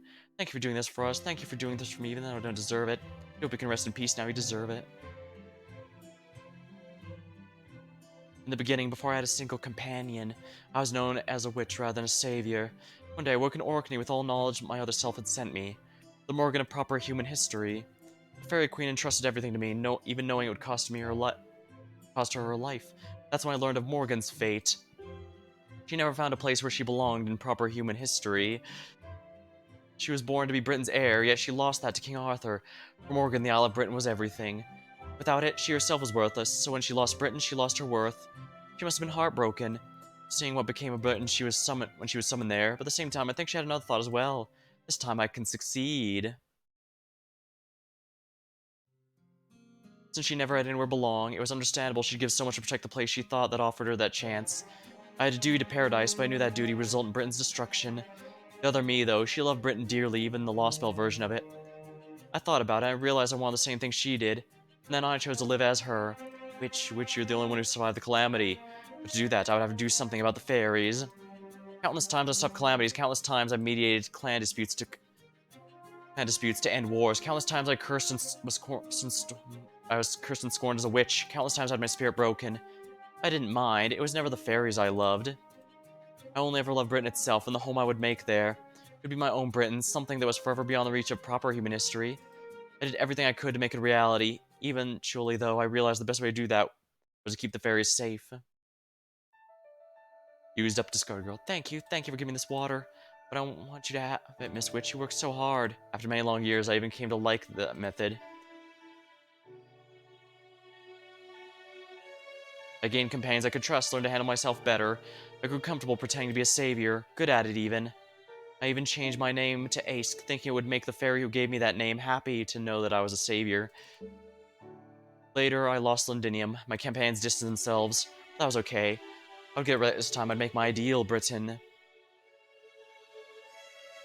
That was my sole purpose for living. It's what the other me gave her life for. My very own Britain. My very own land of the Fae. I was originally planning to make it even more brutal country, but then I relented as not make her too sad. I let my subjects laugh, I let them have fun. I let them forge connections, make advancements, I help the state of affairs continue forever and ever. I'm a traitor to humanity, I turned my back on the duty to paradise to accomplish it, and I made my dream come true. I know this place is cut off from the outside thanks to the wall at the ends of the world, but it's still in place geographically. I expect that one day guests from proper human history will make a visit. When they do, I'll ask them what they think of it. Is it beautiful? A dream made real? I hope they think it is. Nothing could possibly make me happier.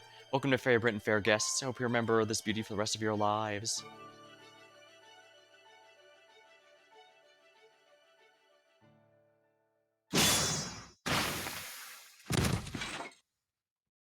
Huh? Told you how you underestimated me.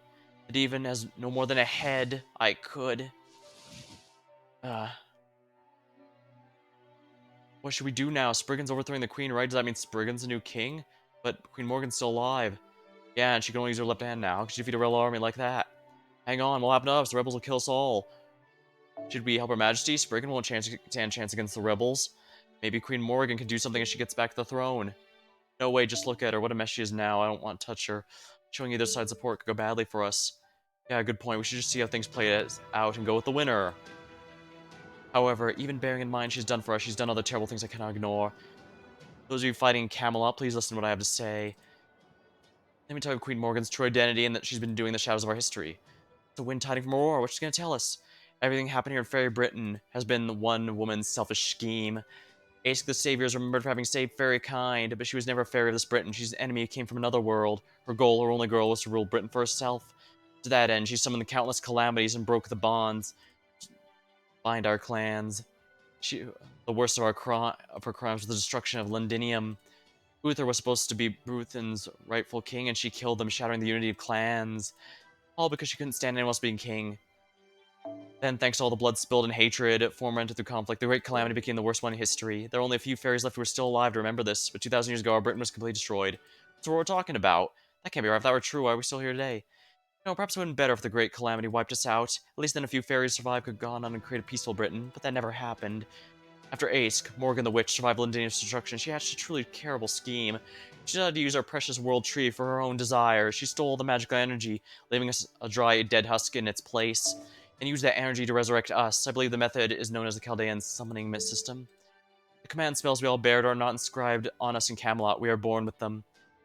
They are a sign that we are Morgan's slaves, that our only purpose is to offer our time and magical energy.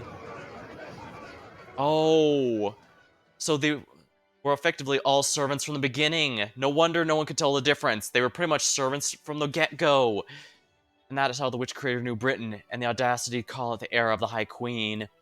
The reason Britain's land never expanded further, why we cannot make effective use of humans, and why the Great Comet is destroyed our hand, is because she made it that way. Please know this, for 2,000 years, the pharaohs of Britain have used and abused solely to satisfy the witch's greed. Morgan is that witch. She's a false king who came from paradise to rule over us. While she is to be commended for protecting Britain from the Moors, she's unworthy of love or respect. So please ask yourselves this: who's been this true enemy? To whom do we entrust our land? She'd do that to us. She's terrible, horrible. Alright, how should she call herself a queen? Really, when you think about it. What do we need her for anyway? Uh-oh, they're even more worked up than I expected. Go back to where you came from, witch, you don't belong.